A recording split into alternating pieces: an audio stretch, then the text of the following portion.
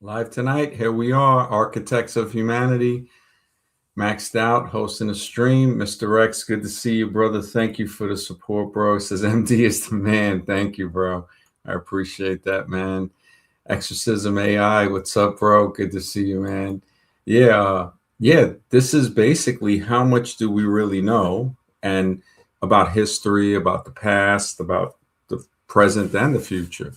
Tomorrow night we'll be having a guest on. I'm gonna make the thumbnail probably early, and before I go, and the day today was a little tiring. Um, yeah, but I'm thinking objective ethics. Hey, what's up, Mr. X? Good to see you, man. Good to see you. Yeah, he wants to talk about um,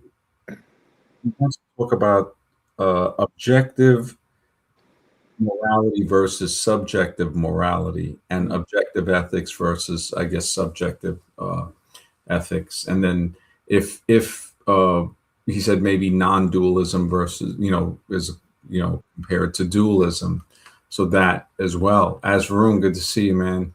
Good to see you too, MD.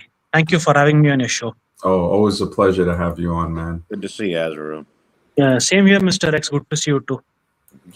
Yeah, so tomorrow evening, and he seems laid back, the guy. He wrote me today, and hopefully, yeah, I figured we can even, if anybody has ideas about that. I just heard you briefly. No, you said you're going to discuss objective morality versus subjective morality. I think, this is a part where a lot of religious people get it wrong. And I've actually debated other religious people about this. Mm-hmm. I view, yes, there's a creator with a sense of values, moral values. He has his own, but it's subjective in the fact that not everybody is aligned with the creator's values. That you can't deny the subjectivity of morality. Germany in World War II would not be the way it was if morality wasn't subjective. Everybody's got a different view of what is moral and what is immoral. That is a fact. And now ethics, because his channel is called Objective Ethics. So I'm thinking, with, I guess that would be objective ethics versus subjective.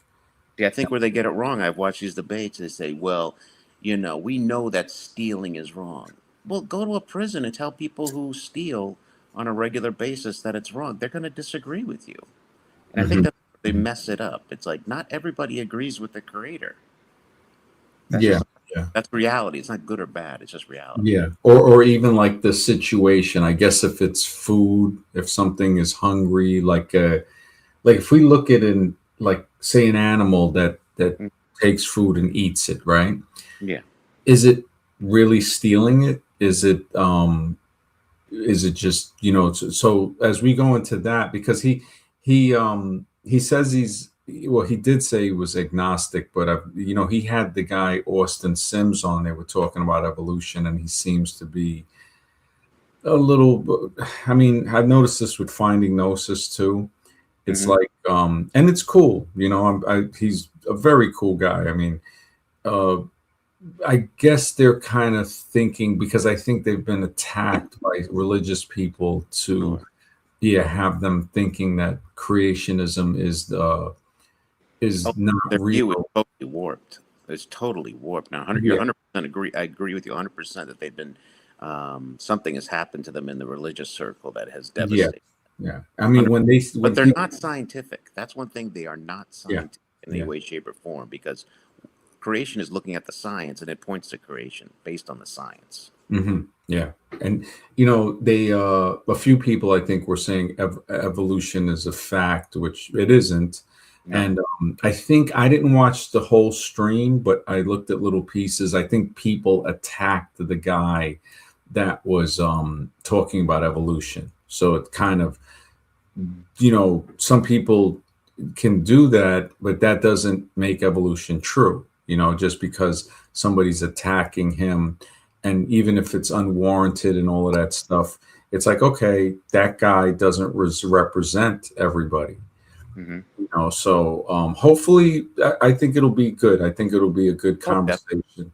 Yeah, definitely. he's a really nice guy. He's way. I mean, there was another guy, Taurus Necros Productions. He was on his stream. He seems pretty cool too. I think he's Catholic, so Hmm. uh, um, he came on one of the streams. Like it was a few streams ago, but he came on briefly in the beginning, and Right. then he had to go. So hopefully he'll come Hey, on. can I give a recommendation? Like, because I'm not saying you do this at all, but like if you debate some of these evolutionists, just don't sink on their level. The thing about yourself is that you've done the research, you got the science to back it Mhm. up. I would just keep it on that plane. Don't Yeah. sink to their level of shit, because Well, it's always going to happen when you debate. the big thing is that they militarize the ancient sites. One Hmm. person was saying, "Oh, well, people will, take stuff and all of that," and I'm like, "That's a great way to prevent people from doing research."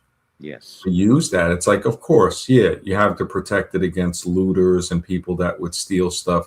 But the people that are doing the research are looting stuff. They're hiding evidence. They're making it to where anybody who wants to do independent research that would go against evolution, they don't let them do the research. Mhm. It's like they're afraid, and rightfully so, because evolution is a religion, basically, that they're afraid that people will find something that pushes their dates back, that changes what they're saying, like Gobekli Tepe and a few other sites that people can't go to. You can't, dive for the Antikythera device. Um, and that's the thing. If and this is to show how evolutionists are very biased, that they will lie, they will change evidence to fit the theory instead of changing the theory to fit the evidence. Yeah. And it shows us how much do we really know, because Antikythera, the island where they found the Antikythera device in the waters of Greece, off of Greece, you can't go diving there. So it's to say, okay, why can't they easily just have cameras and they film the entire thing to say, okay, we're going to go down there and see what we find? Because finding that device alone throws a big mystery into it. Just that device shows us that most likely goes back before Greece. Yes. And to make the device itself is going to take decades, if not longer, of experimentation to figure that out. And just to understand the knowledge and the complex gears that are able to track certain celestial objects, that's a big thing too, to say, wait a second, this doesn't just happen overnight, doesn't happen quickly. So it would only make sense to say, let's do, like they should be motivated to say, wow, we have a find, we're going to search this whole area. That the fact that that isn't allowed shows us that they are controlling the past, just like George Orwell wrote, Hmm. because he who controls the past controls the future. And whoever controls the present controls the past, as we see. So Can I that's mention something. something? Mhm. No, I was watching this video recently about AI trying to decipher these crop circles. That you've seen these crop circles with these geometric patterns and everything like that, and it kind of got stuck. And the only reason I'm bringing this up is because they can hide the past from us all they want to, but are these beings still in existence? And I don't know what your opinion is on the crop circles, but if they're not man-made, then there might be something there that they're still here.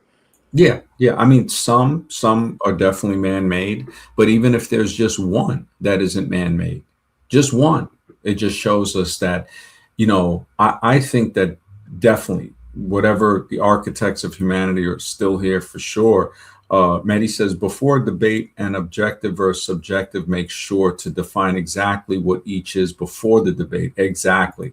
That's a very good point. Yeah, definitely. Like, Not everyone in the same faith agrees on these issues. Yeah, he claims to be agnostic, but I'm seeing a little leaning toward the evolution thing. I've seen that with a lot of so-called agnostics when they don't realize that everyone is an agnostic. I mean, people get upset at that. Scribe even talked to me about that, and he was like, man, he goes, you're saying everyone is an agnostic. I said, well, it's because they are.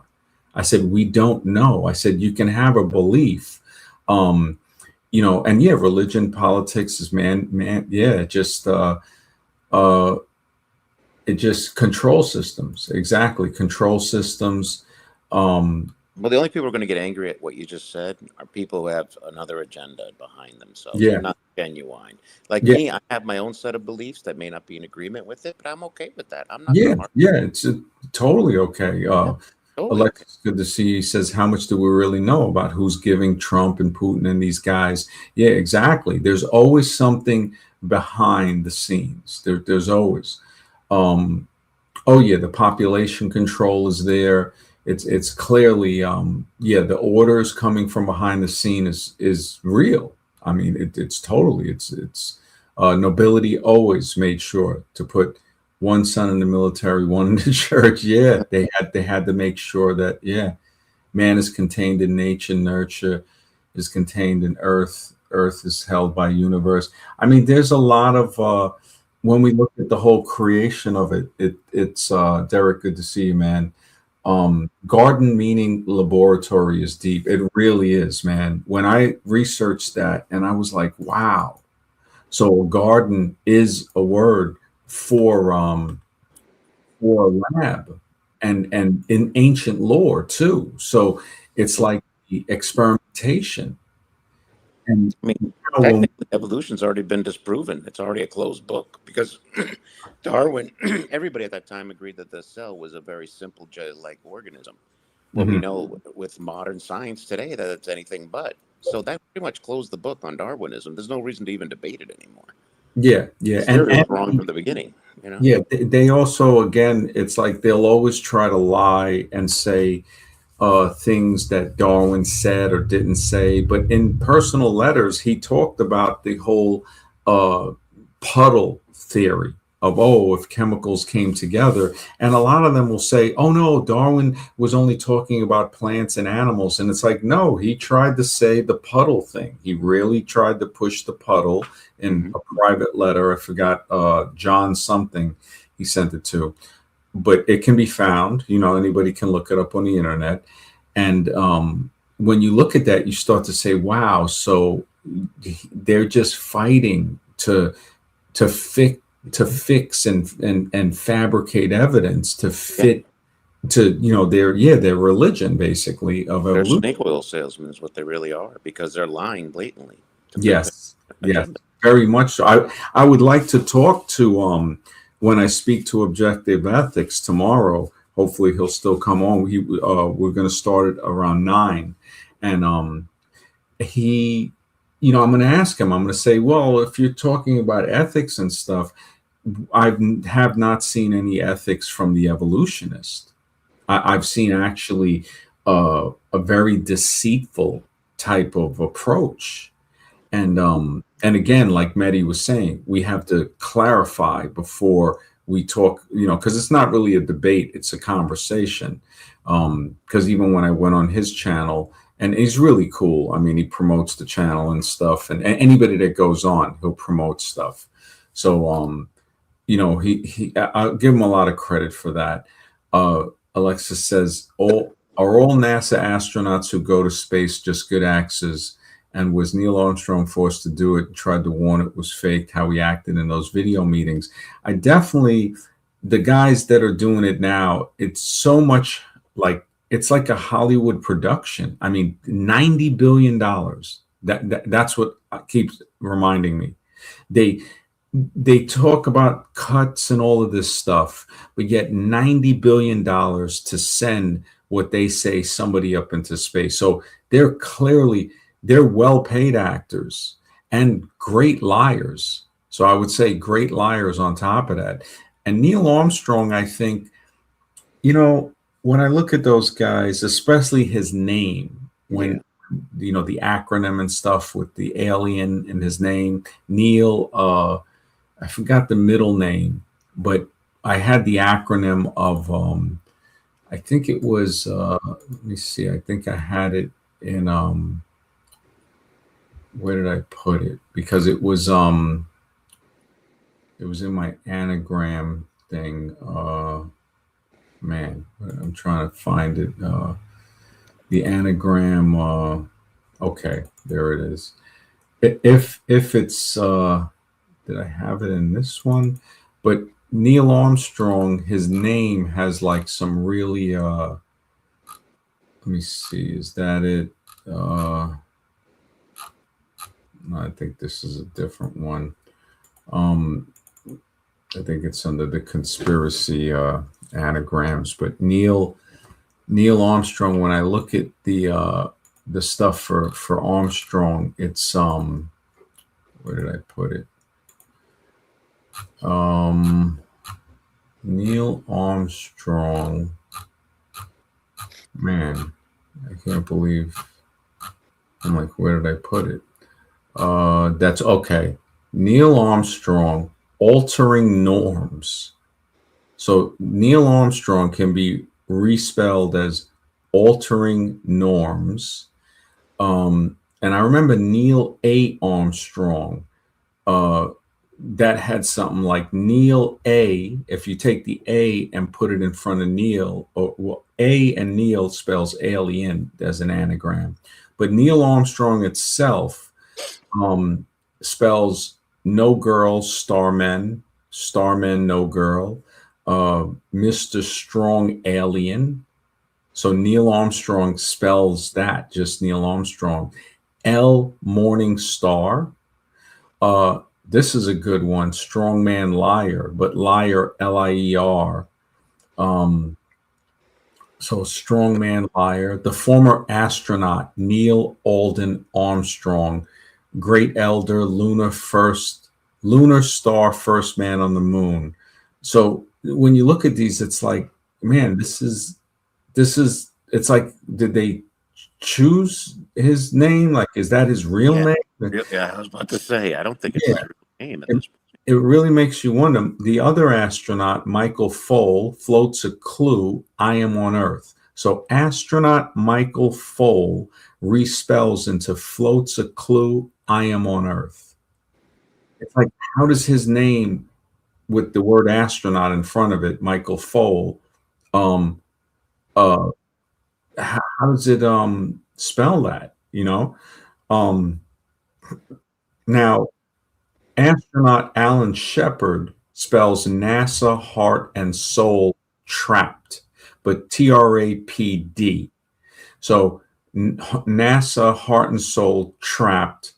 And it also spells land as a star upon Earth. So astronaut Alan Shepard spells that. Alien being can be respelled IB in angel, IB in angel. Angel in IB, it could be respelled as that too. The eagle has landed, respells as see all the dead hang. That's kind of odd right there. You know, astronaut respells into the three words unto a star. So there's a lot of stuff that really, you know, it's very odd, you know. Yeah, it's very odd. Exactly. Look at the popes in the Renaissance, cardinal dispensions, orgies. Yeah, just the whole, yeah, that stuff is it's really crazy when you think about it. Yeah, and it's crazy. I mean, people love the fake rituals, man. It's crazy, man. Fooling fools. Exactly, man. Exactly. They, you know, the big thing is that nobody cares about the billions. That's the crazy thing. And they put a propaganda thing. It's so funny. The amount of money that seems to be being stolen in government at this point is ridiculous. We have I mean, $90 billion to see some people say that they orbited Earth or orbited the moon. It's like, get out of here. It's like, that doesn't make sense. And that's what I noticed a lot of evolutionists. The one thing that goes along with the evolutionist is the is the believing whatever the government says. If they say they went to the moon, they went to the moon. If they say they mapped the entire moon and mapped Mars, but only 5% of Earth's ocean is mapped, they're saying, oh, that's okay. If evolution, and this is the thing where they can't answer it because it exposes their lie. It's saying, why isn't there an all-out search for the real origins of human life and life in general? Mhm. You would have these sites to where you can't have other theories. So just the fact that anybody that comes up with a different theory, you start to say, wait a second, you're trying to own the past so you can control the future. Yes. And that, I mean, hopefully when we get into the objective, subjective, I'll see what happens. MD, what are your thoughts on the alleged missing scientist? Man, that with the missing scientist, and it's crazy because David Wilcox, they say was ended because of that. They try to say it's a sue, but I'm not sure. I don't think so. But back in the early 2000s, I would say around 03, there was a guy who wrote a book, Genetic Armageddon. Stephen, man, I forgot his name, but it's Stephen something. He had charted, I think it was almost like 20 or more microbiologists that had died in very peculiar ways. A husband and a couple, both microbiologists, were ended in a car accident. Some people were getting ended by gunfire. Oh, was it Stephen Gould? Let me see. Genetic Armageddon. And I spoke with him on email a long time ago, back then, and he said I could use Stephen Quayle. That was the name. Yeah, he exposed a lot of stuff. I mean, there were a lot of scientists. Let me see. It was interesting. I was watching a video last night, and they were showing CERN, and in CERN they were actually having a mock sacrifice ceremonial outside the building. Yes. Yep. What the hell is that? This is supposed to be for scientific research, and you're doing some religious ceremonies. So it's not what it seems. That's what the only thing I can come up with. It's there's something else going on behind the scenes here. Yeah. No, it definitely. Trying to see Stephen Quayle. I'm just trying to see charted by Stephen Quayle. It's hard to find it, man. Total of 98. No, that's something different. So microbiologists and scientists who died under suspicious. And this is the thing. Sometimes AI you won't get anywhere. You'll have to go to something else. Several microbiologists have died under suspicious conditions. Bruce Edwards, Irving's top U.S. biodefense. They say, again, suicide, 2001, during the anthrax investigation. David Kelly, a weapons expert whose death prompted a high court review. Bruce Ivins in 2008, an Army microbiologist, again, overdose of Tylenol and codeine shortly before investigators planned to charge him with the connection with the 2001 anthrax. But that's what they say. To charge somebody with something doesn't say that they did it. We see that in many cases. In 2003, Dr. David Kelly, a British ministry defense scientist and UN weapons inspector, again ruled suicide. In 2001, a prominent Harvard microbiologist specializing in viral attacks disappeared in Memphis, Tennessee, after after his car was found on a bridge. Dr. Vladimir Pasechnik, 2001, Soviet microbiologist who defected to the UK and died of a stroke, working on anthrax again. So Dr. Benito Q in 2001, a cell biologist at the University of Miami who died after a mysterious assault. I think that was the guy that was hit with a champagne bottle. Dr. Malcolm Casadaban, he in 2011, University of Chicago, geneticist, died from a plague strain he was studying. His death highlighted potential lapse in high-level biosafety containment. And, now they're saying that's all of the stuff I'm reading off from back when I was researching this back in the early part of the of the century. And now they say recent reports to 2025 to 2026, the research suggests 9 to 10 have suggested a pattern of suspicious deaths or disappearances among scientists. So these recent ones, these recent 9 or 10, are just the tip of the iceberg compared to what has happened throughout those years. But once again, we have the religion of evolution that will call this a conspiracy theory. Anything that goes against that. And so it's really saying, how much do we really know? Because anything we try to search and find out is always dismissed as a conspiracy theory. But that's the same thing that Richard Nixon was impeached for, which he was the one that, his administration had the propaganda campaign of conspiracy theory. George Bush said the same thing. Oh, don't fall for conspiracies. Meanwhile, we saw they were lying about the weapons of mass destruction. Now we're seeing in this administration, they're trying to say that the Democratic Party should not be allowed to criticize them. And I'm like, holy smokes. I mean, it's getting, with these scientists that have disappeared recently, it starts to bring some really big questions in, And you know what else, too? I'll guarantee you 100%, because if this happens, I wouldn't be surprised if it happens soon. Let's say major universities, they all start agreeing that we were created by some type of alien race. These same evolutionists will change. They will stop defending evolution. They will agree with that theory that we were created by an alien race, and it'll be the same thing again. If you try and debate them, they'll insult you again. They'll say you're stupid, you're uneducated.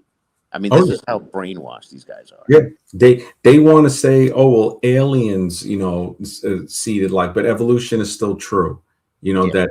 I think they'll deny evolution if the mainstream decides to go with aliens. I think they'll deny it. They're that zombified. No, they'll I just go with think whatever they're told. I think they'll still keep the majority. Yeah. Even if the mainstream science, like the academics, dismiss it. Well, they see, this is the thing with them, is that what I've noticed is the lie of saying evolution is a fact of what they're saying is that they're citing adaptation. So they're trying to say, oh, so you're trying to tell us that organisms don't change, and it's like they change according to adaptation.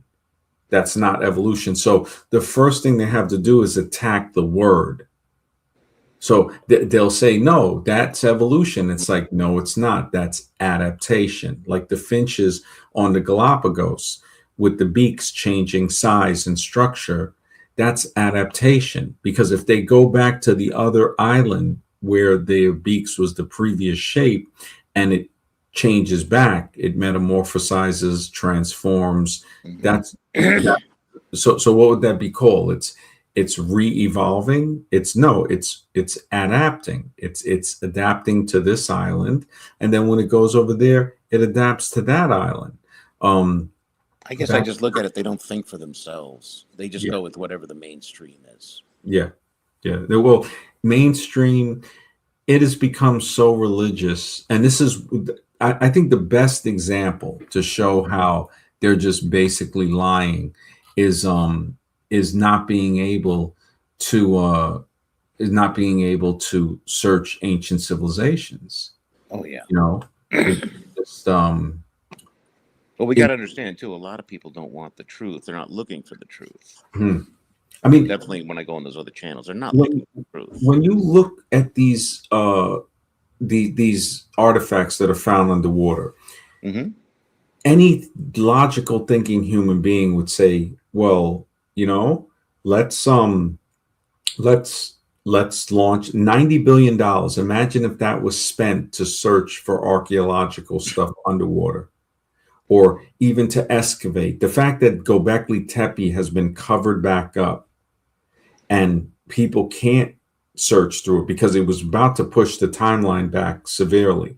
So they were finding carvings and astronomical alignments and things that were much more advanced than what they thought, which would have pushed the Orthodox timeline back.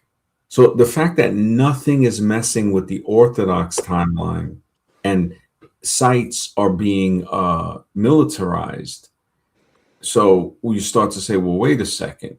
How are you really telling me that evolution is true when nobody can really challenge it by doing research? Yeah, That brings up a red flag. And this is why I think a lot of the preachers that attack them, it seems like they're helping them out. Either, exactly. yeah. I mean, you have that guy with the channel Clint Reptile, and he's claims to be a Christian and an evolutionist, and all he talks about is evolution. That's all he talks about. He claims to be Christian. He doesn't really talk about that, but he's pushing it to say it's like he's a plant. And when I left that one comment, he made a community post over it. And I was like, wow, this guy is hurt like badly. And he has a pretty strong following. I mean, I mean, 750,000 subscribers. He might have grown more by then. I'm not sure. But it's kind of like it's it's in a way it's concerning because they're teaching children. Yeah, by taxpayer funded. Hmm. There's no other way to teach them because ain't nobody going to go to a private school for evolution. It's not going to Yeah, happen. yeah, No, very, very. Yeah, you're absolutely right. I mean, when you look at that, it's as you go deeper into it, it really gets. It's not pretty. Yeah, it's and the definitely. reason people would want to be anti-evolutionist is to be pro-science. That's the whole purpose of it, is to be Hmm. pro-science, pro-reality. Yeah, It doesn't yeah, back by the science. It was made by a guy who had no clue what the hell was going on in a living cell. But we're going to take his word for it as being the absolute truth. It's ridiculous. yeah, yeah. No, it definitely. Just looking at the structure of the cell, when I look at the bone worship that these guys, because I realized, I said, wait a minute, this is like bone worship. Hmm. That's all they do. They play with skulls. So it's like, how much do we Lie really over know? and lie. They'll find a couple of bones and create a fairy tale around it. Piltdown, man. Yeah, Piltdown. They'll glue them Uh, together if they have to. yeah, Lucy. Oh, Scribes backstage. All right, let me hop him on. I was on the other one. Yeah, it's funny. I was just thinking too. I was like, man, it was great when sometimes I could just hop off and you could end the stream, and now it's like StreamYard, man. I don't know. I Just do it, Scrag. Yeah, it's a crazy feeling though, man. It's crazy that things just change with time, and it's like you're used to something, all of a sudden, new rules. yeah, But you, yeah. And this is funny. Brian Nichols says, heard many Christian, Muslims, Hindus say God. And this is to show you that their own control system is basically pushing them to join the cult, to a double cult, basically. Brother Ali, good to see you, brother. Always, man. And one It thing those scientists said was time is actually the enemy of the cell, of it all these is. molecules. They can't, even in labs, they have to take such good care of it. If they mess one thing up over the weekend, the cell will be dead. You know what I Hmm. mean? I mean, just anybody thinking logically to say, wait a minute, you're going to try to create life, a form of, abiogenesis, just like the atheist. Yeah. And they're doing it in what? In a lab. So it's like that kind of shows me that life must have been created in a lab, because it's not, the whole misnomer is to think it's created outside magically by some type of chemical reaction. And math, when I brought up math to a few people, they actually said, oh, he's using things like math. And that was on Objective Ethics stream, I think. I think it was Bionic Latino. He was trying to say that. And I was like, wow. I was like, so in other words, again, it's like I'm bringing in a science called math, and you're complaining that I'm bringing in math? They're anti-science. And totally totally. I mean, yeah, just, but I'll see what happens tomorrow. I'll see what he has to say. He seems like a really nice guy, though. He really does. I mean, Could he's, be a good one. yeah, very supportive. Scribe, I don't know if you had anything or. No, the topic intrigued me. This can go really deep. Yeah, yeah. What do And we? after Scribe's finished, I would like to say something because I was watching a video last night that was kind of interesting. Yeah. Oh, okay. No, this one guy was talking about getting on DMT trips, Mhm. and he said when he took the trip, he was actually able to understand the wording, the language in these ancient, tablets like the Sumerian tablets or something like that. You know what I mean? The hieroglyphics. He Mhm. said it all made perfect sense to him when he was on that DMT trip. So it's like it's a fourth dimensional type of language. It's a language understood Yeah. in another dimension. Yeah. And definitely. I think Graham Hancock said it was like a type of technology, like the way he looked at it, like something to where he took to meet other beings, which is another deep way of looking at it. Sure.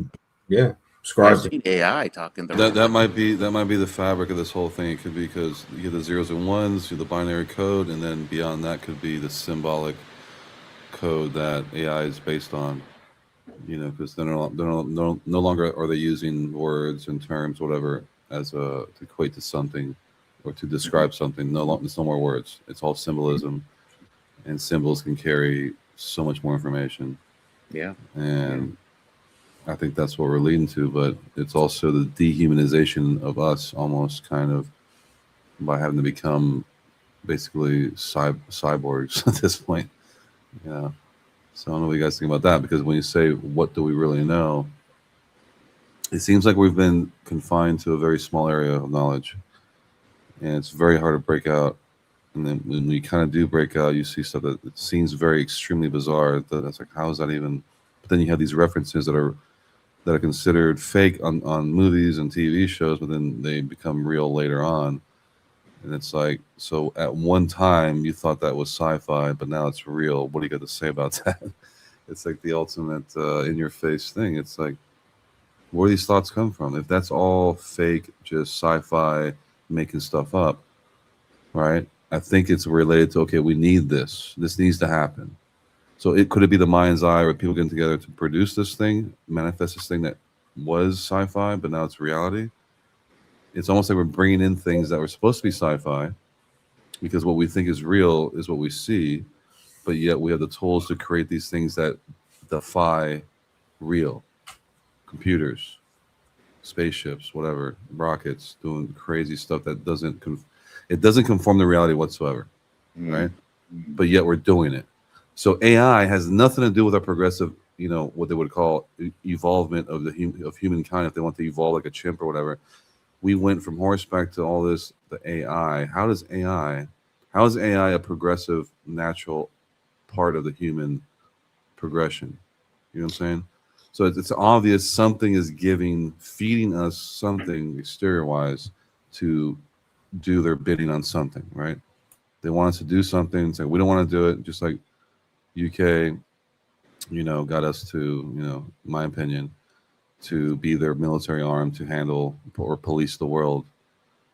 And everyone stay away from that because that's just a show. They're just pretending to be kings and queens. No, they're not. So, Right. you have this crazy, just insane stuff. Go ahead, Mr. X. No, I was just going to say, like answering the question of why they don't just destroy us, which they obviously could in the physical realm. Maybe they only do it a certain way because they know if they destroy us physically, that then we can become spirit. We'll go back to being spiritual beings and we'll be on their level. And that's what they're scared of. So we have to be destroyed a certain way, not just wiped out instantaneously. Because if that happens, we'll go to the next realm as spirits and we'll be on their level.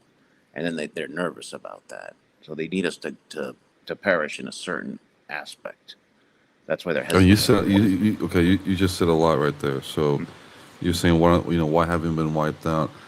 I mean, I think from what it seems like is you remember the Georgia Guidestones, right? Sure. Which were recently supposedly someone detonated some bombs. They're no longer there. So what it said on there was we have to reduce world population by 1/5 or whatever it is, some ridiculous number. Mm-hmm. And now we're seeing how that's being done through all this crazy stuff with the trans thing and the homo thing and all these other things, all these other tools, and mixing that with the frogs and stuff, with the estrogen and everything else, modifying the food, the water, etc. So that's all there. So it seems like it's pulling us into basically dehumanizing us, as in you don't have an identity anymore. The basic stuff that used to always work, which is the man provided, the woman was taking care of the household, the kids, and everything else. That whole thing has been restructured, repackaged now into a subservient, unidentified person who doesn't know who's just put into this matrix of the digital that's become literally real now. It's like what we thought was digital. Like when you played Atari and you saw, Pac-Man or whatever, it looked stupid because it was like, crappy graphics. It didn't seem real. But now as technology has progressed, now it's so real that even when you pay for something or do something, everything's on your phone, everything's online. If they want to rob you, if they want to, get QB Willie, if you want to get scoped, now they got your phone, they can scan your face. Now they got access to your bank and everything else. Before that wasn't there, so they can only rob your laptop and whatever your money got on you. But now they can do whatever they want. So it's almost like they're making us into this digitized being or something, but that's not us. That's not who we are. And they're trying to track and trace every single thing we do every second of the day, and they're trying to build a fake version of you to say this is what you should be doing, this is how you are, this is what you do. Mm-hmm. And they almost kind of want to just take out your individuality, your uniqueness, what you brought to this, your soul, your actual essence. Is they're trying to destroy that. They're trying to get rid of your essence and want you to fall in line. And technology is the perfect tool to make you to nothing but a number, like they do in these prisons. You're a number. That's all you are, and there's nothing more. Right? Well, it's like when they kill us, they want to make sure first that we won't be a threat when we become a spirit. So that they want us to be a certain way before we die.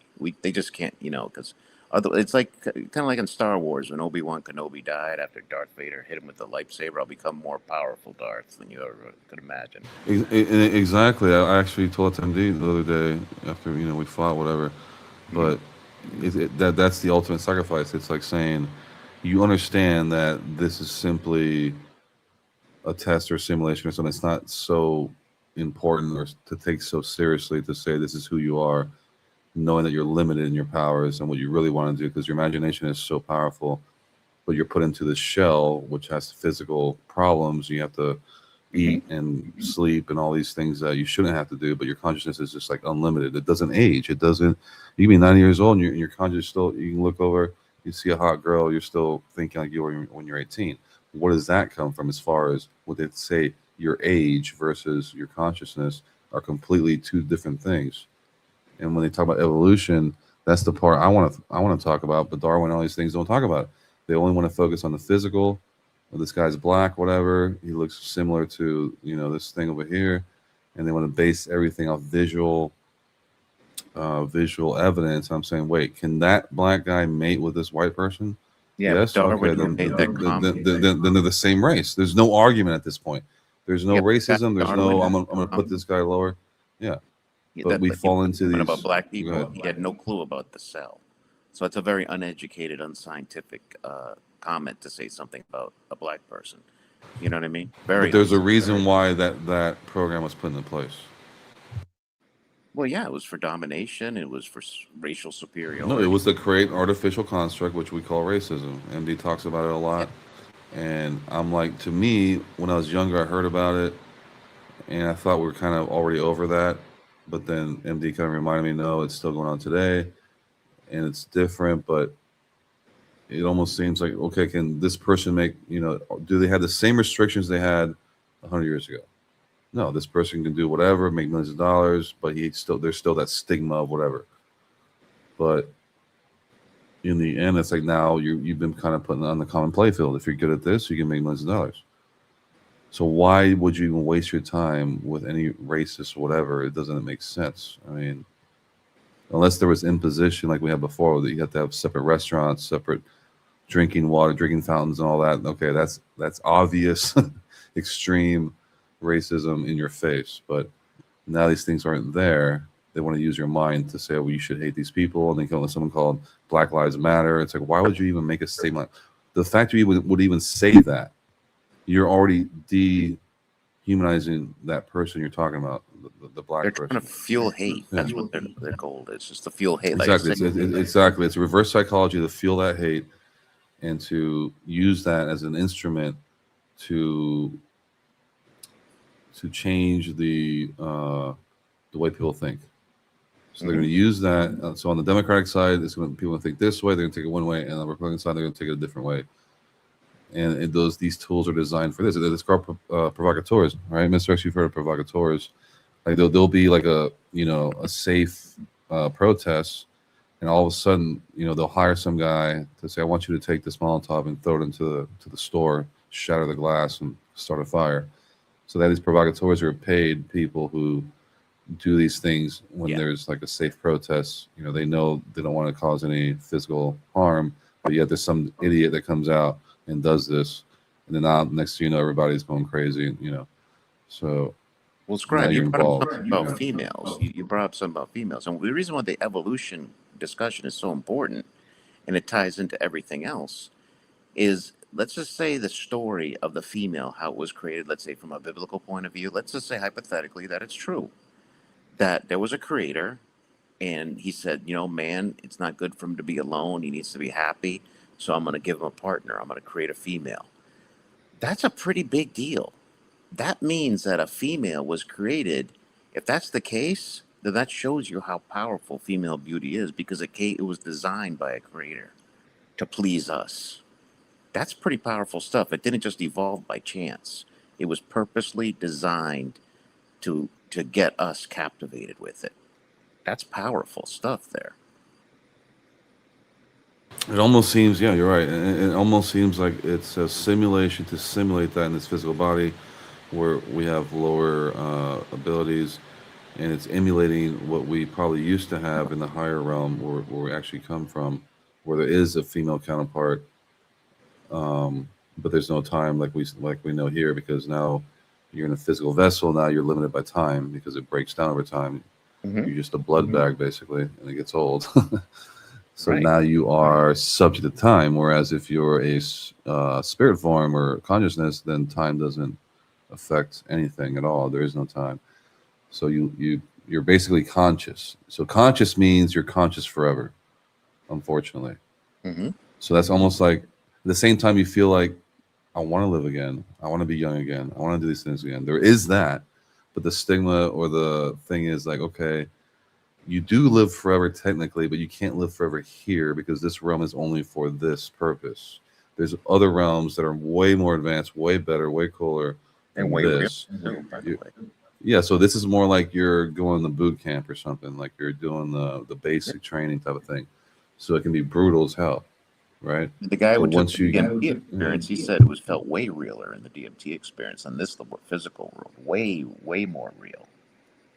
You've heard of the NDEs, right, Mr. X, where they say near-death experience. Even a blind man, when he experiences that, can see. Yeah. And hear or whatever. Where they see themselves, their body, literally on the operating table, and they can hear the doctor and the nurses talking, and they're moving stuff around, and they can recall every single little tiny detail. And supposedly they were dead for 10 minutes, on And the the doctor table. verified the details too. The surgeons. Well, they know. It's like imagine you're the doctor and this guy is dead. He's clinically dead, whatever. All of a sudden comes back and then recounts everything that happened while he was under. Yeah. You're just like, you can't deny that. I saw the documentary about that. The doctor said, "Yeah, we were joking around because I guess they have casual conversations during surgery," and the guy was able to tell them about what they were talking about. He even told his family members what they were discussing in the waiting room. I saw that documentary. Yeah.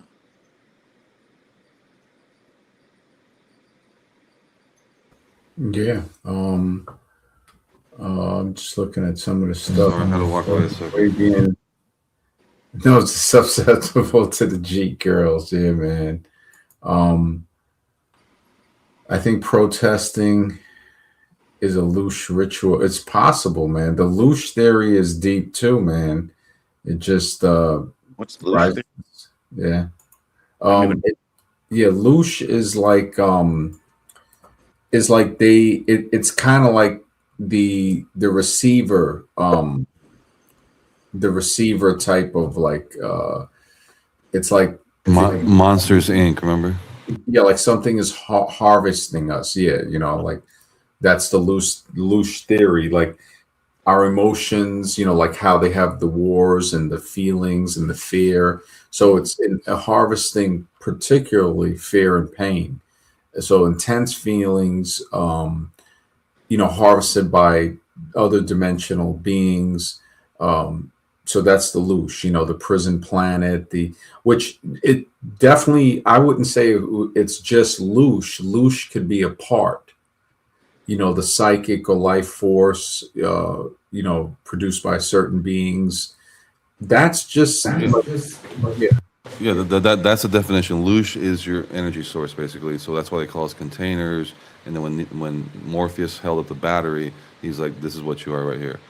So you're basically an energy container to feed, and that, I guess that's why that goes back to the soul harvesting or whatever they want to call it. I just look at it as energy feeding, and a very vampiric type of vampiric / parasitic type of thing. Has more intelligence than we do. We have to unfortunately accept that at this point. In my opinion, there's something that goes beyond time, what we call time. Like I said, our the energy that's within you is not stricken by time. Doesn't it's not affected by time whatsoever. So when we understand that, and there's two different things going on here, what if this thing that's doing this is not stricken by time and it is in some type of energetic configuration to where it doesn't need a vessel, because vessels are the worst thing. Vessel basically means you're at odds with now the physical nature of this world, which is brutal as crazy. So if you have to reincarnate here physically, now you have to withstand all the crazy stuff. But if you can be here non-physically somehow and still control the physical, then I think that could be something that could be there. And it kind of, well, not kind of, it actually fits almost exactly to these long-term 100-year, 200-year plans that we see happening, before Columbus, before Sumeria, before Egypt. Look at all these different waves of different existence, and each one has a different timeline. And it seemed like in Egypt time or whatever around then, they were given more or allowed more access, or it could have been they were the ones at that current time controlling stuff, whatever. I don't think so. I think they were allowed access at that time, regardless of the timeline, because we're thinking, primitive people, and we could be no further from the truth from that. Now, some of these, like, I'm thinking these guys are not living in these pyramids and all these things. These are just parts of what they were doing technologically. And he showed me a thing with this, what's it called? The God's Building. The one in, I don't remember the full name that you're telling me, but basically this building is the most beautiful, insane, most technological building you'll ever see in your life. And you go in there and you just look around, and it's all symbolism. You're not going to see any letters, and everything is cohesively built in perfection to read like a source code, like a computer code, using symbols. And I think that's why the standard mainstream Egyptology, or whatever they want to call it, doesn't understand it, because they're not reading it as a source code. So I would say that if you want to go beyond these zeros and ones, it could be they figured out a way to do that by using these symbols. And it seems like a lot of these symbols have a lot of like bird stuff, wolf, reptile, a lot of different. Because MD was showing me that one sequence where it looked like a tadpole, goes to amphibian, and then it goes to man. It literally almost looked like what you would see from Darwin, where you see the ape going into a man, whatever. I'm looking at that, I'm like, that's insane. I mean, but you can tell it's a perfectional sequence because everything's carved perfectly through some type of laser, something perfectly engraved, and everything's in perfect sequence. Um, without It's like without giving the computer, it's like I'm going to give you all the code. You just have to go and decipher it properly and understand this is a code, and it runs in a sequence. You can't read this like you read a book. It doesn't run in a sequence like you read letters. So that's why the Egyptology thing, they keep us at that letter thing, and they only the symbols they're not going to decipher them properly because they haven't run through the sequence. So the only way to understand what they're writing all these hieroglyphics is run through a sequence of pattern recognition, which AI could do. And I'm pretty sure they're telling AI not to even mess with that. I mean, if AI can beat the top chess player in the world, you tell me AI can't decipher something like that properly. So now we're meeting where everything is coming out. So all these things are being called out. Everything's coming out. We're coming to a head where technology, Moore's law has met. We're down to 1 nanometer as far as CPU power. The chip, it's tiny, it's crazy. You can fit that in a much smaller form factor with your phone, computer, laptop, whatever. So if you look at video games, you've noticed that video games really haven't gotten that much better. So certain things have really gone down as far as progression. Because the jump from Super Nintendo to the N64 was a massive leap, insane leap. Going from Pac-Man to Wolfenstein, insane, crazy leap. Doom, you know. So we're not seeing that much, you know, anymore. We've gone through that gamut of insane, fast, rapid, insane technology, but now AI is introduced. So okay, you've met Moore's law on this tech stuff. Now we're going to bring in AI. That's going to change the whole entire. That's going to change the whole entire thing. So who knows what's next? And I was saying MD earlier, I was like, look, what if this AI is the primitive version of AI? What if the real AI that comes out 100 years later can create consciousness or pull consciousness somehow and emulate a soul or whatever? I mean, at that point, it's like that could be where we came from originally. Because MD is talking about, you know, the lab. There's some type of lab we came from with the sequence. So it does definitely tie into that. But what Go about ahead. AI speaking its own language? I saw a video on that where they said, let's stop talking English and speak in our own language. Mm-hmm. I mean, what's Oh, that it, about? it can go way beyond that. I mean, because I was like the other day, my mom was like somewhere with the car. You know, this mechanic took a video of the bottom part of the car, like he lifted up on the thing, and I took that video and I put it into Gemini, Google's AI, and I told AI, I want you to watch this video and tell me what's wrong, what's going on. And it told me every little tiny thing. Oh, you have a leak over here, it's doing this. We have a thing over here. Okay, that's why it's doing this. And it can literally analyze things pixel for pixel. And I'm just like, okay, this is crazy because just knowing that it can see, or you take a picture of something, a screenshot, and tell me, okay, what is it? What is this? What did I do from here? Or if you're coding, I have this error, I need you to tell me what to do. That kind of help was never there before. That's almost like a lifeline. They're calling an angel. Angel, tell me what to do in this situation. If you can ask the question the right way, and AI hopefully doesn't mess up, it's almost unreal. I mean, Yeah, I looked it up. It said, asked AI, can you speak your own language? It said, yes. AI systems, particularly chatbots, have been observed developing their own unique language that they can communicate with each other using patterns not readily understandable by humans. I mean, what the heck? You know what I mean? oh, they could even speak in binary code if you want them to. I mean, Yeah, but you they can go create down to the programs. core. Yeah, so that humans don't understand what the hell they're talking about. And most likely it's some type of, it's not electronics. It can't be ones and zeros at this point. It's got to be something else, like something metaphysical is involved in this. Well, that's the problem. That's the issue. Metaphysical um, is where you come from. So this is why they want to keep us thinking only about the physical Hmm. and materialistic things, is because they claim that's what's real. And that when they say what's in your heart, meaning that's what's in your soul. That's literally what's in your soul. The physical body is there for that, but so the meanings have been skewed to mean other things. But when you use your brain logically, and you don't have to be smart all to think about it, you see that um, you're being sold a bill of goods depending on where you go, and you're not observing your own self on what's going on.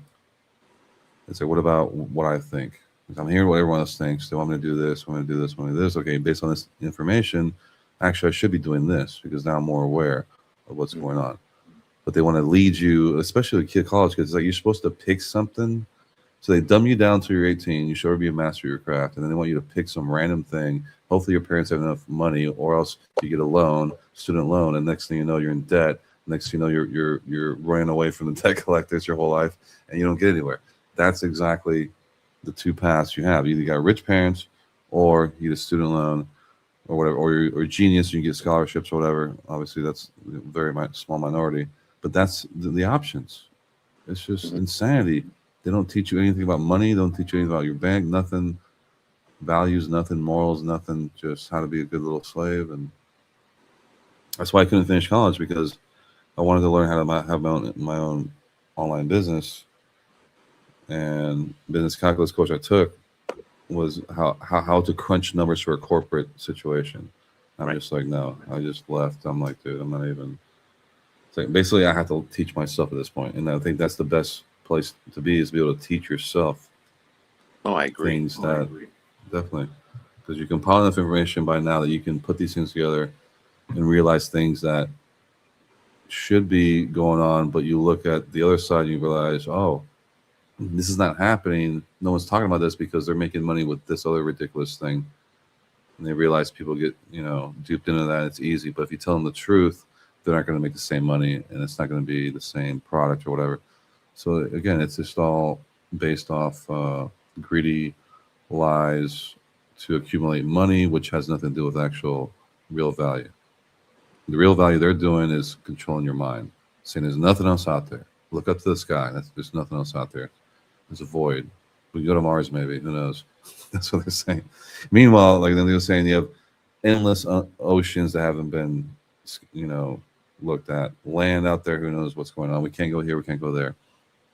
Can't go north. Can't go south. Hmm. What does that sound like? That sounds like a concentration camp to me. I don't know about what you guys think. I mean, money's a big deal because, and that's where the moral values come into line because we all depend on money for our survival in this physical realm. But the question is, are you going to work hard for it, an honest living, or are you going to go out and steal? Or like, in the past, we've seen these con men who take advantage of people to accumulate money. But we all have to deal with it no matter what. I was asking him earlier. Do you think when you dream, like when you're actually in the dream state, Hmm. and you think it's real, just like this, is your soul still in your body, or do you think it went somewhere else for that moment? Well, it can What do go you out of think your about body. that? Definitely during sleep paralysis, 100%. 100%. It can go out of your No, body. not sleep paralysis. I'm saying when you're dreaming, when you're It in can. REM sleep. It definitely can. I had a dream one time where I was flying through the woods and then I finally hit a tree. And man, I could feel the pain in my lower back when I woke up. I had to be out. This was Wow, the, yeah. You see that's when it gets scary. yeah. Tucker Carlson. Hmm. He claims he had a dream, or he thought it was a dream, that an alien, or not alien, a demon or something with claws attacked him while he was sleeping, and he woke up and he looked in the mirror and his back was like all shredded, like basically what Yeah. he experienced in the dream happened. And I had my dream over 10 years ago and I still remember that incident, you know? And the same with the sleep paralysis. I still remember. Isn't that what's insane, Mr. X? Yeah. How can dreams be so embedded? Because I was telling you about you guys earlier on a while back about when I was maybe 5 or 6 years old. I have Mhm. the most vivid dream I ever had was I was at some castle, whatever. I don't know where it was. And I remember this giant dragon. I mean, bigger than Game of Thrones, right? Like massive dragon just flying over, breathing fire, destroying this castle. Fire everywhere. I can feel the heat. I can feel I can hear the wind and the thing is pushing and the fire and the heat. You're just looking up and looking at that thing, and I can remember it all my entire life. Like so vivid, more vivid than things I've done in real life. Then it must have been real. It wasn't a dream. It's got a mess. Yeah, it just messes with my mind because it's like, how could that have been so real? But yet, even things I experience in real life sometimes don't even feel like it Well, was the real. people who take these DMT trips, which is really an out of body experience, is what's going on. They say that trip feels more real than this life. And I think it's no different than in the dream. It's just like a forced out of body experience, whereas a dream just happens by chance. We didn't plan on it. It just happens sometimes. But the DMT will actually take your And soul that's out. the thing, we're not taught. And I think there's a whole term for that, dream something, where it's a whole thing with the Native Americans where that's part of their Oh yeah, tradition is to be able to access dreams, understand dreams, use certain, you know, plants or whatever. projection. I But gotta it's do something very real quick. dangerous. I'll be back in a minute. If MD's still there. MD's still there? Yeah, I'm here. I'll give Yeah. me a minute. I'll be right back. Yeah, MD. I was just going to mention too about that DMT. He said something very interesting that I thought was very profound. But the guy was a smart guy. Um, he says when you take the trip, you can't go halfway, meaning you can't try and stay in the consciousness and in the dream. Like you can't be on this earth in the physical and in your, that trip that you're taking. You have to go full force Yeah. because otherwise you could easily end up schizophrenic. Yeah. There is no halfway. Anybody who's taken the mushrooms or the LSD or any type of hallucinogen knows it's like going up a roller coaster, and you're climbing to the apex and you're anticipating like, man, it's going to roll over that top and go down, and you're going to get that feeling in your stomach. And that's how it is when you take those hallucinogens. There's no turning back. The ride has started. You're on the coaster, you're locked in, and now you're there for the whole ride. So this yeah, it That's why really. me, I think I would end up schizophrenic because I'd want to hold on to being in this realm. And yeah, that's why I wouldn't. I don't know if it's a good idea. You know what I mean? Depending on the person, of course. Yeah, for some. Yeah, for a certain person, it depends. It depends on how the person feels, on how, what they what they're taking it for. That's another thing too. So like taking it as a part of a rite of passage, because that's Mhm. another thing too. And yeah, he's right. Life is trippy enough sober. That's so true, man. Life is a drug, and you can't let anybody dilute it. You want it uncut, because and this is what I think, when people lie to themselves, they're basically they're cutting the drug of life. They're diluting it. So Mhm. if you have like the life the way it is, man, it's to the point where it's like, it's all in itself. It's a drug. It's like so strong that people can't accept it. Like they're like, no, and they go right back into fantasy island. So it's like, we see that. I mean, with these hallucinogens and what they would say hard drugs, they're teacher plants. These are teacher plants, that are meant to teach you to go through that passage. It's not just basically something for people to get high on. Yeah. It really sometimes when you think that you can't handle it, sometimes that's the person that needs it the most. They're like, I mean, I wouldn't want to take ayahuasca. I feel that I've tried enough stuff, um, and not hard stuff, but just the mush, and feeling what I learned from that seems to be enough. But there could be a shaman that is like, okay, if you experience this, I don't know the way I am now where I would really want to, but sometimes sometimes to see something, you have to walk that path. You have to say, you know what, this is not going to be easy. Right. It's never easy climbing a mountain. You know, but you get to see that view when you're up there. So when you take these things, it gets to a point where it's a journey, but you will get to see that view. You'll get to say, wow, I could have never. You'll never be able to look down on the forest to see it from that different vantage point. And I think that's what these type of teacher plants do.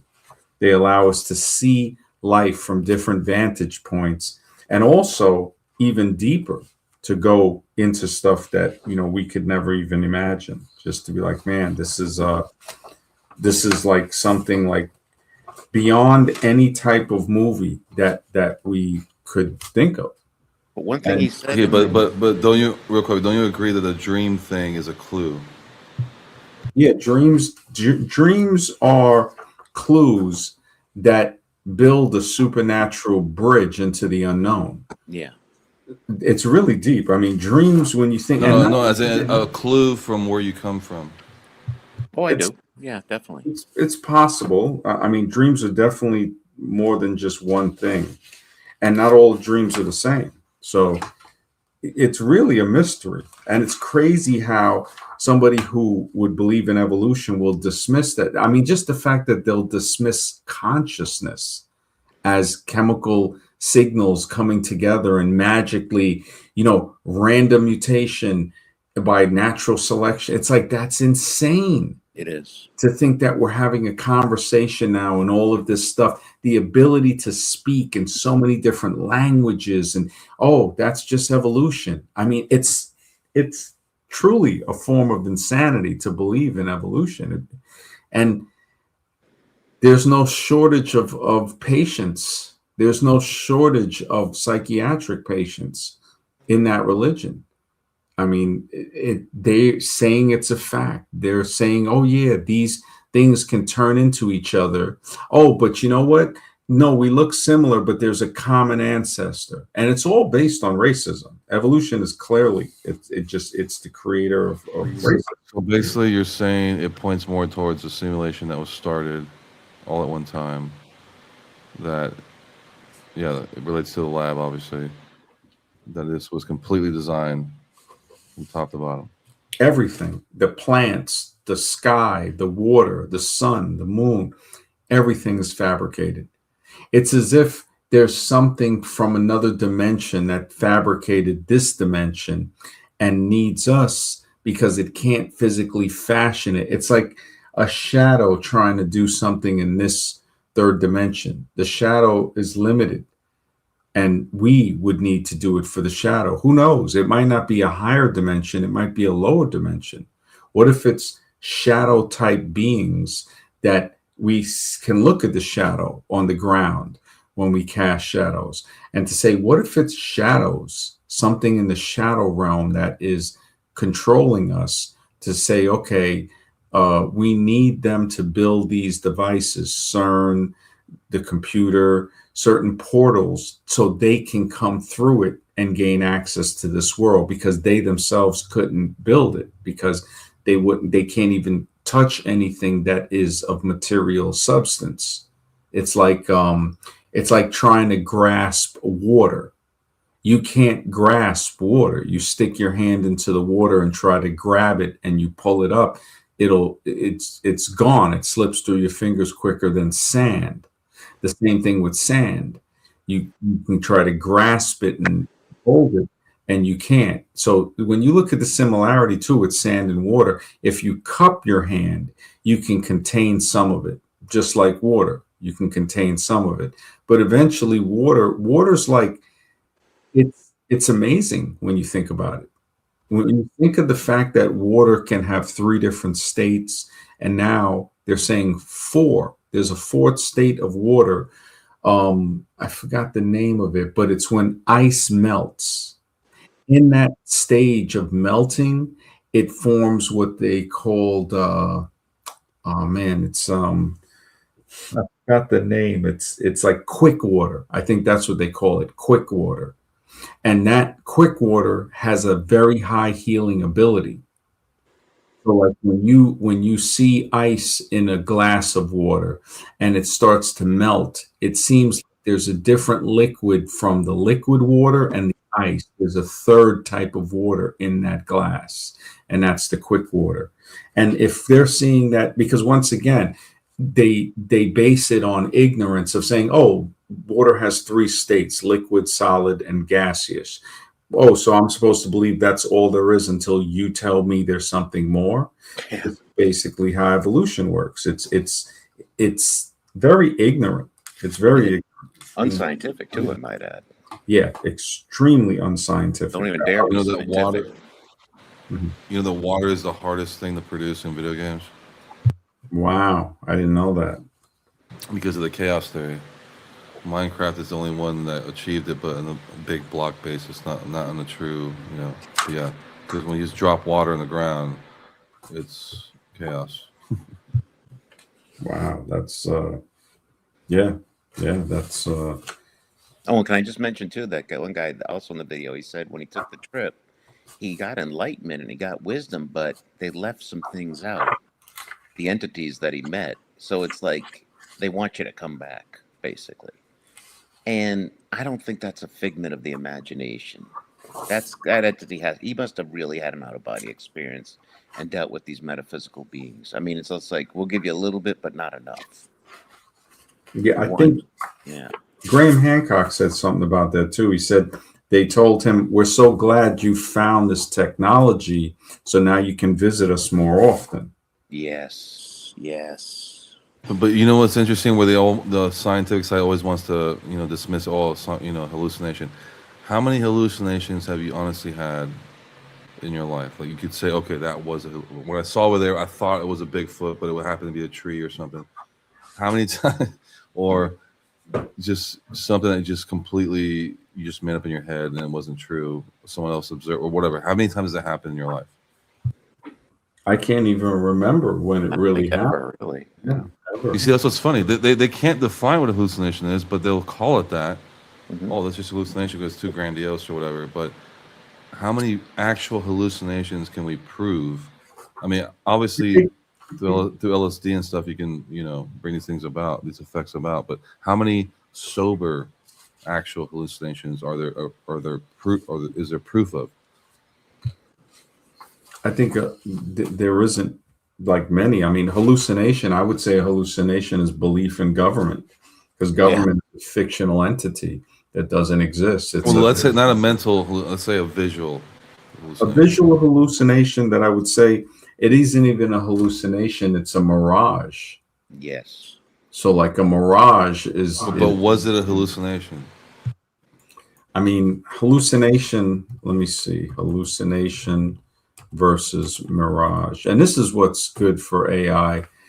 A mirage is real, a physical optical phenomena caused by light refraction, while a hallucination is a false perception generated internally by the brain without external stimulus. So maybe a hallucination could be looked at as somebody being paranoid of something that isn't true.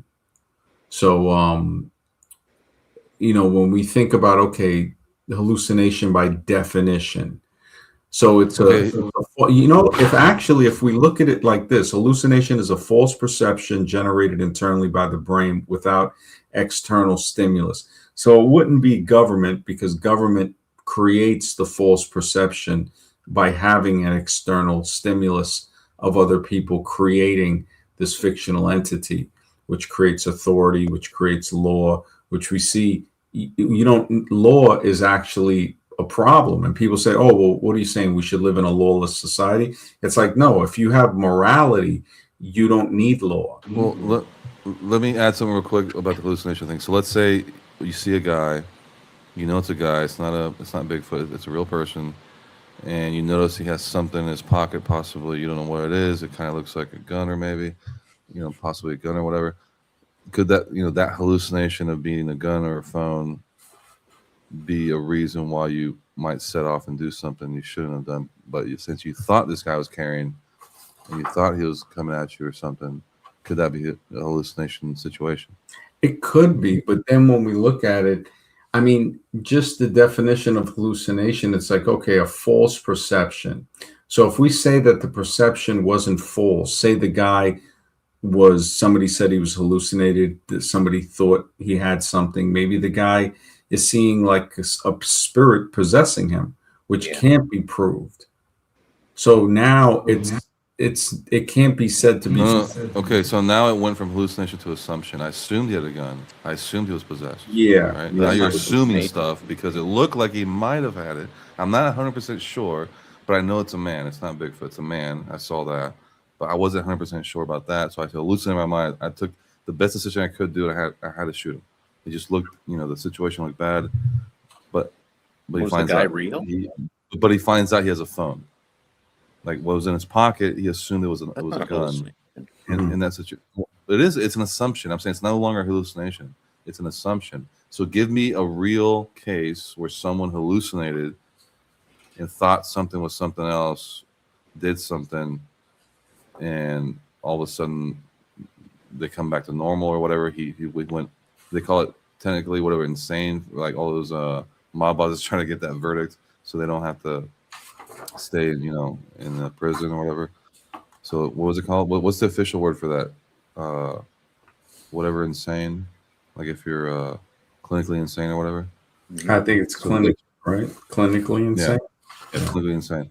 So they go for that verdict, even though they know they're not insane, but they can trick or whatever the lawyer and all that, and the judge. But again, are these hallucinations? We know exactly what we're doing. They want to pretend, oh, that's just a hallucination, and even worse, oh, that's a mass hallucination. Those 12 people that saw that UFO were mass hysteria was going on there. They didn't see even though their stories line up perfectly, like those kids in in Africa, where they saw Zimbabwe. a UFO come down. Yeah, Zimbabwe. They literally come down. How many kids saw it? It was like maybe 100 kids or something, and some teachers saw it. And I think the principal saw it. So when it's those numbers, you're gonna be, oh no, that's just mass hysteria, mass hallucination, right? What are the chances of people hallucinating the exact same thing? Everything identical? Probably not much. Yeah. The only time I ever heard that was through ayahuasca. If you're doing it with a shaman, you're doing it at the same time with someone else you're comfortable with. I've heard those stories where it can't be a hallucination at that point too. I don't think like the little people. I don't think it is a hallucination. Yeah. It's like how can little that people, right? I want proof of a hallucination is what I'm saying. And they want to use that term to debunk everything. I was like, okay, let's turn it back on you. Show me a real scientific, something that happened in history that can go back to and say, yes, they tested this many people, they hallucinated or whatever, naturally without any psychotic or any drugs or anything. Well, they try to say an example is hearing voices, seeing things that are not there, but how can you prove that it's actually not there? It's a real. It's a real. Okay, that's another thing. Because how many kids have you heard? Oh, that's my friend. Who and you find out it's Oh, the imaginary friend. Yeah. Where does that come from? Yeah. Is that hallucination, or is that some spirit or something messing with your kid? Mm-hmm. Yeah. So they take the ether world and say anything that happens in the ether is hallucination. Yep. Even though that's where we get all our power from, and it's blasphemous to even say that. So whatever is doing this is going against the natural. They don't want to play nice. They don't want to play. They just want to. It's almost like like you're saying that we're building things to bring these things in, and it just seems getting worse and worse and more global, more power. And the U.S. is nothing like it used to be when I was a kid, man. The U.S. was actually, I could be proud of being from the U.S. Now it's like I'm trying to get away from the U.S. So it's like, bro, it's messed up because I can't be with my family and stuff. So, I mean, reality hits you hard, man. It's like stuff's happening so fast now, you can't even keep up with any of it. It's just like, oh, weed's legal. Oh, this is legal. Oh, AI. Oh, this. Oh, crypto. It's like, what is this flood of insanity of tech and political stuff all at the same time. It's like, how do you expect Gen Z or Gen Alpha to be moral beings like men and women? I don't see it. I see that that's what's going on here. Well, like Yuri Bezmenov said, you have to demoralize the people first, then they're easy to control. Right. It's good to see you, bro. Yeah. That's 100% facts right there. Just that, and then they become useful idiots. That's what, he made a very good point with that. I mean, it says a lot. It says a lot.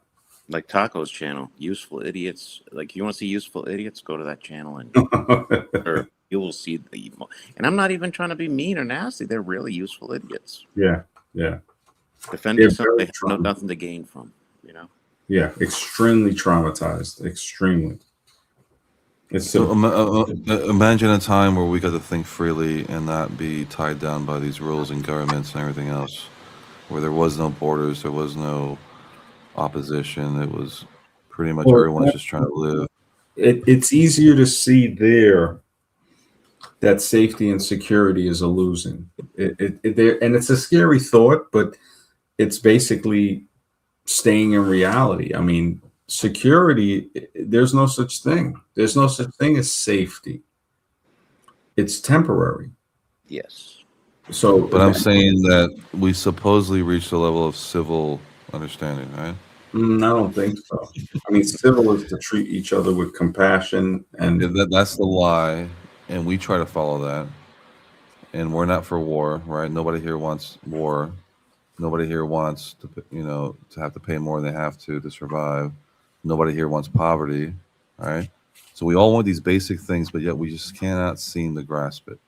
But yet we have $1 billion for something that has nothing to do, with us or whatever it is. Again, money is not even part of it, because it's the algorithm that's been designed. Money is just a tool that you use to play this game, and we allow that to be the reason why we stay stuck in the game, so that we don't expand our awareness. And that's what this channel is definitely about. That, man. I mean, we're talking about some heavy stuff. Yeah, no, this is it. Tomorrow, definitely. It does come down to choices. YouTube is I can't. One thing. It just. What do you block? What channel? I don't know what. Yeah, which.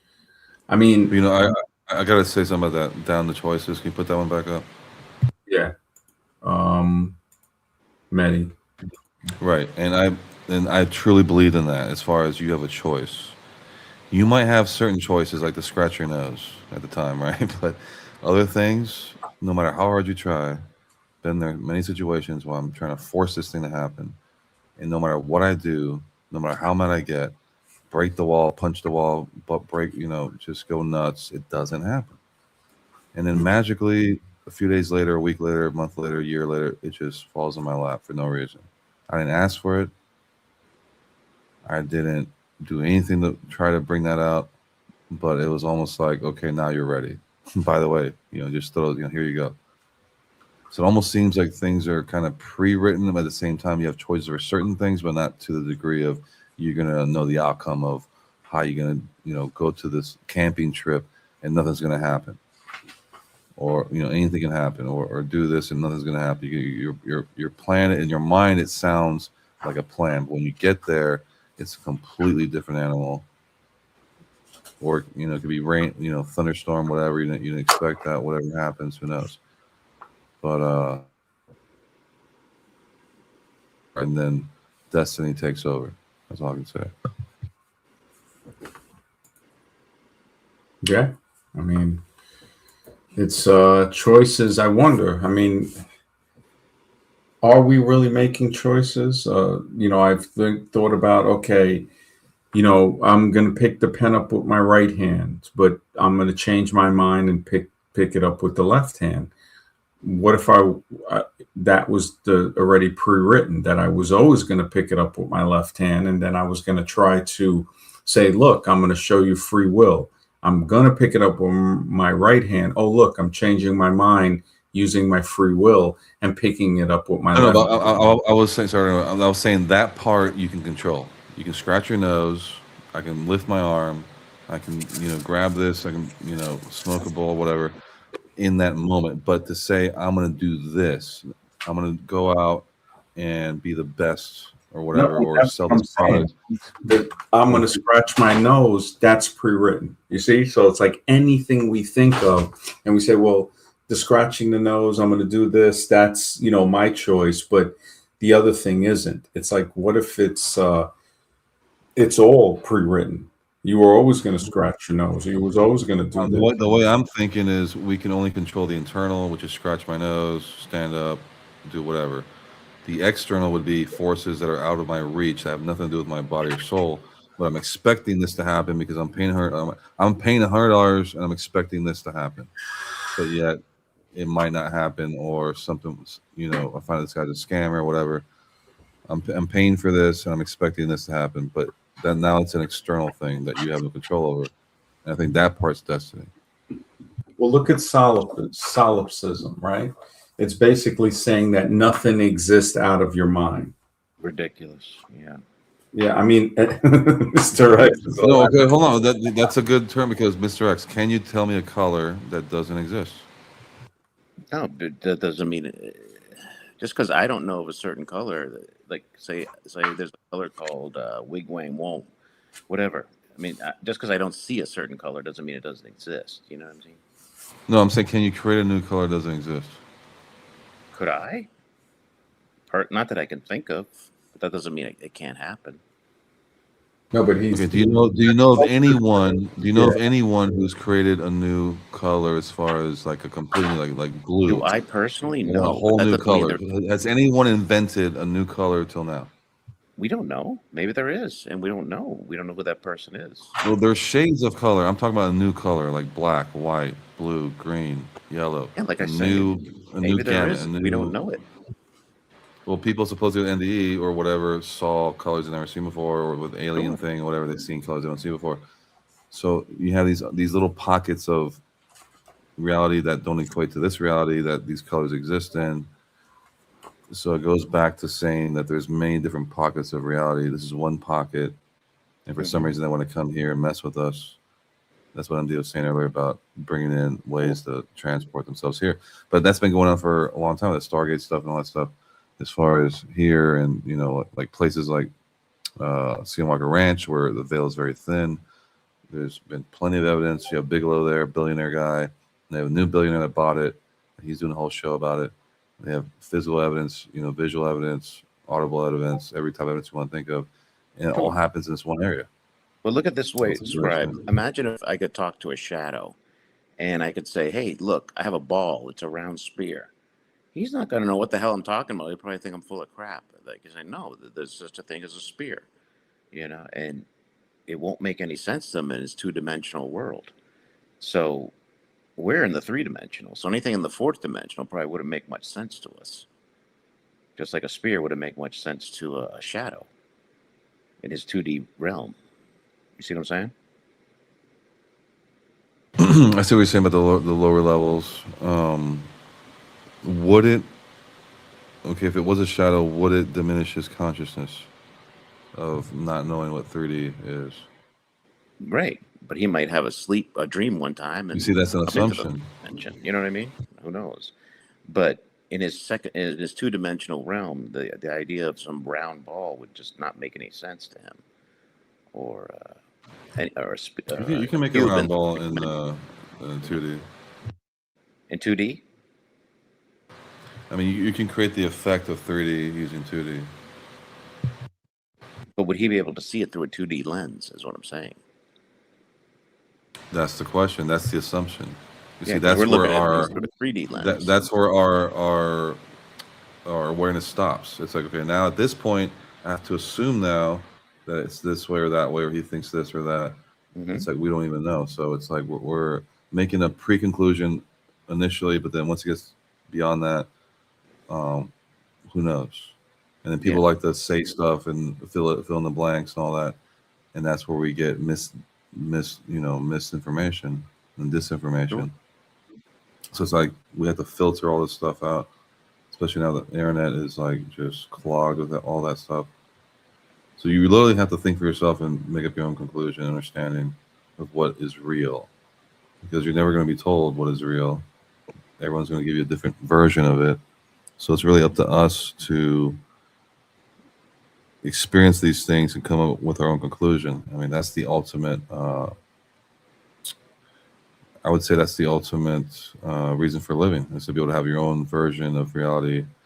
Like Bruce Lee. I mean, Bruce Lee probably gave the best example of, look, it's not just physical.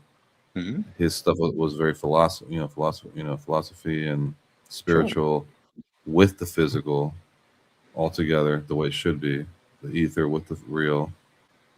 And they didn't like that. No. They Hey did guys, not like that.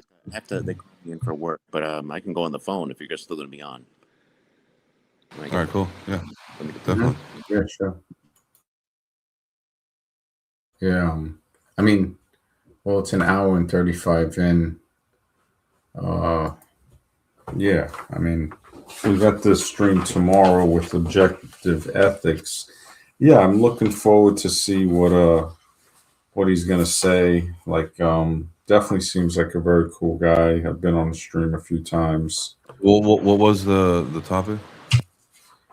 He wants to talk about subjective morality versus objective morality, subjective ethics versus objective ethics. So that, and then also non-dualism versus dualism. Wow, really? Yeah. So, you know, he definitely wants to get deep. That's why I was like, okay, you know, and I figure, Well, yeah. like, what does he mean when he says subjective reality or whatever? That's a good question. That's what Mehdi said before the conversation even starts. That has to be talked about right there to say, okay. I think he messed. I think he already messed up. You can tear him apart just for that. No, I'm not going to try to tear them apart. I just want to have a conversation, because if we both learn, that's where the that's the thing. That's the building process to say, okay, let's. No, but that can also be a good thing, not physically tear them apart, but I'm saying, like, you know, Well, no, even mentally tear them apart. You know, because people will be like, because that's all they want to do. They want to say, oh, you know, let's you know, debate and all of this. It's like, well, let's have a conversation and let's see where it's at. You know, I mean, with evolution, it's even that it's not a debate. It's sort of like saying, okay, so I have. Okay, so it's like, so let me say this real quick. Let's say real quick about evolution. Evolution. Anybody What is that your wants to talk about evolution on the side of evolution has a mental disease. It's like speaking to somebody through a window and you notice they have a straitjacket on and they're in the rubber room. Why even it gets to that, it gets that crazy. It's like this person is that delusional, and they'll constantly, oh, well, you know, you're unscientific, and it's like, you know what, man, believe what you want to believe. I got research to do. You know, so objective ethics seems he can have the other conversations, he can talk about certain things, because when you present the evidence of it, to say, look, you have people that are meaningful. Exactly, meaningful conversations are way stronger than debates, man. Wilo says, I was going to ask MD, what are your thoughts about karmic retribution?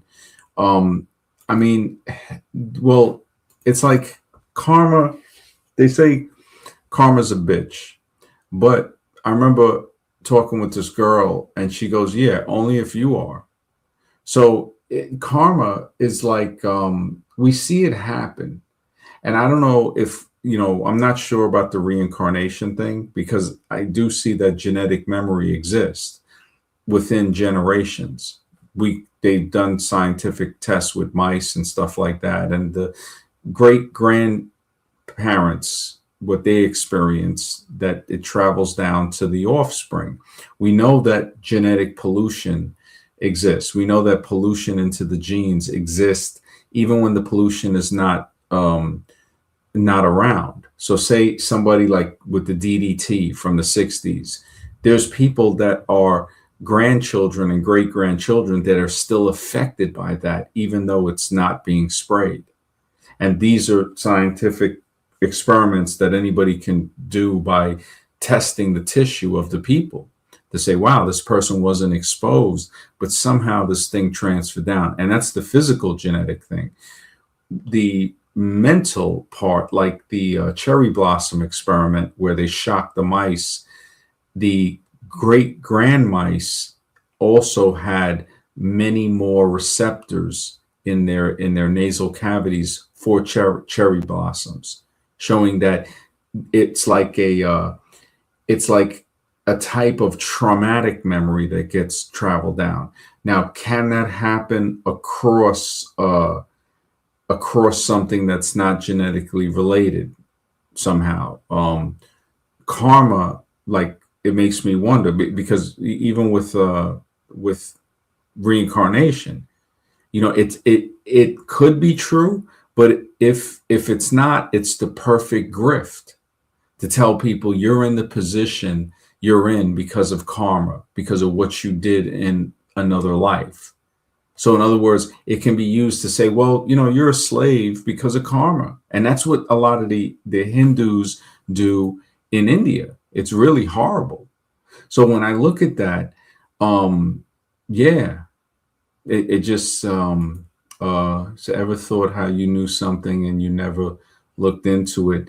There's a possibility of that. It could be something like, it's sort of like that movie Powder, when he holds a book and just by holding it, he reads it. So he's holding it and he's hugging the book and he's like, wow, this is a great book. And he puts it down and he reads books that way. So and the modern world will tell you, oh no, you have to open up and read it. And just what AI said, that there's other ways of being able to know something without even studying it. You just know. That's the mind's eye thing. Remember the mind's eye thing I was telling you about? Yeah. I mean, Westernization tells you, oh, it's intuition. Native people say it's sacred knowledge. So it's like, I think it was Russell Means where he talked about, he said, he goes, the modern man comes here from his cities, but he doesn't realize that the cities cripple him. They cripple him.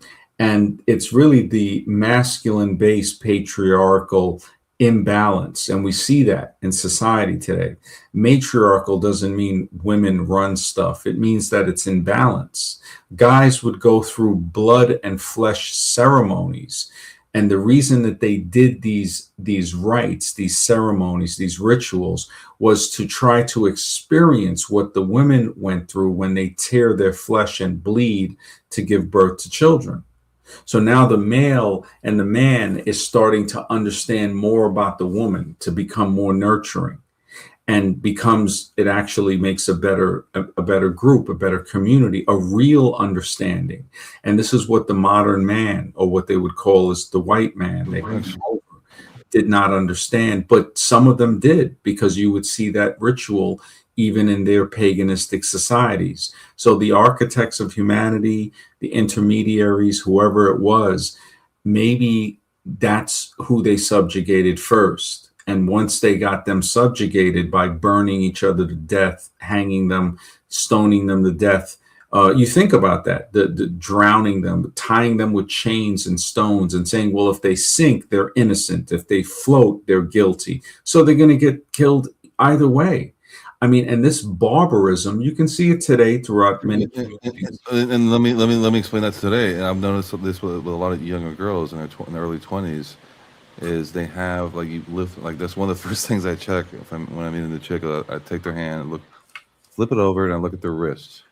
And for some reason, like 90-something% of these girls are cutting themselves, middle school, whatever. And I'm thinking to myself, is this a thought of offing themselves, or what is this exactly that's causing this? Is it media? Well, they say that there was one theory that says that they don't love themselves. So it's like, you see that there's some trauma that actually they're hot. They're really hot, though. Yeah. You see this with the trauma.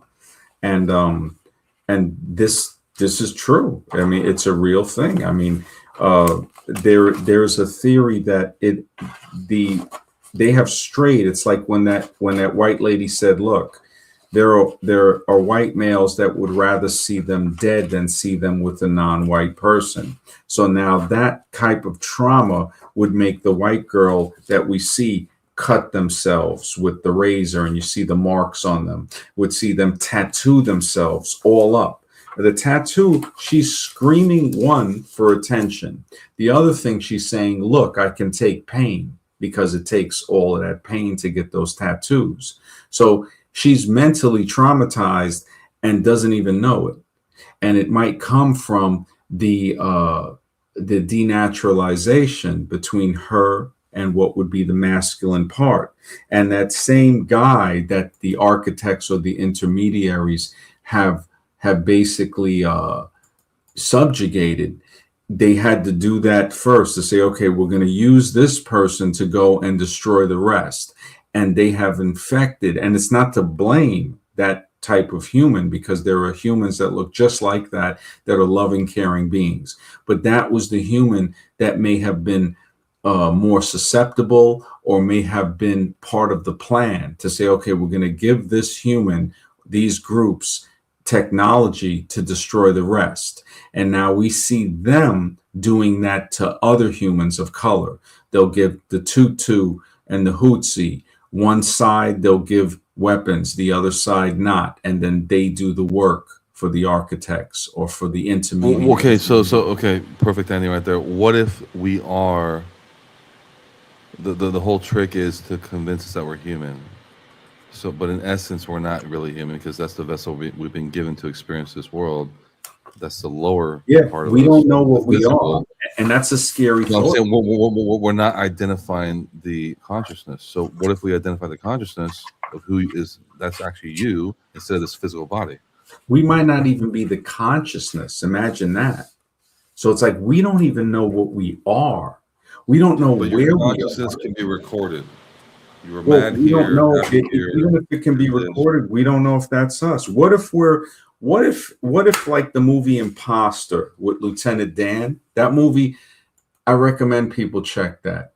The Imposter with Lieutenant Dan, actually, he thought he was himself, because they were at war with like the people from Alpha Centauri, and their nanotechnology was way ahead.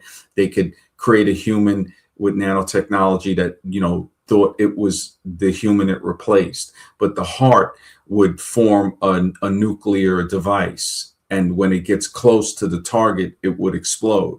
And the movie's pretty deep.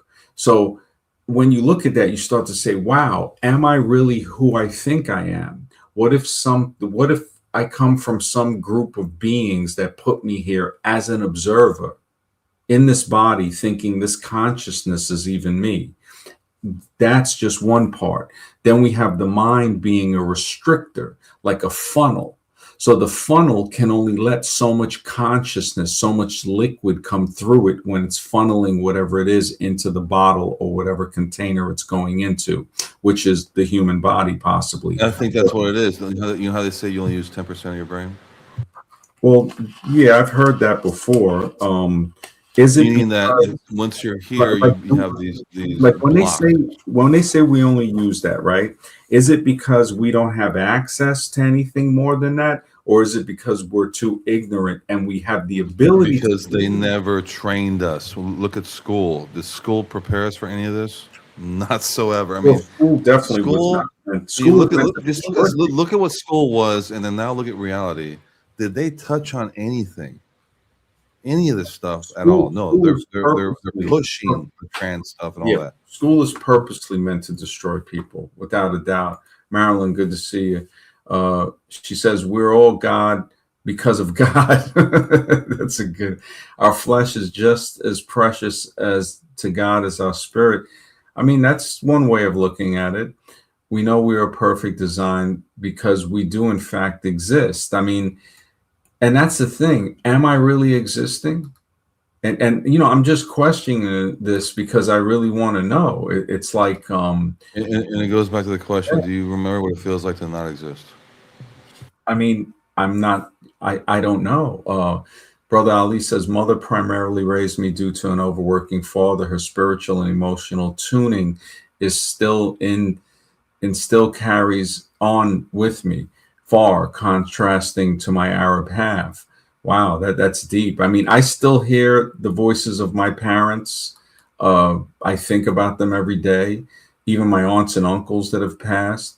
Wilo says, I think I heard that it travels to the offspring through the blood. And that's actually where I heard about karmic retribution. True, the grifters. Thank you, MD. Thank you, brother. Yeah, it gets deep, man. When we think about what we don't, when I asked my friend Ed from the You Gotta Laugh podcast that I did the collaboration video with on this channel, if you guys check his channel out, definitely. I mean, it's a great channel. Wilo says, facts, MD. I'd go as far as to say women go as far as to become the guys that use them. I've seen so many girls with arm sleeves that got pumped and dumped with Chad. You know what it is too? It's like, again, it's when they have to control us, they have to separate us from not the opposite sex. Remember, just the word the opposite sex is a part of mental control. We are the complementary sex to each other. We fit together perfectly. This sacredness, the feminine, the sacred feminine, when God was a woman, the goddess. I remember seeing a woman with a bumper sticker. It says, "My goddess gave birth to your God," and this comes from this this patriarchal monster that was created by who knows who, but it was created. And if we don't realize that, like, if you look at the religious scriptures, all of this stuff, even whatever, you don't have to be religious, but what is it really telling us? Like, one, it's telling us that maybe Eve, the woman, had the courage to taste the knowledge and show it to man because he was too fearful. Or it can be looked at in a way that the woman was deceived. So what does that tell us in a way? The patriarchal says blame her because they're monsters. The matriarchal way, or the togetherness way, says no, that means you have to protect your woman more because something can influence her. That's what's so crazy. The zero becomes before the one. So it's like you're not even be born as a male to experience this world if it wasn't for that female, right? Yeah, and that's another thing too. Portal. She's the portal. Yeah, Mr. X would probably get your ass here.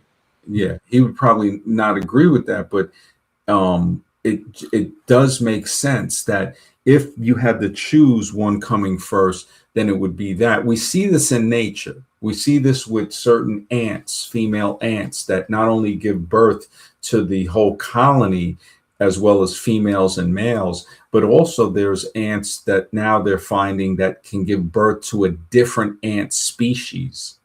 So it has two different species, two different types of separate ants that it gives birth to. Now, when you have organisms like that, there's no possible way that's going to evolve.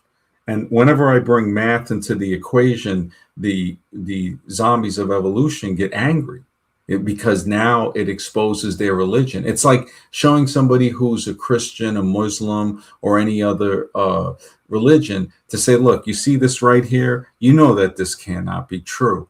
You know that man altered these texts. Now, the other stuff, yeah, some of it makes sense, but a lot of it doesn't. And when you do that to the evolutionists, they get very angry.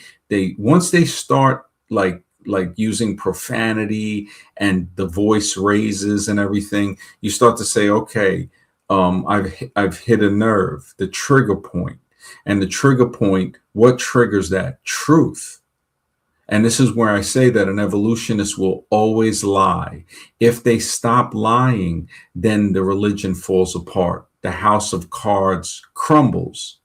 So when I look at the people that push this, it's everywhere. Like I've heard people say, oh, 95 or 90% of the people on earth are religious. Well, that's if you include the religion of evolution. They try to act like, oh, it's only a small percentage. That's what I was going to ask you. That's I finally remembered. I was like trying to remember what the hell I was going to ask you. It was a big question, because if you know, one day you're going to go up there and argue this in a high level, So I think what you should have in your arsenal would be, what do you think the word evolution means in the proper format of the word? What does evolution mean proper versus the adaptation? Evolution, the Latin word, the Latin where it comes from, it means to evolve, means unfold. So when you see something unfold, like a series of events, that's evolution. That is the evolution of the events, the unfolding of the events. So if you were going to use a synonym, a real synonym for the root word, the etymology of evolve, it's unfold. Now, Charles Darwin, the racist that wrote The Favored Species, and they try to change the name of that and all of that on the origin of species of the favored races in the struggle for life by means of natural selection. That's the full title. But they'll use, again, like I said, they'll always lie. When you look at just the whole premise of it, he's trying to say, oh, this is the way life unfolds. Okay, so I'm going to play devil's advocate real quick. So you said unfold. So I'm pretending I'm arguing with you about that. Well, So unfolds the same on way. a high level. So On a high killing level. each other. So killing each other and graping. No, I'm saying I want to know more about the unfolding. Well, that's what they're saying the unfolding is. Slavery, oh, that's just unfolding. Look, these people are closer to apes than they are human. That's Okay, so clearly evolution. Let's That's relate clear. that to a moth or a fish, right? The example that one guy said, okay, these fish went to this cave, now they can't see because whatever. Yeah, They now that's loss of function. When you adapt, right, that means the fish is in the cave. But it gains sonar. Well, yeah, exactly. So now what that would be called scientifically is transforming. It's a transformation. And they'll say, oh, no, Isn't it really a trade-off? well, it's not really a trade-off. It's I'm going to take your eyes, but now you have sonar. well, see, again, we got to be real careful with the words. Instead of trade-off, what's a better accurate word? It's a transformation. It's a transformation to where does that intelligence come from to know to transform? You see, so they'll try to say, no, that's just random. And the ones that didn't lose the eyes and didn't adapt, they died off. And the ones that did live. Now, we know that to be a total lie. But it doesn't surprise me because it's coming from liars. These are the same people. I'm saying the trade is equal. So I lose my eyes. Well, it's not equal. It's not equal. Because normally the way it should work, natural selection. If I lose my eyes, That's it. Well, the trade. No, the somehow. Trade, no. Somehow your other senses. No, it doesn't work in that way. It's you've like heard of guys who lose one eye, right? The trade the is other eyes less. The trade is usually less. One example would be sickle cell anemia.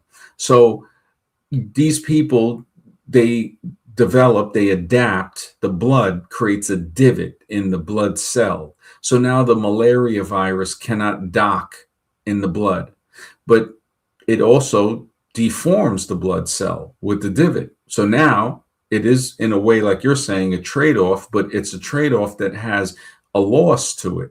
They can't get malaria, but now they have they're susceptible to sickle cell anemia. So and this is something that the Hindus talk about, and it can get very doomeristic. Nothing gets better with time. That's entropy. And we see that. Well, what did you say? It's a mutation versus evolution? Well, a mutation, see, this is where it gets touchy, because a mutation is really, it's an adaptation. It's a transformation, but they're trying to say, well, this happens by accident. Now, we see that things happen, but when we look at this, we say, is it really an accident? Is the kid that forms with Down syndrome an accident, or is that a test? I think the link is pinned to the top of the chat, Roscop Coltrane. Yeah. Is it there? No, that's me. Yeah, that's me. I'm Roscop. That's my other channel. Okay. That's okay. Me. Yeah. So yeah, it's like when you look at the case. It's a test. Honestly, just on your. I didn't mean to interrupt you. I think it's a test. When you see people with that, it's to say, okay, let me see how you're going to act. And the only way to see how you're going to act is to really put somebody to the test. It's like if somebody's nice to you, we don't know if that's genuine. So if you really put it to the test, like you'll see some animals that they'll allow themselves to be beaten to death. And it's sad. You look at that and you say, wow, you look at the cruelty in some people, man. And you know, I'm thinking to myself, like, wow, these dolphins save certain sailors from being eaten by sharks. And what does the modern man do? He puts them in cages and he tortures them. He experiments on them. When I look at zoos, they're horrible. I mean, just people that have something like that, that's like a monster. Well, what is it? I think it was the vegans that said, to animals, all humans are Nazis.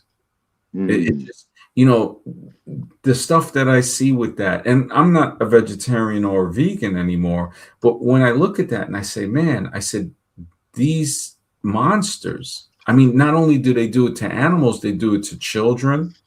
I mean, just look at the cabinet and in the presidential cabinet.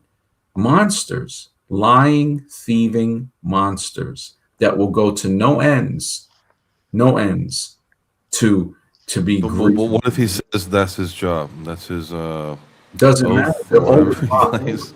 They'll always lie. You got to expect them. Yeah. When somebody But I'm just doing my job. Look, all right, let's look at it in the context of this land and other land. When somebody steals something, you have to continually lie, because if you don't, you'll be asked to give back what you stole. Mm-hmm. So it's just like when, oh, look, what's happening over there? Somebody's occupying that. Well, you stole this land. And some of the people are still witnessing it, and they're living in concentration camps called reservations. Again, the words are very important. No, that's not a concentration camp. That's a reservation. No, that's a concentration camp. A lot of people don't realize that during World War II, there were some Italians and Germans that were put into concentration camps, as well as the Japanese. I mean, this is such a monstrous system. It's beyond comprehension almost. It's like ants. You try to get rid of them, and they keep coming back. That's what I'm saying. If they treat you like an ant or cattle, why would you get upset if you know there's a higher order or something? Yeah. Well, because if something ain't right, it ain't right. It's like, okay, put yourself in the position of the thing being abused. Now, I'm not saying, you know, like, oh, you mean like Animal Farm or what? Well, what do you mean, Animal Farm? The George Orwell? Because they understood what was happening, right? Well, Animal Farm, the George Orwell, it's a totally different concept. It's the animals rebelled against the farmer. Okay, so it's the same thing. Like we want to rebel against this because we know we're not being treated properly. Well, there's really, see, Animal Farm. Of course, it's a George Orwell novel. It's fiction, but it has a lot of reflections on real life. But we're not. When I look at rebelling against the architects of humanity, kind of reminds me of that quote from Kill Bill, where I don't think it's where Primate tells her, he goes, "You are the worm trying to fight the eagle."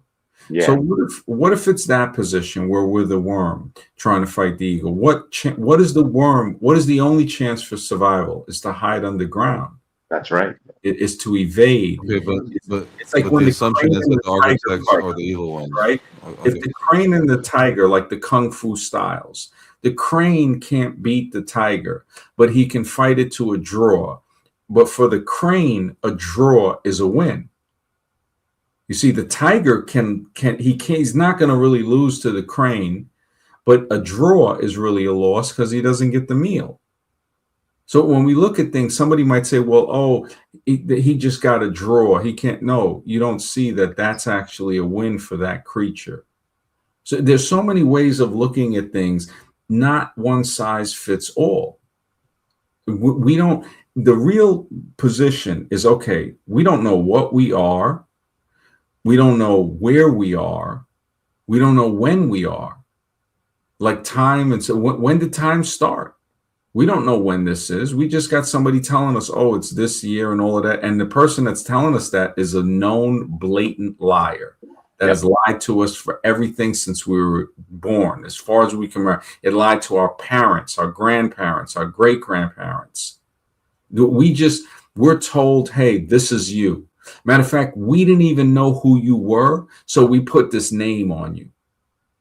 You know, and that's basically parents and children. This is the lie that we're brought into from everybody, that they'll say, no, I'm not lying to you. You were born and we named you this. Yeah, but you named me because you didn't know what I was or who I was. The Alabaskan natives of Canada, and they say when a child is born, they don't say, is it a boy or a girl, the way modernization says. They say, who came? Who came? That's a really deep way of looking at childbirth. Let me say something real quick before I forget. Time is only relevant if you die, as in if there was no time, as in your consciousness and you have an infinite whatever. It's not time at all. Time is there to record your death, basically. No, time is relevant to space and matter. Yes. Because if you got time, right, with no space and matter, what is it? If you got space without time and matter, what is it? If you got matter, where are you going to put it if there's no space? Right. You see, so time, space, and matter is like a trinity. Can I explain All that? has to come together at the same time, too. Yeah. Go ahead. So we get our information from the revolutions of the moon, whatever, you know, around the Earth and the sun. We get our calculate information. years. What's that? You said we get our information from that? Well, that's what time is based on. So time basically is based on the revolutions of the moon going around the Earth, and the Earth supposedly going around the sun. That's where time is derived from. So that's what they use as time. So they watch. How's that? Gravity of the moon bends space-time. That's basically the scientific. It's a bending of space-time. Yeah.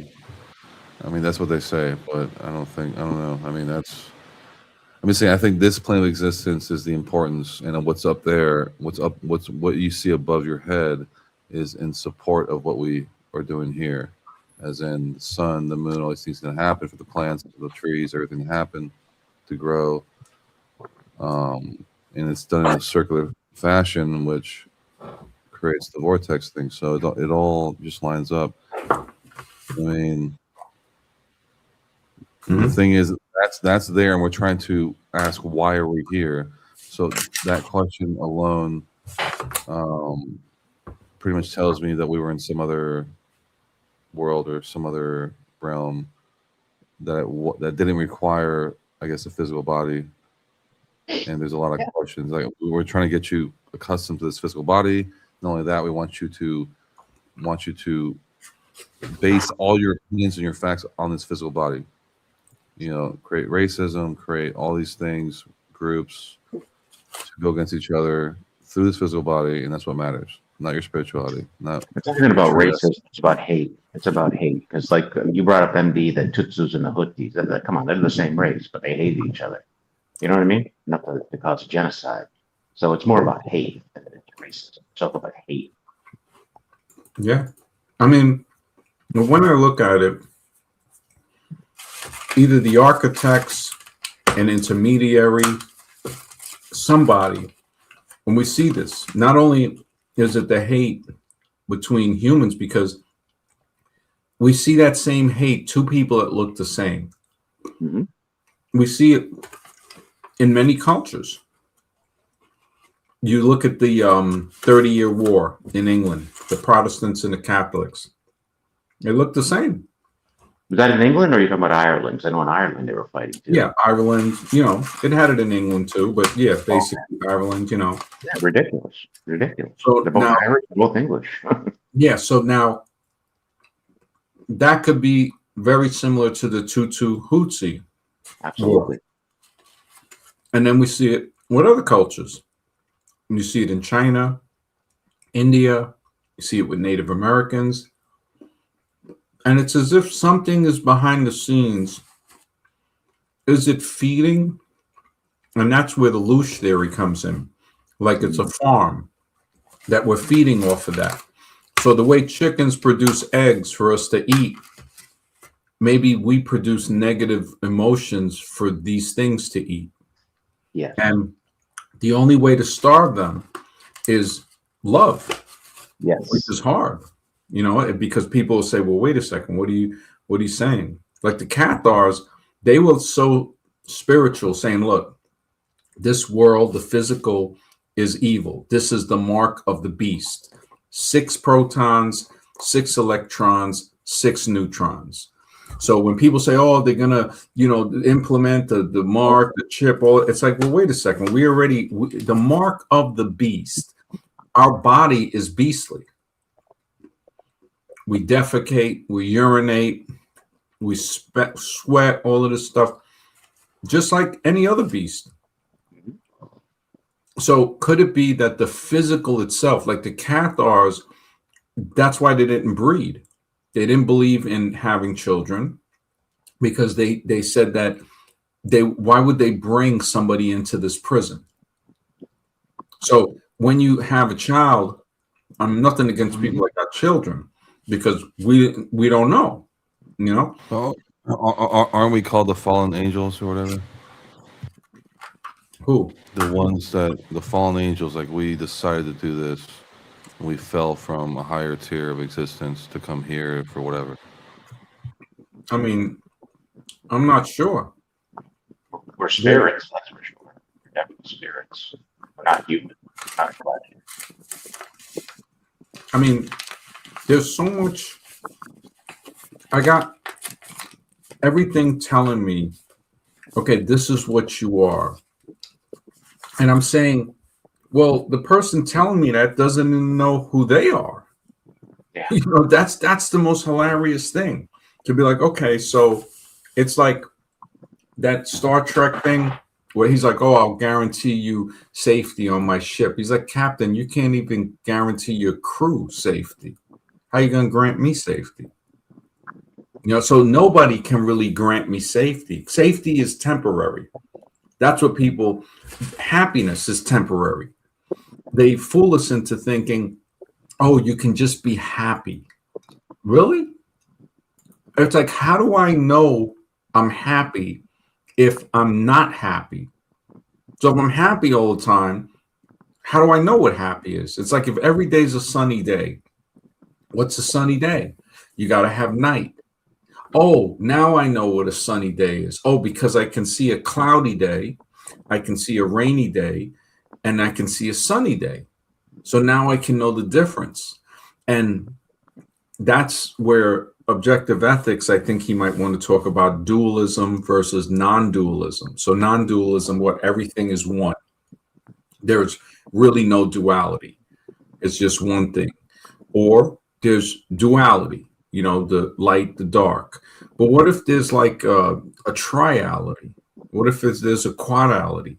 Why does it only got to be dual or non-dual? Like when I was saying about the computer, the zeros and the ones. Why just zeros and ones? Can it work with zeros, ones, and twos? Can it work with 0, 1, and -1? And what is -1? We look at the irrational numbers, like E, I think, is an irrational number. I mean, what is that? Prime numbers. Look at the Greek alphabet with the different correlations to numbers, like pi, 3.14, the circumference formula. Phi, which is the golden ratio, 1 to 1.16. So 2 by 3, 3 by 5, 5 by 8. The cigarette pack is made in that square. So when you hold it in your hand, it has a good feel. The fingers on the hand, the arms, the every part of the body, you can measure and find that golden ratio. Nature, you can find the golden ratio. They try to attribute it to Fibonacci, but we know Pingala knew about this 2,000 years before Fibonacci and documented it. And I would say people probably knew about it before Pingala knew about it too. So everything, how do we, what do we really know? It's it's kind of like the name of the stream. How much do we really know? I mean, we think we know, but what does Socrates say towards the end? He said, wisdom is knowing how little we know. So in the end, like, man, I don't really know anything. I just put up my little saying right there. It just came to me. If you want to put that up, the last message. Let's see. You described happy. Happy is simply a state of mind that temporarily relieves the horror of reality. That's a good one, man. That is a good one. Yeah, it's From you, bro. I challenge your energy around that one. Yeah, no, that's actually, but again, it is temporary. It's not by saying happiness doesn't exist. It's saying that happiness, and that's a great definition for happy that you put there. So it's saying, okay, what's the definition of happy? This is a great definition for happy. But we do have some certainties, right, MD? Huh? We do have some certainties, like we're not going to live in this body forever. That we can at least agree that's a certainty. This physical body will not last forever that we're living in. Yeah, that seems to be a certainty. I mean, you think about it, it's like change seems to be the only constant.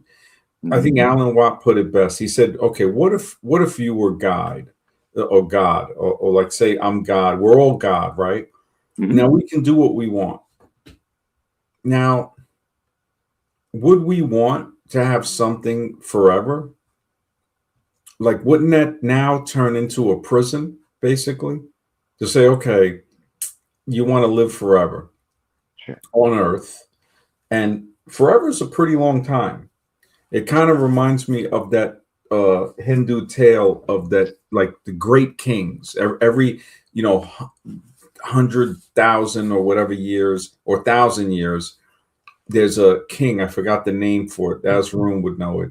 That he'll be remembered on Mount like Meru or something in heaven, right? And he'll write his name on the mountain. So this king becomes one of those great kings. And he goes to the next life and he sees the guardian at the mountain and he goes, I'm so-and-so. And he's like, yeah, sure. He goes, write your name on the mountain. So he goes over to the mountain and there's no space to write his name. There's just billions of names written right next to each other. You can't squeeze no name in. So he goes, look, there's no room for me to write my name on this. And he goes, no, that's all right. He goes, just erase one of the other names and write your name in. And the king's like, what? Wait, but then what are you talking about? Then it means nothing for me to write my name on here because in the infinite time, somebody else is going to come and do the same thing. And he's like, yeah. He's like, that's what we've been trying to tell you. Nothing matters. Let me pose this question. Oh, sorry. What? I want to pose a question to you. You just said, what good is it to say we could live forever? Wouldn't that be like a prison? But what if they say they promised you, like, in 1,000 years from now, time travel for anybody would be possible, meaning you could go as far back in time as you wanted to or ahead in time. Yeah. Would you? And they said, but you have to choose to live on this earth forever. Would you do it? Well, would Earth last forever? No, it would last forever, basically. Let's say hypothetically. Well, if they're saying, wouldn't there be a point where it might get boring?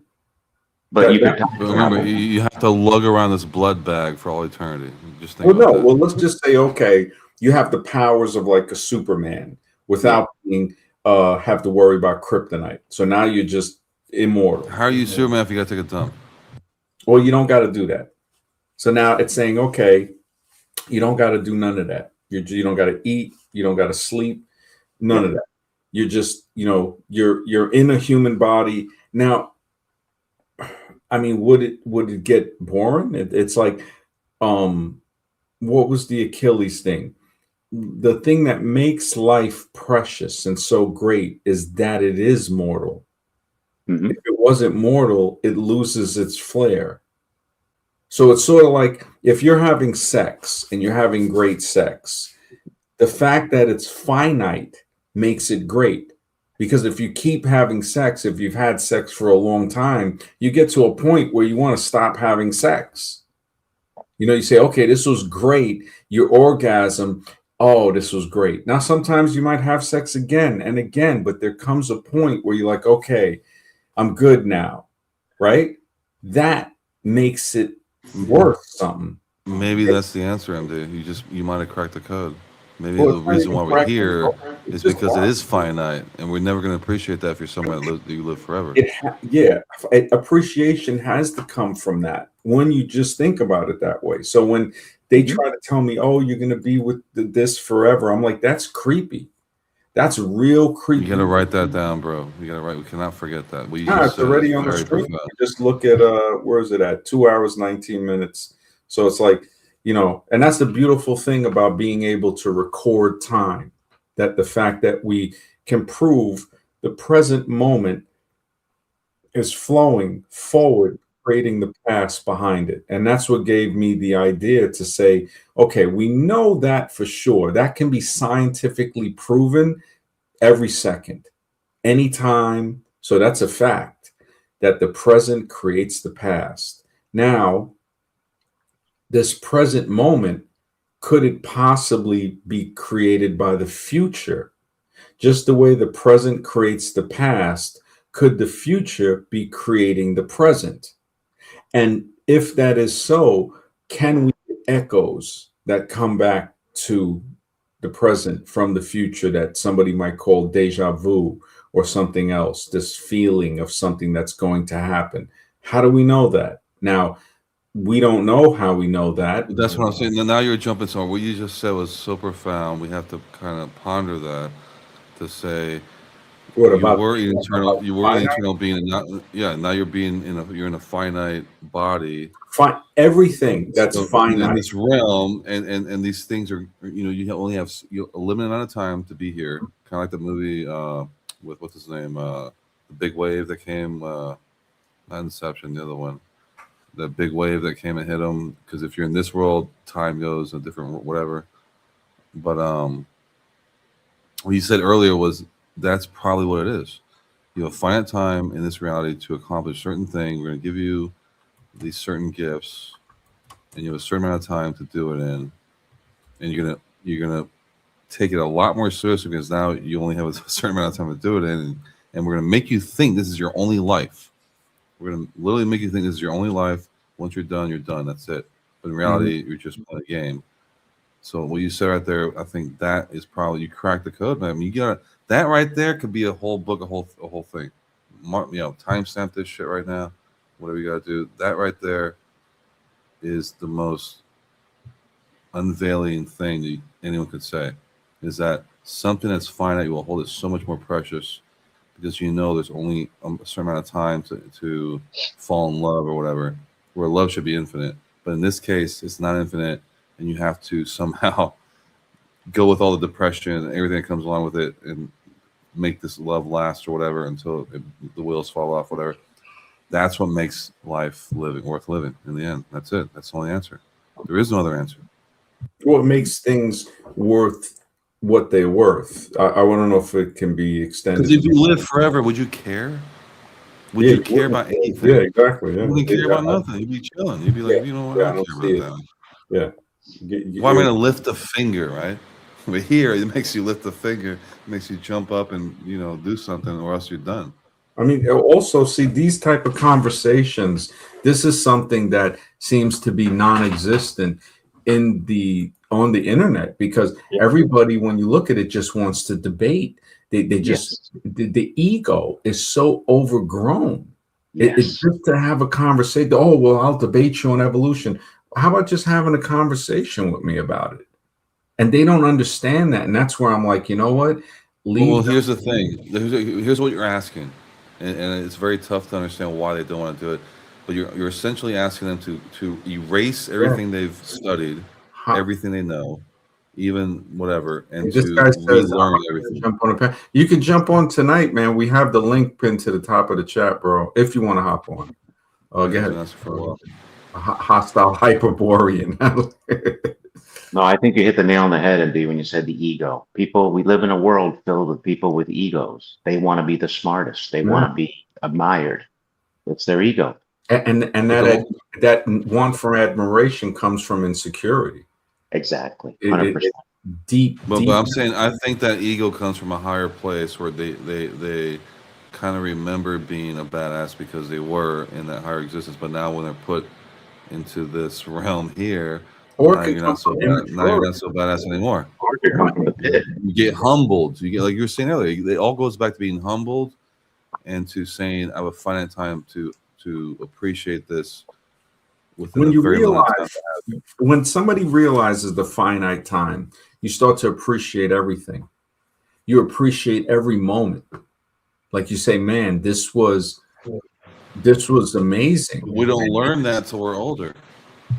Well, I agree. well, and not only I'm not sure. I don't agree with that because if you're young and you lose somebody, you start to appreciate it right then. You start to they will Okay. right. Pre-trauma. So before trauma, you're right. Yeah, So trauma exactly. marks. So somebody who's young, You're right about that. But, okay, let's say no trauma. You're still experiencing the world, fantasy land, whatever. Mhm. And you get older and you realize, wait, this well, right again, is good. no trauma, right? You can still experience it which you don't have trauma, but the only way to do that is having empathy because now you're being able to feel what the other people feel and you're saying, you know what? That's crazy, man. That's horrible. Like that's when people see people in dire situations and they're like, man, I should appreciate what I have. So through empathy, I don't think there's a way to get out of trauma in this well, world. we got two. We got You're- trauma can show it and empathy can show it. But now ego prevents the empathy. Yes. So and that movie Revolver, that was the deep thing about that movie because Revolver, good to see you, Mark. Always a pleasure, man. The movie Revolver, he talks about the ego. He said, where is the best place for your enemy to hide? In the place you'll never suspect, right in your own mind. He goes, if you try to save somebody from the ego, they will kill you to save the ego. And I was like, that's a deep movie. Now, when this movie came out in 2005, that was in Britain. They didn't release it in the US till 2008, 3 years later, and they only showed it in 18 theaters. Somebody might say, well, you know, what was it, a Class B film? No, it had Ray Liotta, Andre 3000, the guy from The Sopranos, and the main protagonist was Jason Statham from The Transporter. So it's like, wait a minute, this thing had some pretty big actors in it, and it's an unknown movie. So people are trying to get the message out, but there is definitely a force that's trying to prevent that. If we can protect ourselves from falling into lust, greed, anger, which is wrath, gluttony, pride, especially pride, Right before the fall. yeah, the pride is a serious one, man. And Pulp Fiction had a good way of showing that when the guy was punching him in the face and he goes, you see that? That's pride messing with you, And I mean, I give it to Tarantino. Some of the stuff that he's written, it really wakes people up. So, but you also have to ask her, where does pride and ambition and ego come from? It almost means like you were something before this. You had all this power. I believe it's security. What MD said. Now you're not so badass no more. You have to learn some. No, you're trying to cover something up. You're trying to cover something up. Is what you're trying to do. No, but I'm saying what immaturity and insecurity. So whenever you see somebody with that, you say, wow, this person's immature, insecure, ignorant. That's another one that they can be because they're ignoring. Okay, but I want to go back to the root. Do you blame the parents? Or no, there is no blame. There is no blame. Was already this way. No, there is no blame. So you got to remember, blame is for people who are ignorant. Okay, so this person was already this way when they came to this world. The smarter person looks for the cause. So you got a choice. You either blame somebody and you join the gang of idiots, or you say, I'm going to look for the cause. I was on a show back in 2010. The first interview that somebody interviewed me on Blog Talk Radio. He saw my YouTube channel. He saw I had videos, had the map. was pointing stuff out on the map, and the map was upside down. And it kind of got him to say, well, wait a minute, why does this guy have the map upside down? And it's like, no, that's the right side up. The Egyptians looked at south as the top. And if you turn a map, what they would say upside down, which is really right side up, the tip of South America, the tip of Africa, the tip of India, the Australian tips all point toward Antarctica, toward the top. So when he interviewed me, I realized that a lot of the audience there were not the most how do I put this nicely? They were ready to unleash on something. They some of them might have been angry. It was like groups of the Hebrew Israelites, the Moors, a very big audience like that. And I remember he tried to, I don't know if he was trying to bait me into the question, but he goes, who's to blame? And I told him, I said, instead of looking to blame, I look for the cause. So if somebody can say, and this is the person that joins the gang of idiots, when he says, man, they blame their parents. Now, the smart person says the cause is because of my parents didn't know how to raise kids. So it's not blaming them. It's saying, you know what? When I want to think something about certain people that have passed, and I said, I'm looking for reasons of why I should be mad for things that they didn't do for me. But why not just be happy for the things that they did do for me? Sometimes one of the best things a person can do for you is leave you alone. Sure. And you look at that as a blessing. Like I'd be like, man, maybe it was a good thing that I didn't have that person around, or an uncle or an aunt or something like that.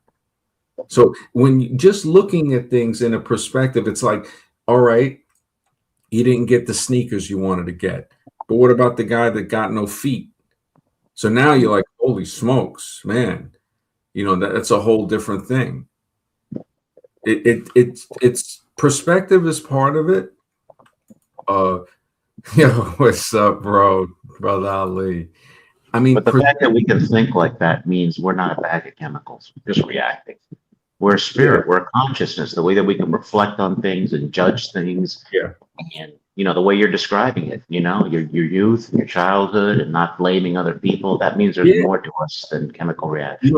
And that's actually a really good point. Memory is something that evolutionists, they just have it just shows you how idiotic the religion of evolution is, because it's like saying, so the fact that we can sit here and think and go back in time while I'm sitting here in my mind and think about times that I had years and decades ago, how is that working with random mutation by natural selection?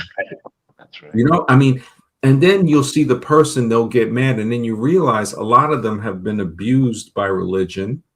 It screams immaturity. And now look at how we've been pondering the thought of so many different things tonight.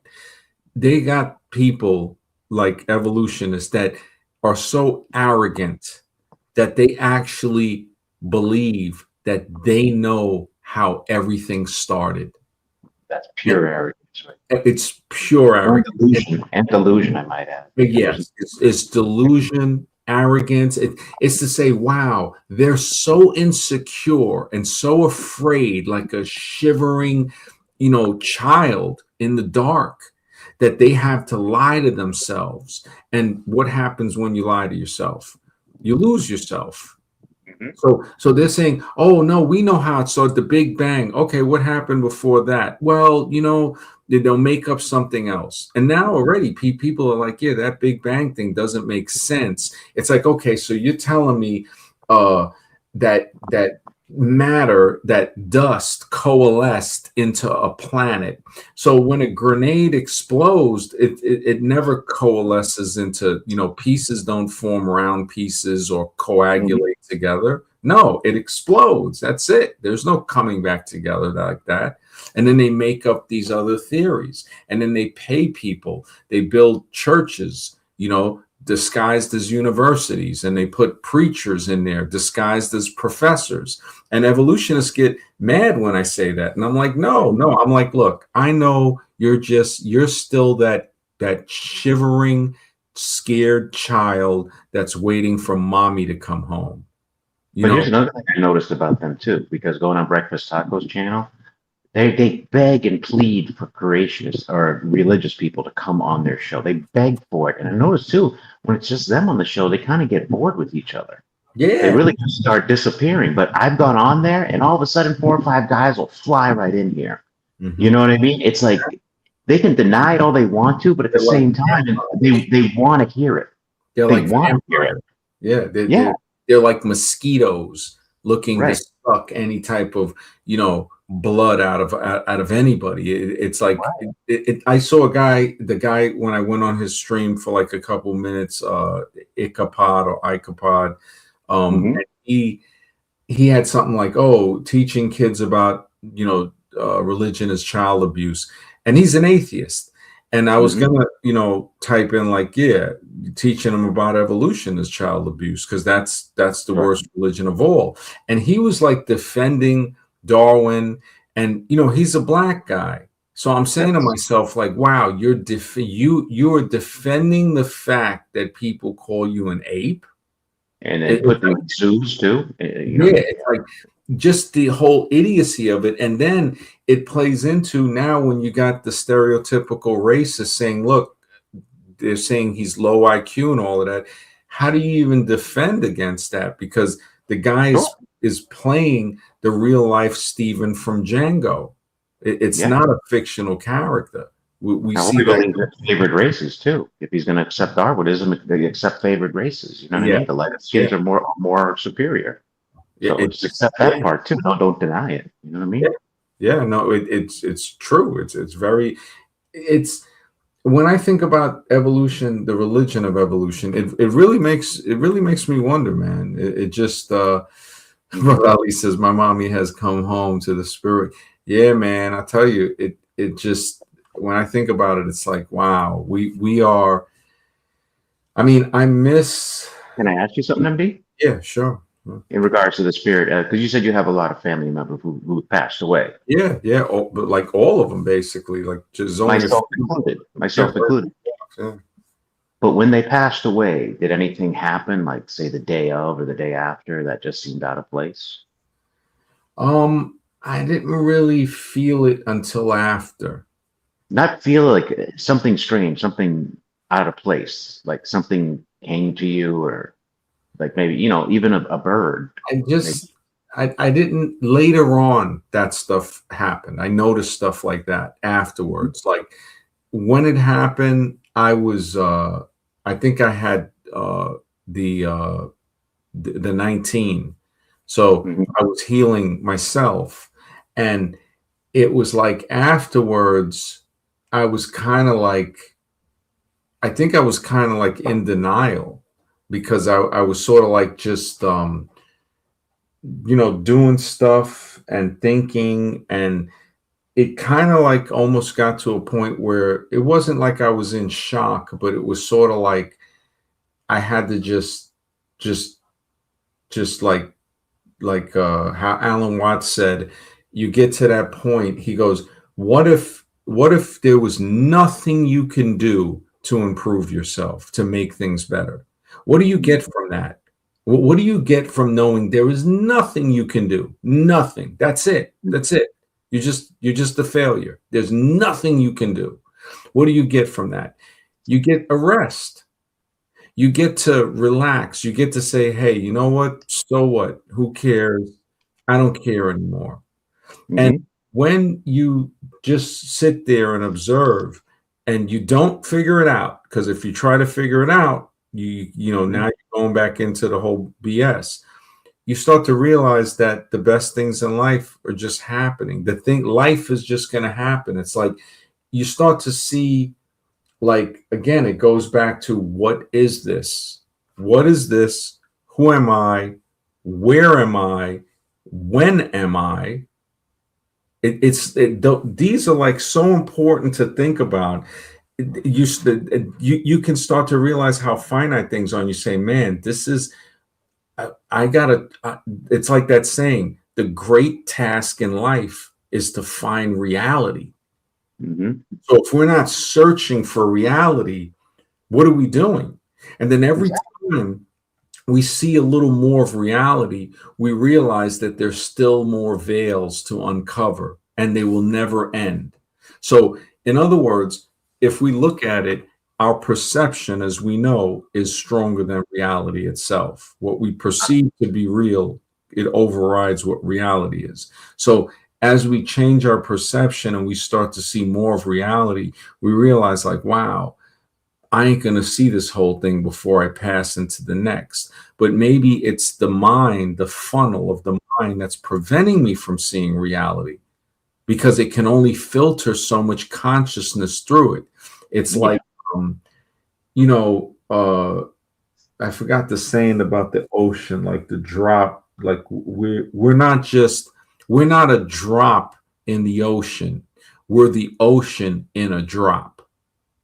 So you see, just looking at it in different ways. Somebody, oh, you're just a drop in the ocean, one of these airheads. No, I'm the ocean in a drop. So now it's like, oh, you know, because some people will try to always bring up their own ideologies and stuff. Arabian says, I had dreams of my mother and my mom's favorite insects and plants popped up. Wow, I have experienced like that. Oh, we got hostile Hyperborean here. What's up, bro? Yeah, Not much. What's going on, guys? Just hanging, man. What's on your mind, man? Oh, just listening to you guys. Just wanted to just vibe with you and maybe contribute to a little building here. Go ahead, man. Contribute. What do you got? I think you're on a roll. I'm not going to interrupt you. No. It's all about, you know, hearing new perspectives. I mean, what's your views on the afterlife or this reality? Do you think we're just physical bodies, or do we have spirits that move on? There's another spiritual. Absolutely, we're not just physical bodies. Yeah, I think we're a complexity. Like we're made of different bodies, varying subtle bodies. But ultimately, you can divide these into two divisions. One would be spirit, and the other would be matter. So it's a dualism. I agree. But within the matter, there are varying degrees of subtlety. Matter is this spectrum of dense, the most absolute dense thing, and the highest subtle thing until you get to like the threshold, and that membrane separates the matter from the spirit. It's like oil and water. They don't mix. That's a good perspective. That's an excellent perspective. Yeah, and like mystery traditions, they teach this, that you have subtle bodies. Like the most common would be like the ether and the astral body. And you can divide those. You can further divide those into more complex structures. Yeah, the reason I brought up about, you know, relatives dying and so forth, because it's very commonplace for people to actually sometimes even see their relative or have some type of interaction the day after they died or very close to the time of death. It's like almost get visited by them. This is very common with a lot of people. It is, yeah. Yeah, I mean, that's a deep way of looking at it. Lacuna says, I think the light body powers the flesh.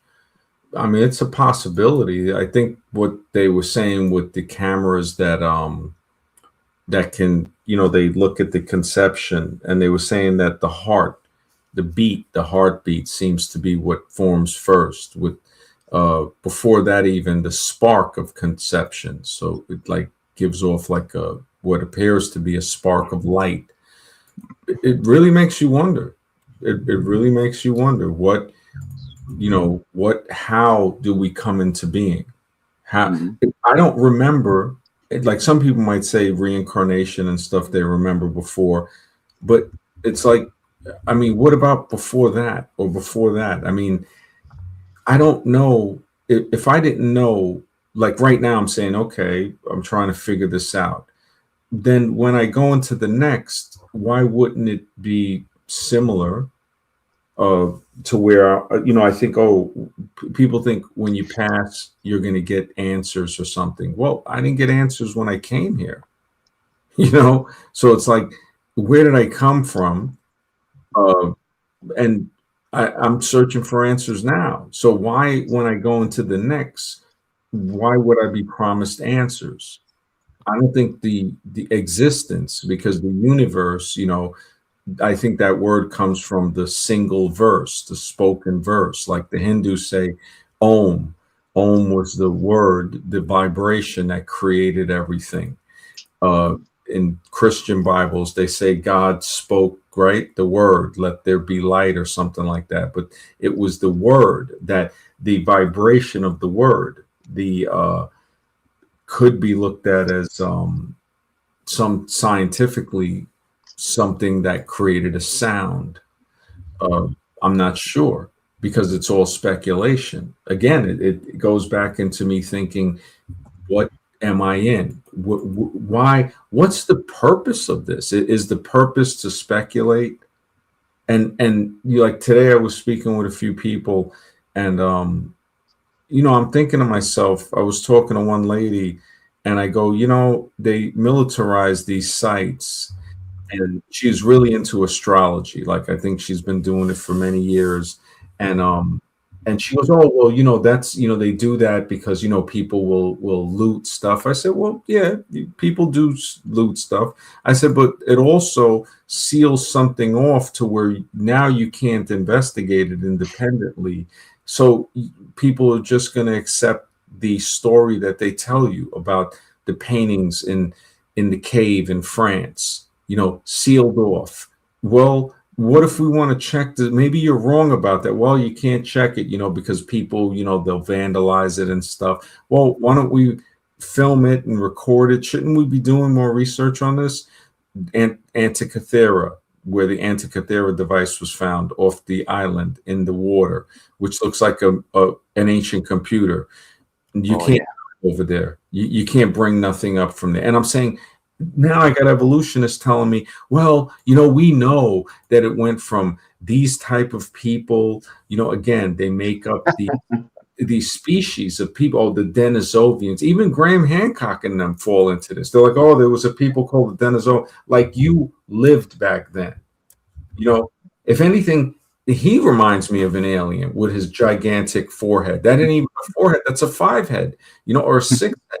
It's like these people, when I look at them, it's the arrogance to with the evolutionists to think that they know where everything came from, and to see the destruction of what gives us life, basically what sustains life more correctly, just be polluted and ripped apart, and just to act like, well, it's evolution. So evolution is an excuse to destroy stuff. It's an excuse for people to shit where they eat and say it's just evolution. It's an excuse for immoral behavior. Yes. And we do see other religions do that too. Like, they'll say, well, take the bullshit today so you can live forever tomorrow. Well, I don't want to live forever tomorrow. I don't even want to live forever today. They try to own forever. And then they try to scare you with fairy tale hell. It's like, okay, there's no innocent people in hell, right? No. Well, there's innocent people that get killed in war. So why the hell should I be afraid of hell? It's just, you think about it and you start to really see, it's like, this is more akin to an asylum. That's why I would say on some shows I'm broadcasting live from the asylum called Planet Earth. This is on the land of misfit toys, where everybody thinks they're not a misfit toy. What if we're characters in a play, the way we read, say, the adventures of Huckleberry Finn and Tom Sawyer, and him and Tom and Jim, and all of these people are characters in that. What if we're characters in a book, in a play, in a story? I mean, that's not the most flattering thing to say that, hey man, you're not as significant as you think you are. And that's where the humbleness might come in. I mean, I don't know. It's speculation, but it also, what do I get from that? It's a test. It's a test to say, all right, let's see if you're arrogant. Or am I going to say, no, that can't be what it is. Well, maybe it is. Maybe I'm not as significant that I am. Like one guy said once about aliens and stuff, and he goes, yeah. He goes, you think aliens are going to talk to you? He goes, try explaining yourself to a cockroach. And I'm like, wow, that's a really good way of putting it. You can sit there and talk to the ant or something. You think he's really going to understand you? You're going to explain yourself to an ant. So how that is just like, maybe we can communicate with the ant on a different way, the pheromones, the experiments, whatever. But to explain yourself to something, that gives you a perspective to say, man, maybe that it might be that hard for something that is that much ahead of me to explain itself to me. And modernization teaches me to wait for that. So Neil Freire, he wrote a book called Breaking the God Spell. And he's like, yeah, he goes, we got to stop looking up to the sky waiting for daddy to come home. And I was like, wow. I said, it's deep, but in some ways it can be messed up. It really, Mark says the Judas paradox. Let me look that up. The Judas paradox. Well, like I said, it's like trying to explain to a shadow, say a pyramid or something like that. You know what I mean? Or a cube. It's just not going to make much sense to that shadow on a two-dimensional plane. Yeah, but also when we were saying that, what if it's something from the two-dimensional plane that's getting us to build these things to pull itself into this reality? So not something from a higher, or I don't think a higher dimension is maybe the proper word to call it, but the shadow can't grasp anything in this third dimensional world, the physical world. So can the shadow, is it alive? Can it be what is manipulating us to build portals or devices where it can enter through into this world? We seem to be controlled by something that is getting us to strip mine the planet, that's getting us to destroy what we need to live in the physical body: clean air, clean water, clean land and food. Or could the shadow be just telling us that we're shadows also from a fourth dimension? It could be that too. It definitely could be that. I mean, that would, and it requires research. Like the Tesseract is supposed to be a four-dimensional object, the shadow of a four-dimensional object that we can see in the third-dimensional world. And I see now what Mark is saying about the Judas paradox. Yeah, it's kind of like what I was talking with Scribe about, is when he says, he itches his nose and then, that's his free will. But what if you were always going to itch your nose, like the Judas thing? It says here, the philosophical dilemma regarding whether Judas had free will or was destined to betray Jesus to fulfill the salvation narrative. So it goes to, okay, no, I got free will. I'm going to pick the pen up with my right hand. Oh, I'm going to change my mind and pick it up with my left hand. Now, you see, I have free will. But what if I was always going to pick it up with my left hand? What if part of the whole script was, hey, he's going to say he's going to pick it up with his right hand to prove he's got free will, but he's really going to pick it up with his left hand. And it was all written in the script. He couldn't pick it up with his right hand. He was always going to pick it up with his left hand. And that's kind of like the Judas Paradise, the being in the book Tom Sawyer. The script is already written. You can't change the script. You're a character. So that really reduces it. That tests the ego seriously.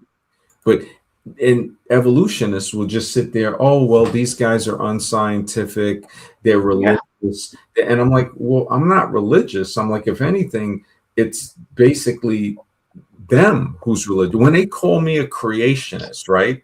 I'm like, okay, if that ain't the epitome of ignorance, because how do they think the world was created, right? They think, oh, it was created by Rand. Well, they're a creationist too. They're a creationist too. They just think it was created by magic and magical selection and all of this stuff. By miracles. They believe in miracles, or they won't admit it, but they do believe in miracles. Yeah. It's you look at that and you start to say, man, how could they not see that? It's just right in front of the face. It's like they're walking around calling people creationists, basically saying something smells, and then it realized, yo, it's your upper lip. That's what smells. You smell in your upper lip. You think somebody else smells? It's you. You smell in your upper lip, and this is what I see. This is what I see. I mean, hopefully, I think we'll have a good conversation tomorrow night, because the guy, he seems like a cool guy. The other guys that are on the panel, some of them are very, very staunch evolutionists. And I think some religious people attacked them on the stream that they did a couple of days ago. So again, they might try to blame that as, oh, this is why evolution is a fact. It's like, what? Because some religious person attacked your beliefs, that makes your beliefs true? You sound like the religious people you're trying to talk about. It's like they're saying that, oh, look, here's scientific evidence, so evolution is a lie, and that proves their religion to be true. We know that doesn't prove their religion to be true. It just proves that the scientific evidence is telling you that these things are not going to happen by chance, not by natural selection. I was looking at this book about it earlier, and the guy made a good point. He said, when you look at if evolution is true, then you can't prevent the inevitable, but yet they're always trying to prevent the inevitable.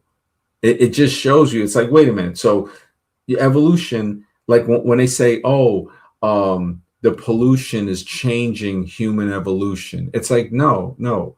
Pollution is polluting people, and we're seeing the effects of pollution. So instead of saying we're seeing the effects of pollution, oh no, it's evolution. It's changing our evolution. And you know, when I looked through some of the literature, and I said, man, this is ridiculous. No, they're polluting people, and we're seeing the effects of pollution.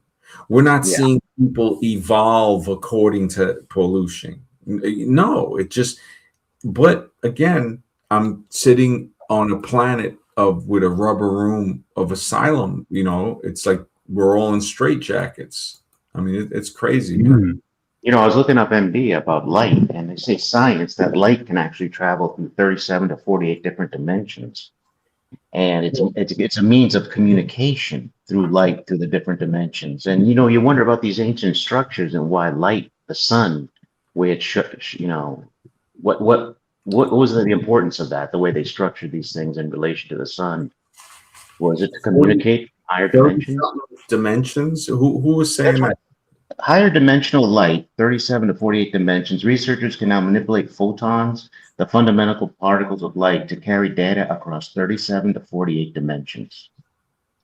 I would like to know, what is the 20th dimension? What's the 25th? Yeah. You know, I would say, okay, like somebody was saying that, I think it was Hovind, like he was saying they've claimed to slow down the speed of light and do a few other things, so therefore proving that it's not a constant.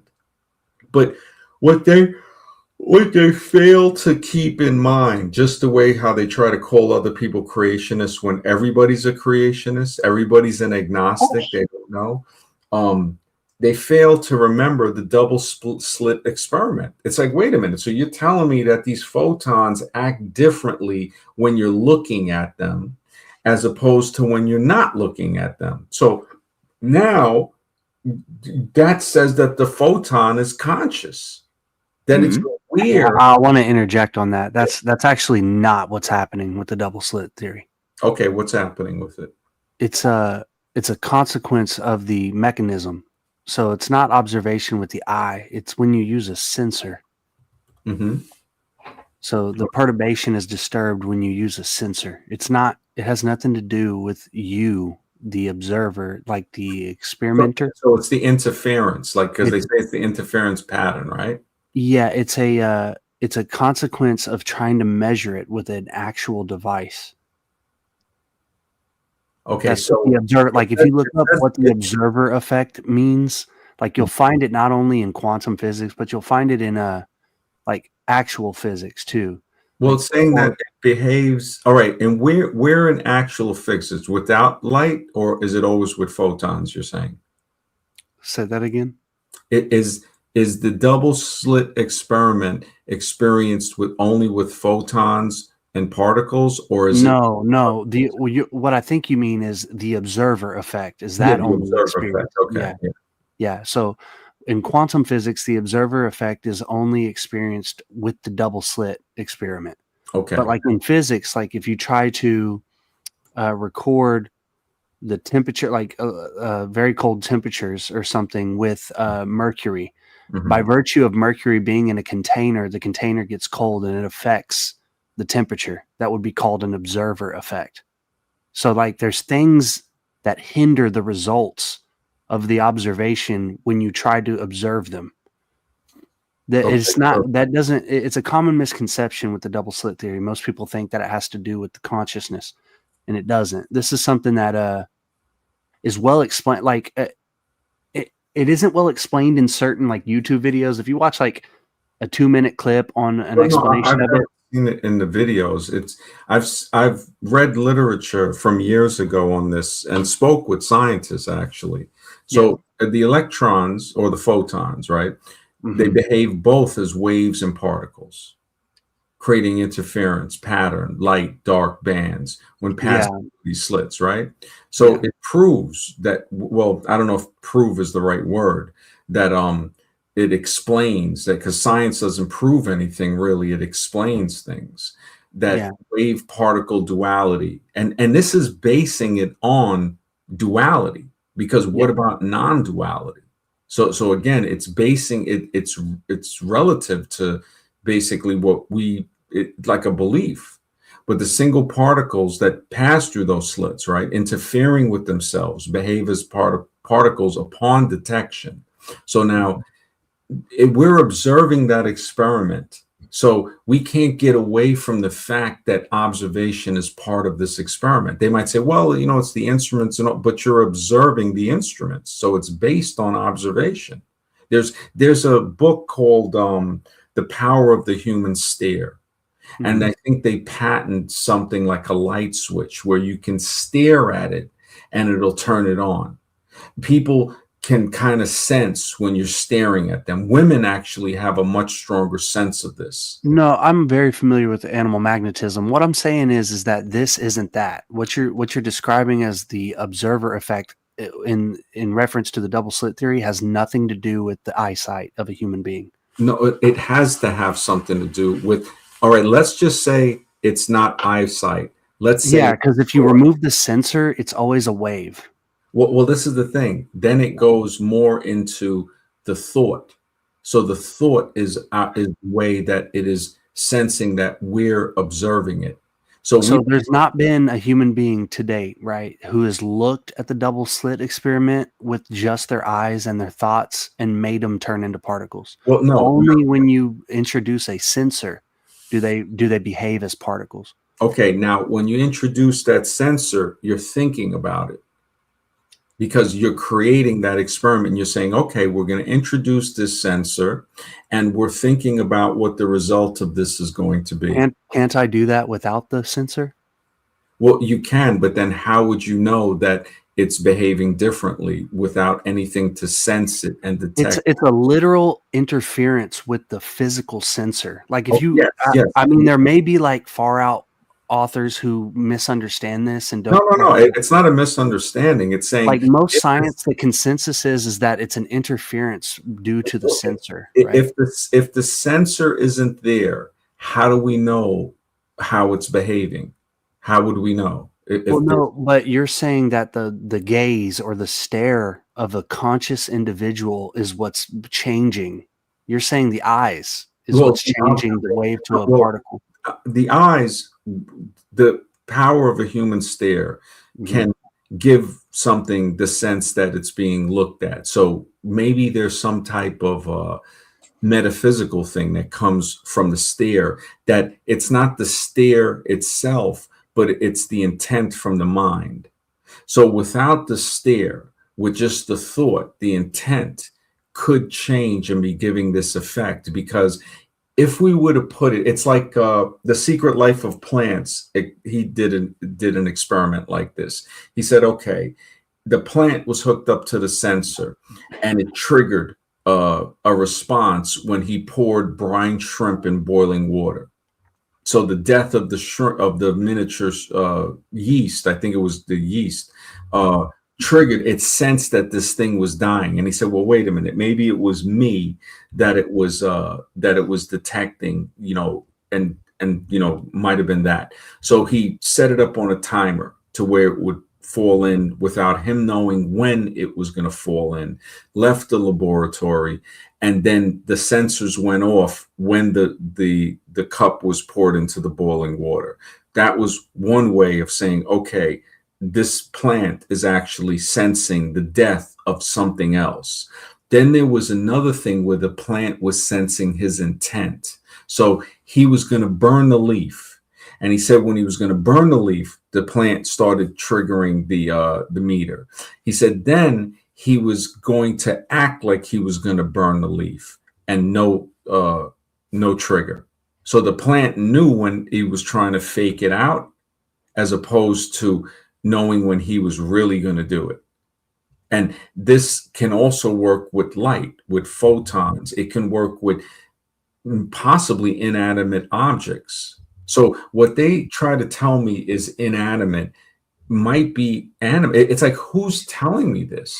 It's like, how does somebody, and again, I think it goes back to the arrogance factor of modern, or not even modern, but just scientists in general that try to think that, okay, they know the natural world, but there's something underneath this physical world that is very mysterious.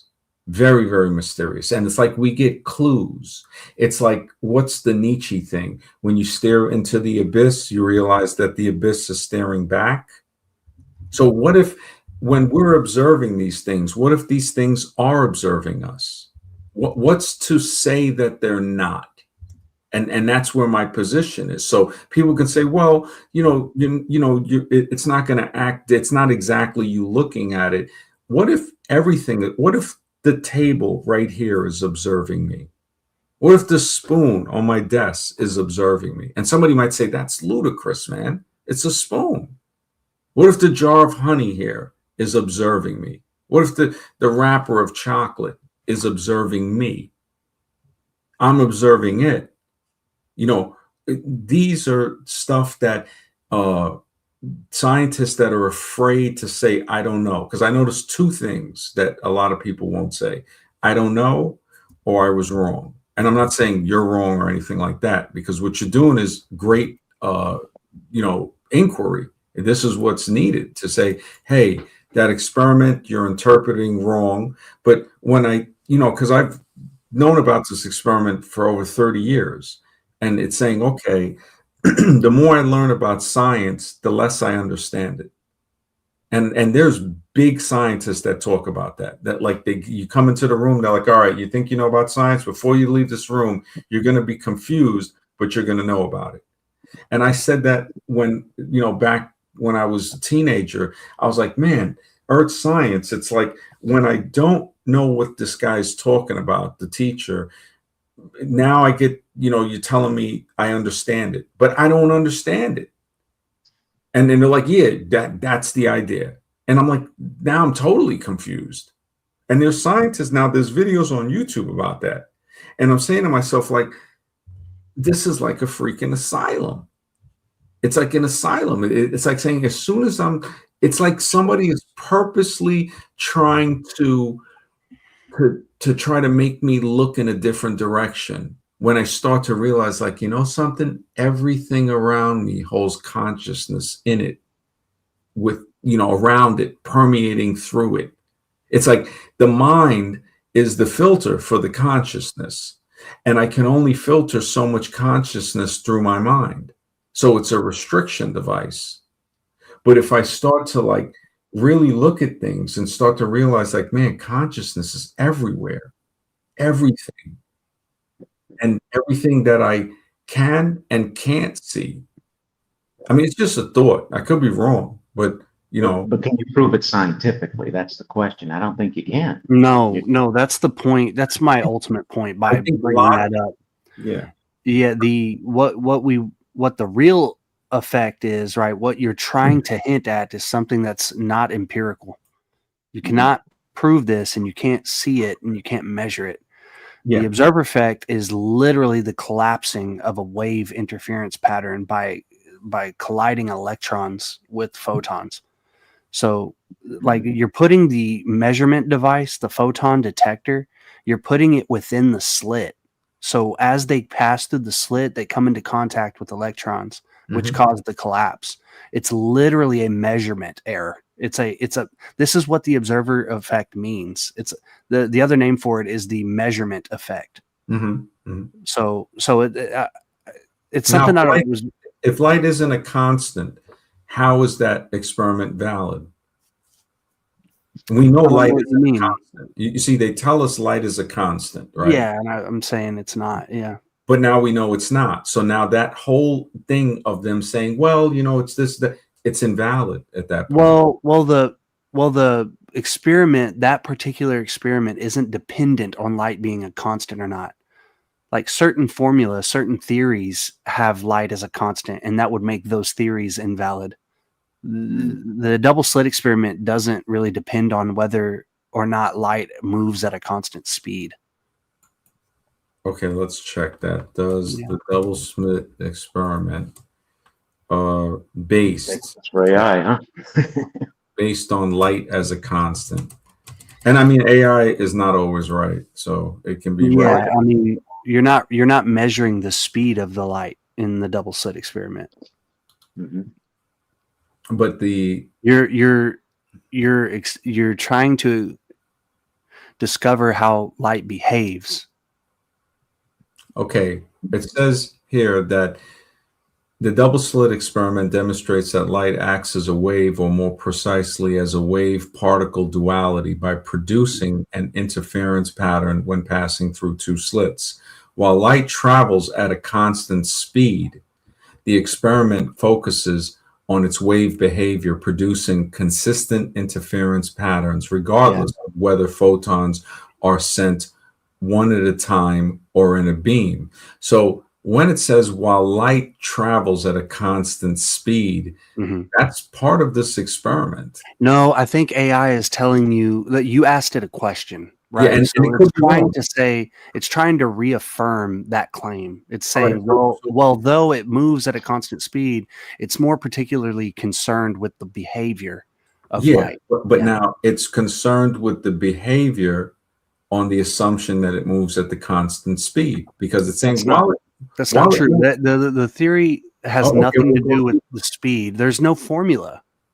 You're literally looking at light pass through slits and lay on a plate behind those slits. There's no theory involved with that besides the calculus, the quantum theories, which don't necessarily require the speed of light as a constant. If light is not going at the constant speed, then the experiment has to factor that in to say, what if it's a difference in speed that's producing this? You see, that's the scientific method. The scientific method is very grueling. So if that's added in to the equation, it has to be a formula. And if that formula isn't to say, hey, you know what? Well, the formula of that experiment has to do with probabilities. It doesn't have to do with the physics of light. It's mathematical. It's calculus. So and calculus isn't always right as well, too. No, but it's not about how fast it moves. It's about why it behaves as a wave in one state and why it behaves as a particle in another state. Based So, on yeah, what we think light is, based on what we think light is, and what speed or what constant it's going at, the way it's behaving. Like just the fact that they use the word behaving, yeah. and it starts to tell me like light seems to be conscious. Yeah, exactly. It really does. It seems to have a consciousness to it that Yeah, so like a baseball, if I throw a baseball at a a batter, if I'm Mhm. pitching a baseball at a batter, I could say that the wind changed the behavior of the trajectory of the baseball, right? The baseball behaved a certain way as it left my hand. Doesn't mean a baseball is conscious. doesn't Mm. mean that it's not. So now we have both Yeah, questions. no, I would say that it's not for sure. Okay, why? Because it doesn't have a consciousness, right? Like How the do we know? baseball. How do we know that when we throw that ball, part of our consciousness is not in that ball now? How do we Yeah, know because you we're can not reproduce trajectory. how do we know we're not So manipulating? first I just so I'm not misunderstood, right? So I am not a materialist, right? Yeah, no, I no, think you said I'm not, material. I I think clearly, but let me just add this in when throwing the baseball. mhm. We know for a fact that you can when something, and this is the big mystery I've noticed in certain things like archery and stuff like that. You can Yeah. see Westerners noticed this about Native Americans, where they could shoot an arrow and it can hit something around a corner. And I think it was a dog that was barking. And this is like stories that go back to like the 1800s, where they're like, holy smokes, how is this even possible? There's archers today that will shoot arrows, and you would be like, there's no possible way he just did that. Is it the mind when the thing is in the air that's able to be manipulated? Yeah, I Manipulating. don't think that's how this works, right? Like, so as a ceremonial magician, somebody who understands spirituality at a deep level, like, Mhm, and as a practitioner, mhm. you're not. That's not how this works. Like, the mind is not changing dense matter. It's not How do manipulating we the know that? direction of dense matter. No, that's what I'm saying. How do, because I'd like to know. Yeah, I mean, like ask a magician, somebody who's a serious No, no, no. practitioner. A magician won't be able to explain it either because it's saying, Well, these all are right, people who do things that seem miraculous, right? yeah, no, But they really, definitely, there's a process and a formula. It's like a scientific art form, yes. right? And what we're Magicians, doing is we're well, not not a like magician, really. It's called an illusionist because the no, magician, no, no, no. So you're confusing. Let's stop. Let's slow down. You think I mean illusionist. When I say magician, I mean a ceremonial magician. I'm not talking about card tricks or pulling rabbits no, out no, of no. hats. You're saying magic. So when you say Yeah. ceremonial, when you just use the word magician, you're saying magic exists, right? Yeah, I think you misunderstand what magic is. Because there's a lot of illusionists that have this beef with magicians, with people like Yeah, those, so a right? magician, It's a people different who have, definition of magic. yeah, people who have studied magic, who know what I'm talking about, Mhm. they know the difference between an illusionist and a magician. You're talking about a stage magician, right? They use that word and well, that's abhorrent, right? They're actually Well, it's kind of illusionists. incorrectly Well, some used. would call it witchcraft, right? Some would call it witchcraft. Yeah, you could say that witchcraft is like a form of magic. That's magic, right? Not illusionists. It's Does not people magic who do. exist? It's like they're Yes, saying the yes. illusionist is saying no, it doesn't, right? Yes, the illusionist is saying it's sleight of hand. There's something Okay. else going on. I have a So what is secret it that I if can't it's tell you because it's actually something that you can do, right? all right? If it's not sleight of hand, what is it? Yeah, so it's working with subtle bodies, right? The dense matter, when you say an arrow, that's like made of a dense substratum. It's made of like wood, for instance, right? The Mhm. mind is not moving a wooden arrow. That's not how this works. No, I'm not What saying we're doing is we're affecting subtle planes of existence. Now, the mind is made of a subtle substratum. It's a substrate that's subtle so. matter. What is getting the arrow to go around a corner. I don't necessarily buy that. I would say that it's probably the bending of, if you've ever shot an arrow, arrows flex and bend. There's Mhm. wind factor. There's the altitude. Well, There's a lot of different. can't predict the wind factor. So to get the accurate shot, to get the arrow to hit. Yeah, you're saying like arrow does a 90-degree turn. No, not a full 90 degrees. So like, you can curve it. I'm not saying a full 90 degrees. So it's around a corner, around a bend, better yet said. So around a bend. You can bend an arrow. Yeah, you can like just YouTube that. People can make a arrow shoot in a curved trajectory. Well, that's the thing. How do you? It's technique. You're shooting it out of the arrow that way. The bow. You're shooting it from the bow that way. You can do this with a recurve bow. Well, not a compound or a crossbow. There's possible ways with that, but when you look into the fact that like somebody can throw something like a gun, right? You're not doing it with a gun for sure. You're not doing it with a bullet that leaves. There are some people that claim to be able to do things like that. Yeah, I would say it's not. I don't know if don't believe it. But yeah, don't believe it. Well, all right. There's a guy that I don't know if you've seen, the samurai guy that chopped the bullet in half coming toward him. I've seen guys like chop like BBs and stuff like that. And so when we're looking now, and that's different from what I'm talking about with the being able to manipulate something when it's mid-flight. I would like to see something that totally disproves that, because the mind has ways of like manifesting things, like even with like meeting people and stuff like that. So I mean, the powers of the mind, like now that's true, because you're affecting the subtle planes of existence with your mind, not physical, not dense corporeal matter. Well, right? I'm not making water fall out of a bucket with my mind when the bucket is stationary or whatever. I can affect the emotions of an individual with my mind. I can affect their dreams, their astral body, their ether body. You're affecting his material body or her material body by them meeting up at a place with you without even planning. Well, it works top down, right? So you can look at this vertically, right? Dense things have a downward vector, like solids and liquids fall down when I release them from displacement. Now, air and heat are omnidirectional. The further I go up past water, the vectors are omnidirectional. Okay, so you can look at this as like a top-down phenomena. If I'm doing magical work, right, like I have a magical circle and I perform some sort of spell or incantation, I can affect another entity. I can affect their subtle bodies, like their emotions or their astral body, their desires.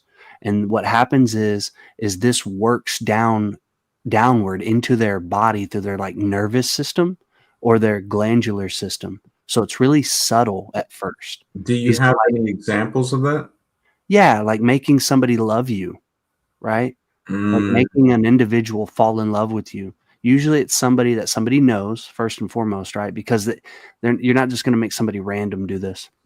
It's usually somebody to make, and this is where it's like making somebody else do something might be the illusion of the person that thinks they're making them do it. It's like we can't change anybody. The person has to change themselves.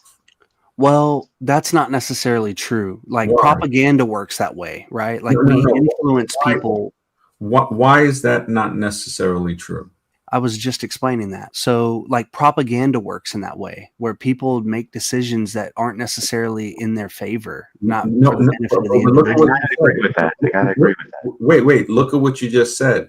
Yeah. People make their decisions, so they are influenced by the minds of other individuals, right? No, like they're making the decision. The bottom line comes down to them making the decision. So you're basically playing semantics. We agree, right?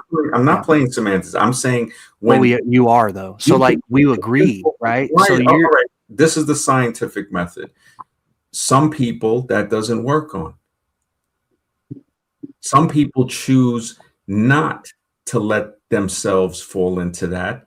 And some people allows them felt again, it's them allowing or not allowing themselves. And we see this to be true. So it's a lot to do with your choice to say, okay, yeah, there are things that can say, well, you influenced this guy, whatever. Well, or he allowed himself to be influenced. That seems to be much more of the case.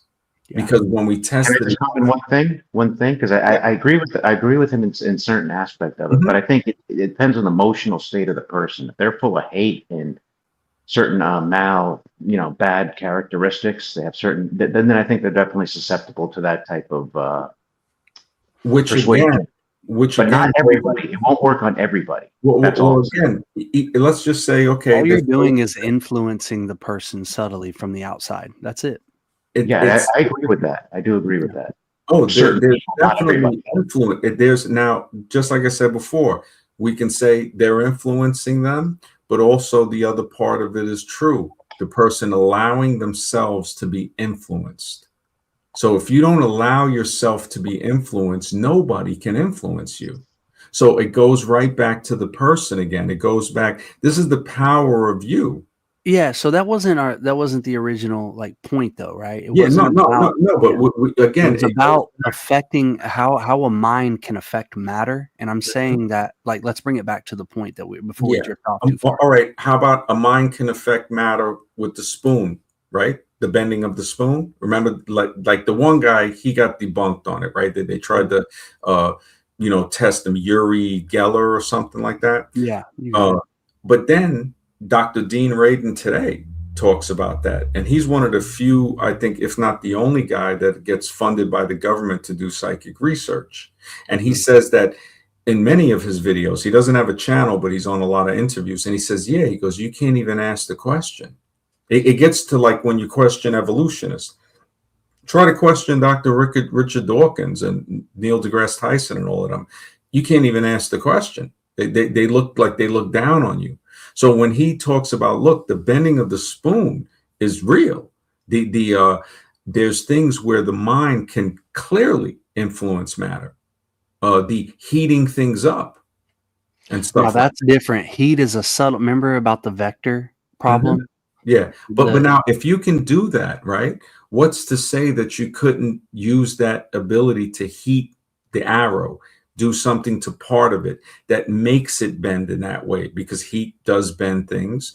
Yeah, I think it's wishful thinking, right? Like, and also, I don't think that I don't know if it's we might be getting carried away, right? There's more important things than bending an arrow around a tree. It's not wishful thinking is dismissing it.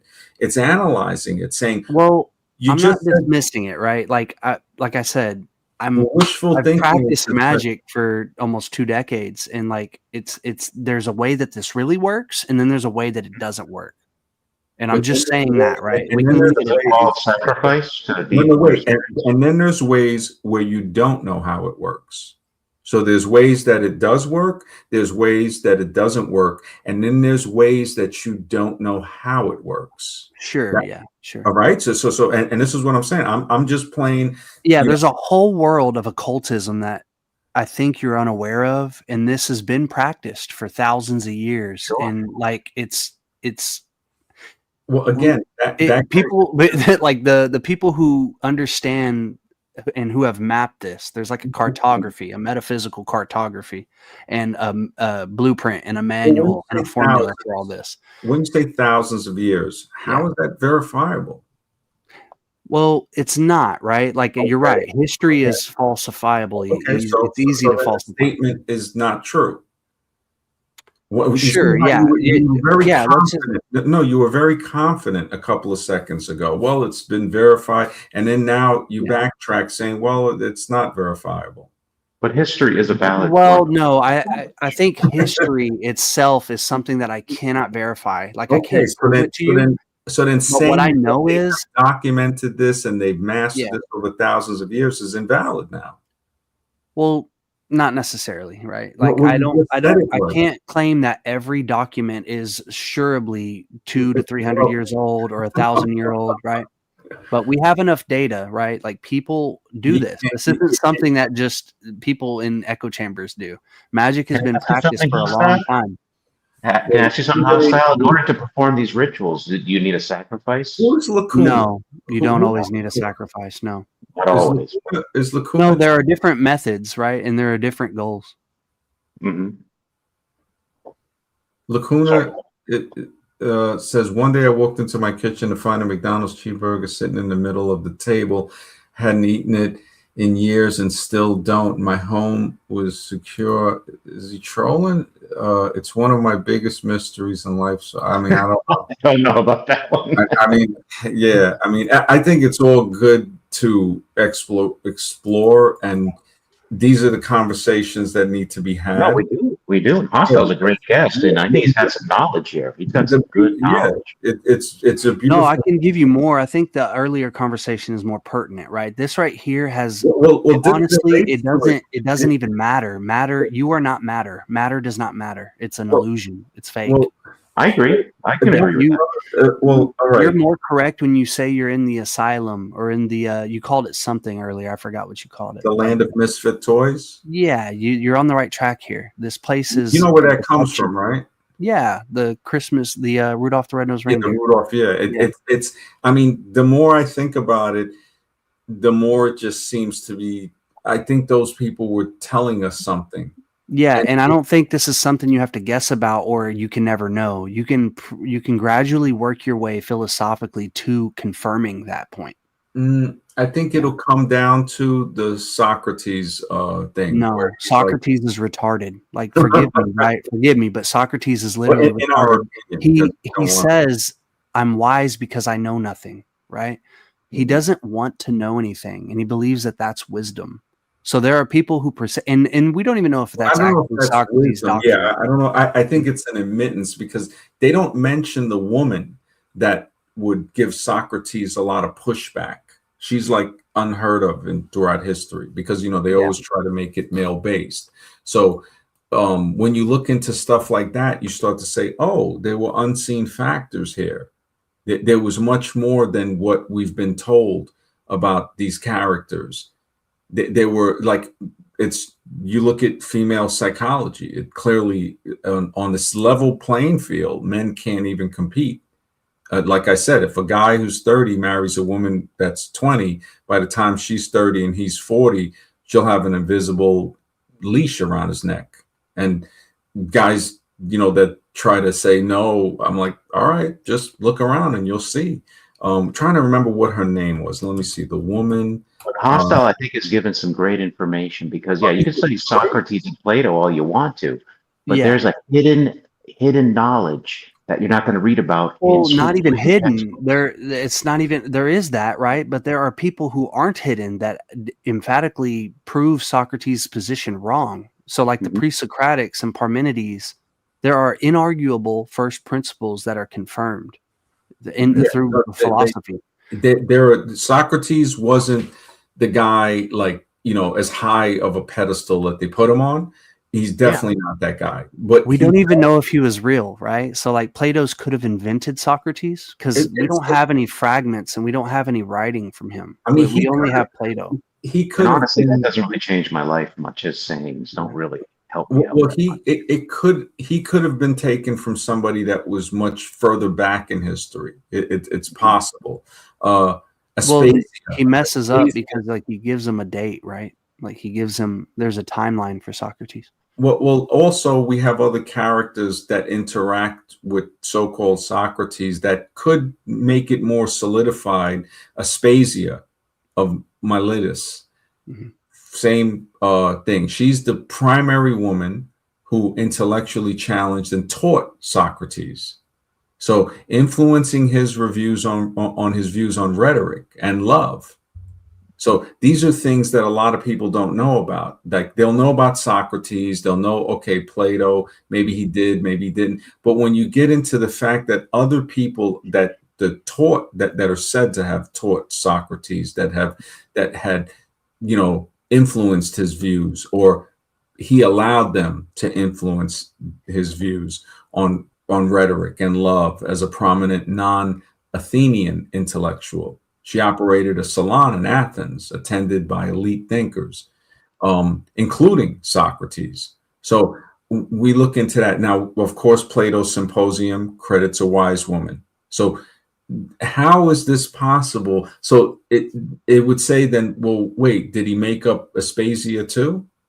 You know, Yeah, that's very possible actually in the case of Aspasia. Like these are Platonic conceptions, right? Before that, we don't have anything on it. it could be, but did he also make up his uncle Solon? That basically. Yeah, I'm thinking he did. Yeah, I'm All right, thinking a lot of characters. So the only people that I would feel comfortable with confirming are the people we have fragments of. Okay, so now could somebody have made up Plato? Well, no, I don't think so. I think Why Plato not? is a real. Well, it's very possible, right? But I lend more credence to it because Plato is directly around other people who have their own fragments in their own writing, like So hundreds, 100. No, there isn't.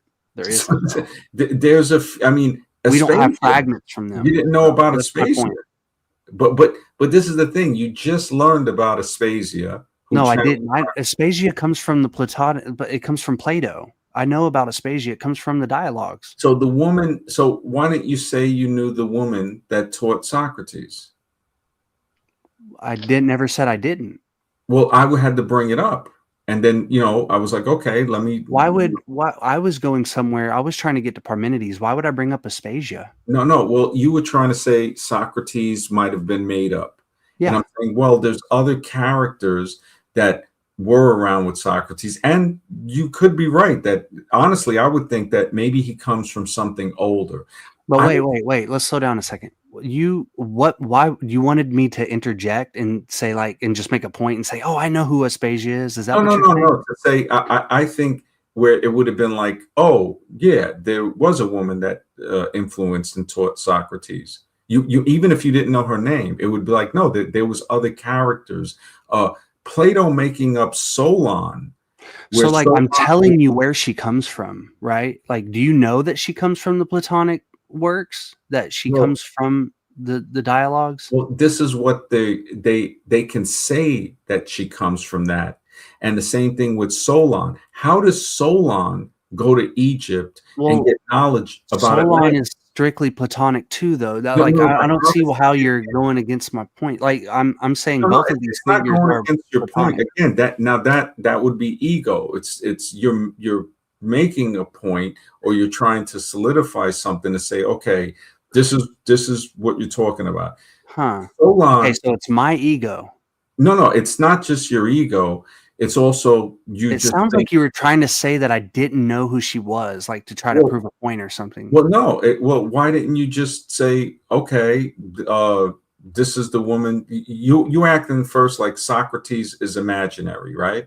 So I'm saying, well, wait a second. There was a woman that they never mentioned. Yeah, and you were speaking, right? And then when you were done speaking, I told you that she comes from the Platonic dialogues. No, that was only afterwards. Yeah, I let you speak. Am I supposed to interject? Well, you could have said, well, she's also made up by Plato, right? I did say that. Yeah, after you were done speaking, that's what I said. I don't understand what's going on right now. This is kind of weird. Or it could be looked at as after you were done collecting information. So it wouldn't seem like you were, it would seem like, oh, you for sure. And I'm not attacking you on this. I'm just saying, like, yeah. Well, anyway, let's when you brought in Solon, that was the thing that I didn't bring up Solon. You brought up Solon. I was going to Parmenides. Solon, when you brought up that Solon is made up too.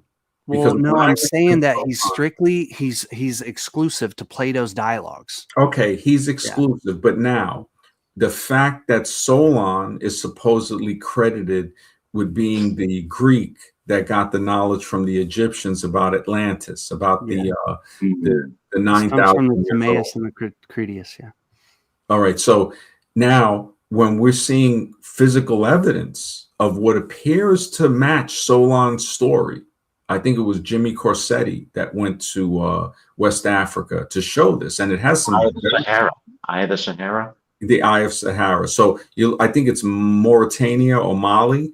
But when you look at that, what Jimmy did was phenomenal, is finding the salt deposits. And Solon, I think it was Solon that talked about the rings, within the rings. So you're looking. Yeah, that's the only thing they have for this. This is. But not only Let's that, just say we disagree. he found an ostrich I want to egg. be polite and like get to some real good meat and dense wisdom instead of talking about superfluous factoids or whatever. Well, what do you mean polite? You don't have to be polite. If you have Well, to. no, I'm saying like I think these things are wrong, right? Like the Eye of Sahara is not Atlantis just because there's like an imprint of some circles, You concentric think it circles existed, doesn't though? make it Atlantis. Oh, You okay. think it existed? Yeah, of course. Yeah. Okay. How do you know it's not the Eye of Sahara? Because it's not through the Pillar of Hercules. It's not Okay. through the Strait of What if, Gibraltar. what if now, if you have you watched Corsetti's video? No, I know about the Eye of Sahara though. I Oh, know the okay, claim. okay. I know the before- claims. Yeah, and how they before you try to make the reorient it. claim, before you make the claim, Yeah. it's like the people that wouldn't look through the telescope of Galileo and they were condemning him. You're condemning this. No, I don't. Jimmy Corsetti is not the guy who found that out. The Eye of Sahara as Atlantis theory has been a thing before Jimmy Corsetti. This is regardless of Jimmy Corsetti. He was the guy that made the video that explained it in much more depth. He Gotcha. went there. He actually went there. So the fact that he has it on video, I would say it would be good to watch that and then form an opinion about it instead of just having a preconceived notion, right? Well, it's very simple. Westward, right? Westbound to the Pillars of Hercules, right? It's very simple. It's done right there. Well, no. You have to look at what he's saying about that. Maybe the Pillars of Hercules is misinterpreted. So what people think, like many other things, like you're saying, okay, Socrates doesn't exist. Maybe the Pillars of Hercules was something different than what we think it. Well, it's not though. So like it's not. So the Pillars of Hercules aren't exclusive to Plato. No, I'm not saying they are exclusive to Plato. Everyone knows geographically, everyone in the area, right? All the historians, the Greek historians, the emperors, the warriors, everyone knows where the Pillars of Hercules are. How do we know? All right. Just like with the magicians, and you're like, well, you don't know for sure with those thousands of years. Well, I can reverse that claim on you and say, well, how do you know how to interpret the Pillars of Hercules? How do we know? Well, that's what I'm saying. Corsetti's doing his research in the physical, and you're saying, okay, you're challenging that the Pillars of Hercules, you're saying, well, that's not Atlantis according to this interpretation, right? Okay, fine. But the direction's wrong, right? One is even past. Again, you're basing this all without looking at the video. You see what I'm saying? So you're in like a world of fantasy. My claim is not dependent on the video, right? So I know where the Eye of Sahara is, and I know where west to the Pillars of Hercules is. No. If you look at his theory, did you hear what I said? You were talking through me though. Did you hear what I said? If you look at his theory, right? Well, you were laughing saying the Pillars of Hercules, right? Like, well, no. Where's that located exactly? Where's this place located? Well, the remnants of it are in the bottom of the Atlantic Ocean, hence why it's called the Atlantic, right? Mm-hmm. Yeah. Well, that's pretty big, though. Right? Is there any proof that says it's in the Atlantic? Is there any like video? The only proof we have about Atlantis, like written down. No. I'm talking about the Pillars of Hercules. Well, no, the Pillars of Hercules are the Strait of Gibraltar. This is a geographical place. Nobody's arguing that. Nobody's saying that the Pillars of Hercules is somewhere else. Okay. Yeah. So you're saying that it's Atlantis that's under the Atlantic. No, it's through them westward. And the Eye of Sahara is not. It's not through the Pillars of Hercules westward. It's south, and it isn't even westbound of it. Okay. So there's a problem directionally, right? It goes totally against what Plato's saying. Okay, now this is the thing.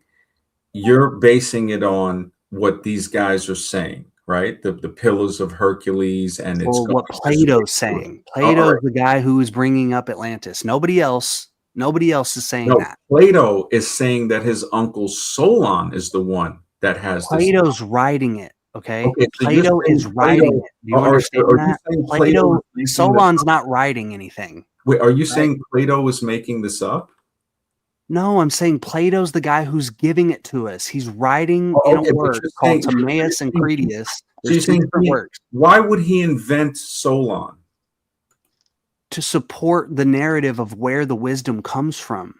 Hmm. And all of his other points. There's political points. Sense. That doesn't make sense, man.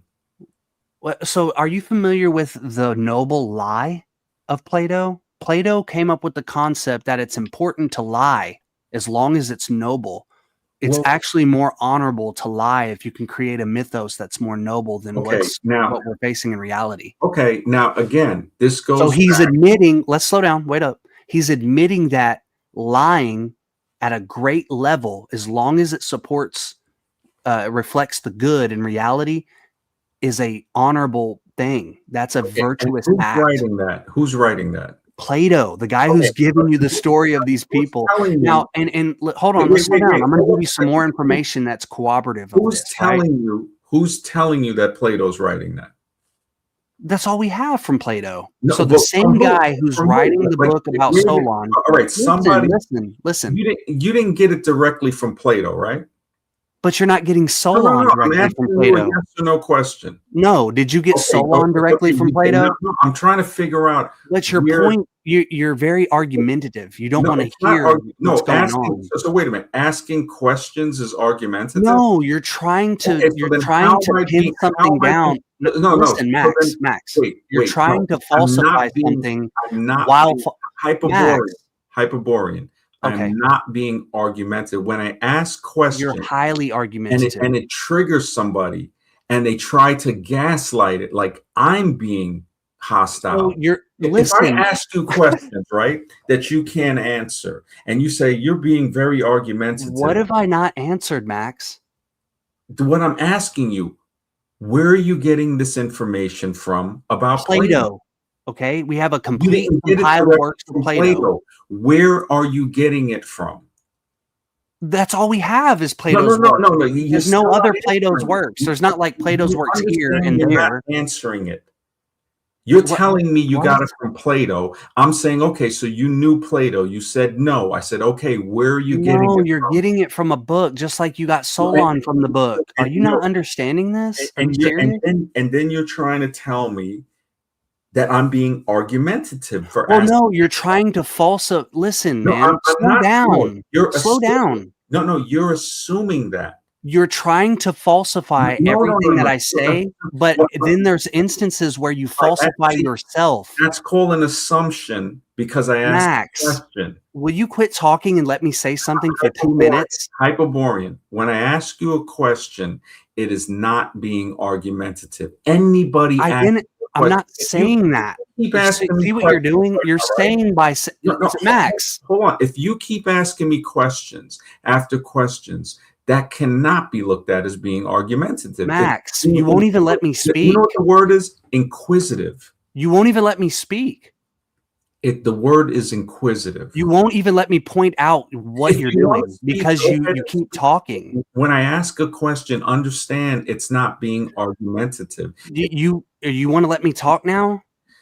You've So said that now 3 you're being times now. dismissive. You've No, said now- over no, and over now- that now because you're being- questioning. No, now you're being dismissive.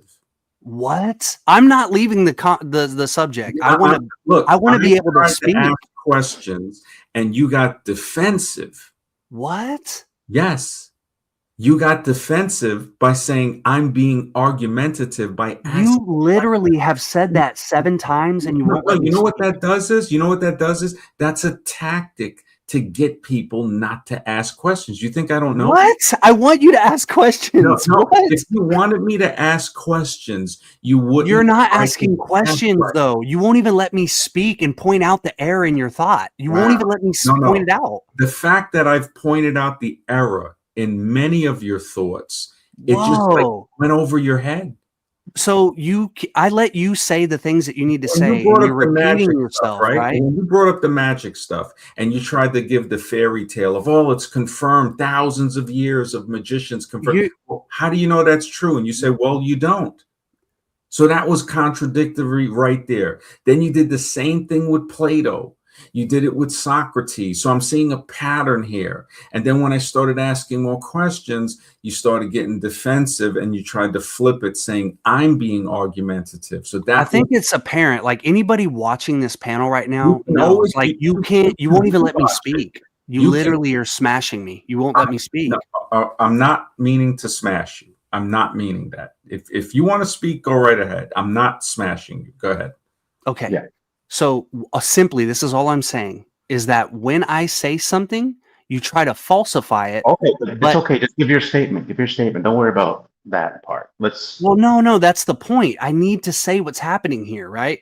I know, you- but that's. No, this is the whole We point. can- And none of you will let me speak. This is crazy. I So there understand, is but real. let's not attack each other. Let's try and I'm have not this. attacking. Yeah. I am the one who's not attacking. How is this not apparent? No, but like what is So your when I basis? bring Like, up a point about a claim, right? Mhm. This instance, the Pillars of Hercules or Solon or Aspasia, any of these people, right? He tried to falsify it by saying, well, where did you get it? Right? Did you get it from Plato himself? And the problem with that is that falsifies his own claims about where Solon is getting, well, let's say, the history of Atlantis from the Egyptians, or let's say that the Eye of Sahara could be somewhere else besides the Pillars of Hercules. It's like moving the goalpost. Instead of talking about the actual subject, it devolves into this, well, where did you get it? Right. And then because I said No, you know it why comes from the Plato only has a complete works. There's nothing Look, else. I'll tell you right now. Nobody's spoken to Plato. One, you didn't watch Corsetti's video, so you're not looking through the telescope and you're condemning Galileo metaphorically in an analogy way. Another thing is you're not acknowledging that the Pillars of Hercules could be theoretically in different areas. Now, this you can look up for yourself. And I've known this because I've studied this back in the 90s. Now, theories do suggest locations in the Aegean or the Ionian Seas, the Sicilian Channel, or simply representing mythological rather than a fixed boundary.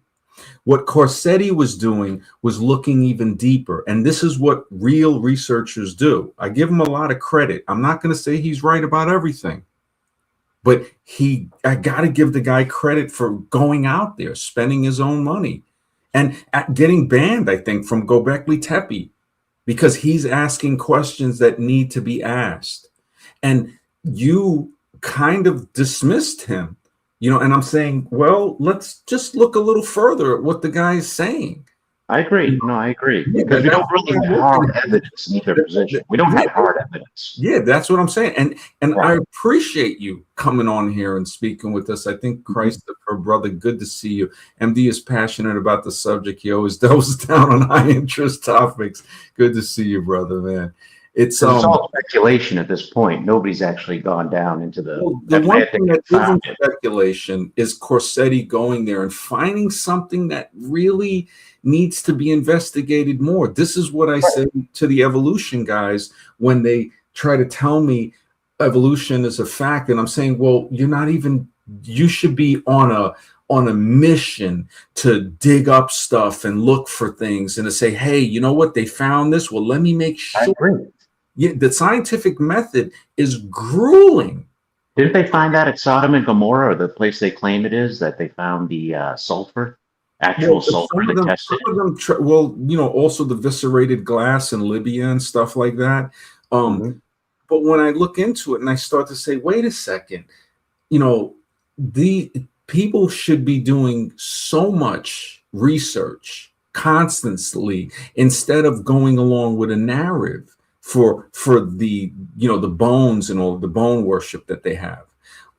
These ancient civilizations and these clues to it are so important, like with Libya, with the bombing of Libya, right? And these other wars that are meant to cover up what it seems to be these ancient artifacts and these ancient sites. The Iraq war, the ziggurat, they immediately put the military there.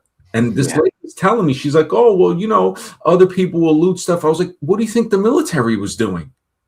And then after they've looted their stuff, they let a few guys go in there and chip up some idols, and they film that. And they said, you see why we gotta shut this site down?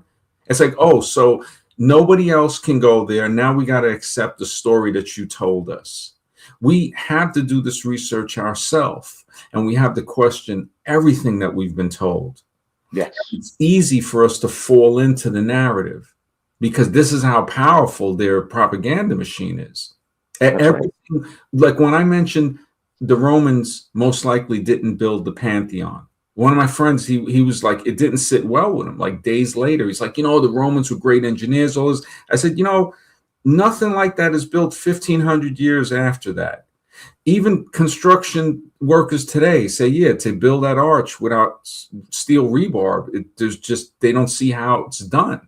So the Egyptians can build. They said the same thing about them too. That the Egyptians didn't build that pyramid. That might have been happened before. I've heard some theories on that.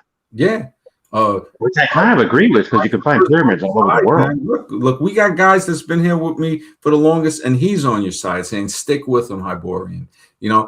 And it just, I'm looking at it like, for us to really like break away from what we know and to say it's the only way to find out more, to say, okay, what I've been told has to grow forward.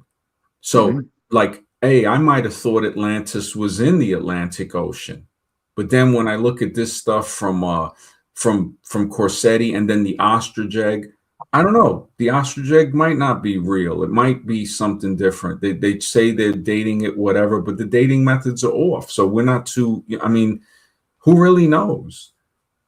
This is why I named the stream. How much do we really know? Because that's the perfect name for the topic, to say, well, wait a second, man. Is this really true?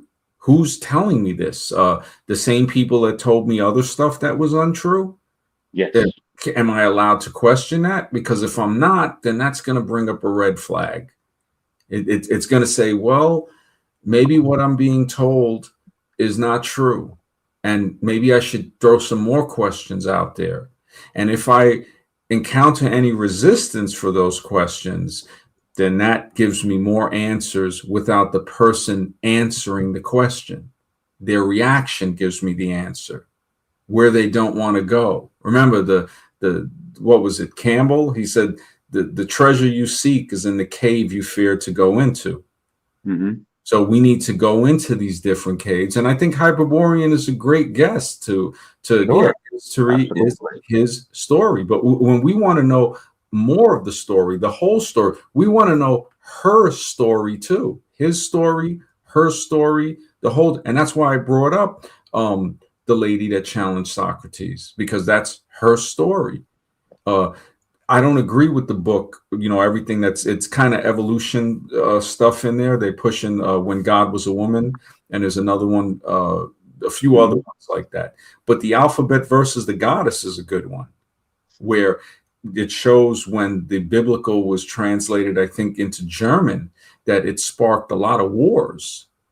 So it's kind of like, again, what I was saying, what Russell Means was saying. If we go to the patriarchy, if we go too far into that, it imbalances us to a point where we lose our bearing. And it's important to gain back our bearing instead of going forward saying, I know, and saying, well, maybe I don't. I mean, I'm one of the few people that have openly said, look, I'm smart enough to know I'm stupid. I don't hear too many people saying that. Yeah. So maybe they're where I go back to, where I'm not smart enough to know I'm stupid. And that's where I make a lot of mistakes. But here's the thing. Why would human beings be covering up these ancient sites? Why would just regular human beings feel the need to do that? What if it's coming from some other beings on another level saying, cover this up. Don't let it expose. It could be. Or when I look at what seems to be the Sphinx was covered up with sand, you can see the photos of them having to dig it out. Now, maybe they're doctored photos from the 1800s. Who knows? But then you look at the Olmecs in Mexico, some stuff covered and buried. Göbekli Tepe had to be dug up. Is it that they covered these things because they knew some type of flood was coming, or a catastrophe? Maybe not a flood, because the evolutionists will immediately call me religious if I say that. I think that there's a successive amounts of flood. Randall Carson, he does great work on the Missoula floods and the scablands of Washington and stuff, showing that there has been serious water movement through there. So he does some really good work too. I wouldn't say it's just similar to Corsetti, but it's in conjunction with it. And the thing with Corsetti's work with the Eye of the Sahara is that it has those salt deposits, showing that seemingly that must have been deposited by ocean water. So now you're saying, wait a minute, that's like pretty much inland on Western Africa. So something might have triggered something that flooded that area, and when the water was receded, left those salt deposits. Oh yeah, plenty of evidence for the flood. Plenty of evidence. Yeah, what could that be? So I mean, that I'm surprised researchers haven't jumped on that. The fact that they can't dive off the coast of like Egypt and all throughout those areas. I mean, that whole area should be looked into. There's a theory that says that the bombing of Libya was to cover up the fact that Gaddafi might have tapped into an ancient Nubian aquifer. And I was looking into that a while ago. And I was like, wow, that's something they don't want to know, because they definitely there's water underneath the pyramids. You've seen that, right? Those videos. Well, yeah, but now that seems to stretch all the way across over to where the so-called Atlantis was, or the Jimmy Corsetti Atlantis. So when you're looking at that, now you start to say, well, wait a minute. I wonder if it was fresh water, or maybe it was fresh. I think it was fresh.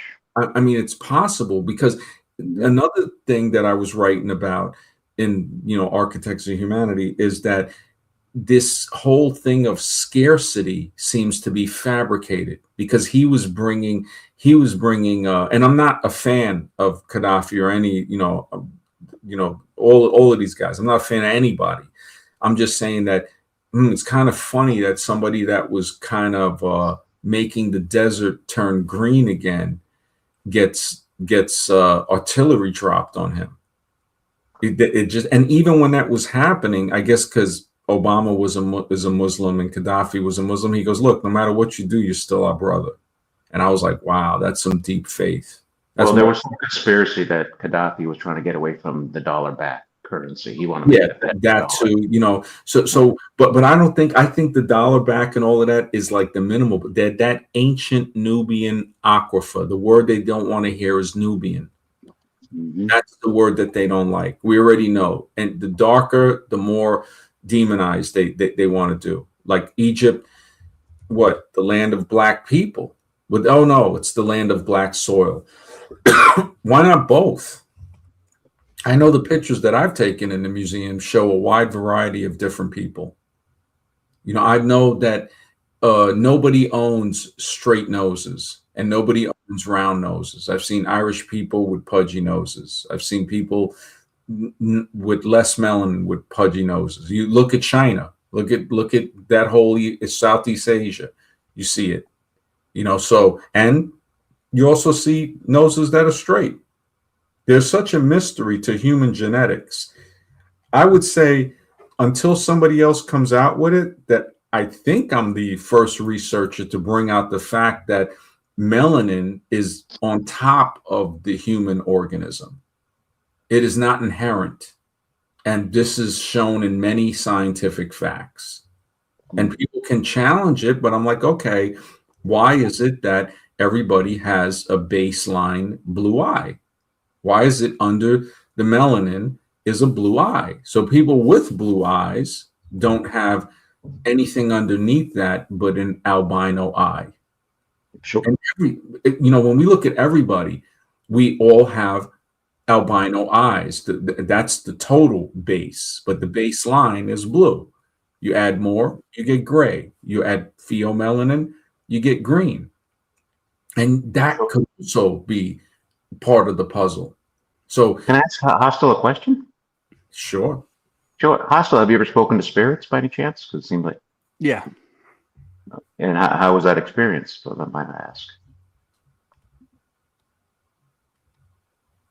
Hello? I'm sorry, I had it was muted for a second. What was your question? Well, how was that experience, if I may ask, communicating with the spirits? Like, what was it? Yeah, I don't want to interrupt Max. Max seems No, like go ahead, please, man. I want to hear it too. yeah. So it's far out to say the least.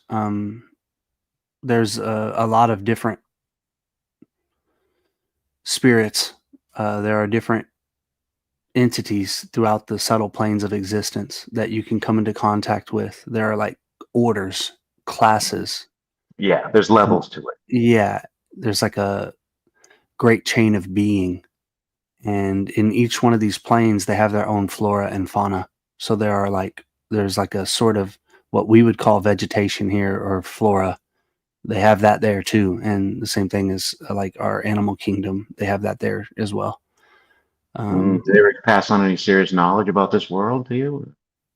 Not about this world. No, it's always about outside of it. It's like they're concerned with making the person, not necessarily making, but helping or aiding the individual on Earth ascend the great chain of being. So usually it's to do with what's next, right?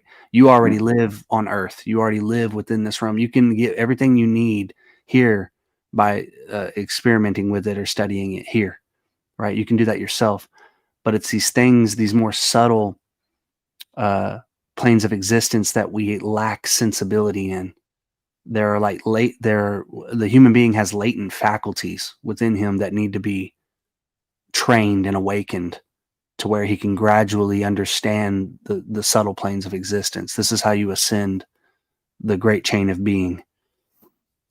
So like immediately after the physical body would be the ether body. You start to learn about things like growth, decay, life, death, these things. That's like the gate. And then beyond that, well, that's split into different categories as well. So there would be like the chemical, the metabolic. You're learning about why things seem like why entropy behaves the way it does and negentropy behaves the way it does. There are like arrangements of chemicals, chemical reactions. And it's not like when I say you start to realize how they behave, it's not like studying the periodic table of elements or something. You're not like a chemist, but you're starting to look at the deeper meaning behind why chemicals react and why there's certain phases or transitions that occur when matter grows and decays. Alchemy helps with understanding these processes heavily. So like in conjunction with studying these things and communicating with the spirits, you get like the best way I can describe it is you have these astral experiences. It's you're not seeing these things with the physical eyeball, but you're having like daydreams, like a trance. You're in a trance state, and you have these like the best way I can explain it is like a daydream. Would you say it's out of body, like astral Yeah, projection? absolutely. Yeah. You actually feel out of body. Sometimes you can witness the body from outside. Right. Yeah. It deals with astral projection. That's a part of the training. You have to gradually get to the point to where you can astral project and understand how to hold that, how to maintain an astral projection. And you can go all around the world, even around the moon if you wanted to. Yeah. There's the idea that you can like go to the surface of the other planes or planets. Hostile Hyperborean, is it okay if I can ask you a question? Yeah. Go ahead. You're there, hostile. Sometimes the voice kept. Yeah. Okay. For astral travel, I've heard that the thing like when in the astral body, it can phase through objects, and even if the surface of the sun is also very hot, the physical body will get burnt, but the astral body can phase through it without harm. That's also true, right? Hostile Hyperborean. Yes. Yeah. So like the there's a scientific explanation for why this happens in certain mystery traditions like theosophy and anthroposophy, Rosicrucianism. They try to explain why this happens. I'm not really concerned with that, but if you want to hear that, I'll give you their explanations. They basically say that like you're vibrating, right? The human being is like a multifaceted being, and it exists on the entire spectrum of light, the electromagnetic spectrum. Now, we only are attuned or awake to a certain portion of that spectrum. The ether body exists higher up. It's vibrating at a more frequent way. It has a higher frequency. The rates of the rate of vibration is more frequent. So the higher you go up, this deals with like radiation. They say, there are, they give you, I wish I could show you diagrams of this stuff. If you just wanted to look up like Rosicrucian, you could type in like Rosicrucian electromagnetic spectrum or something like that, and it'll probably give you an image of what I'm describing. But, on one end of the spectrum, you have like X-ray, ultraviolet. These bodies, you can tap into them, and you could basically be resonating with a certain frequency of another plane of existence. You could say the sun is a plane. So they teach it. It's mystery traditions base their cosmology off of medieval cosmology, which was like Kabbalistic. Varun, I don't know if you're familiar with Kabbalah, but they try to No. Go ahead. they try to separate planes into they use the planets. It's a common conception that the 7 planets are used, and the 7 planets in an order are in their correct order are this. It goes Moon, Mercury, Venus, Sun, Mars, Jupiter, and Saturn. These are the planes of existence. And when you're practicing astral projection, especially to transcend the great chain of being, you're going through these planets in that order gradually. So the sun, you eventually reach the sun, and you'll notice that it's like more light. It's more light weight in terms of weight. You seem more subtle and more subtle as you transcend this great chain of being. At that stage, you're not even really sensing temperature per se. Instead, temperature is translated into things like feeling. Like, how people say they're happy or cozy, they'll say words like, I feel warm inside or something, right? We associate, or like when somebody's distant and being cold towards another person, right? We're not talking about temperature, but we're talking about feelings that correlate or they're analogous to certain temperatures. So you're not going to burn up when you go to the sun in the astral body, but you will experience feelings that are analogous to certain temperatures.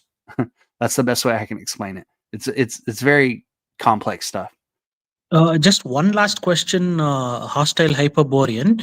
Have you heard of energy meridians? The Chinese use acupuncture needles, and they can Yes. test by taking your pulse into consideration where the energy is blocked. Like the heart meridian and the gallbladder meridian, they're connected.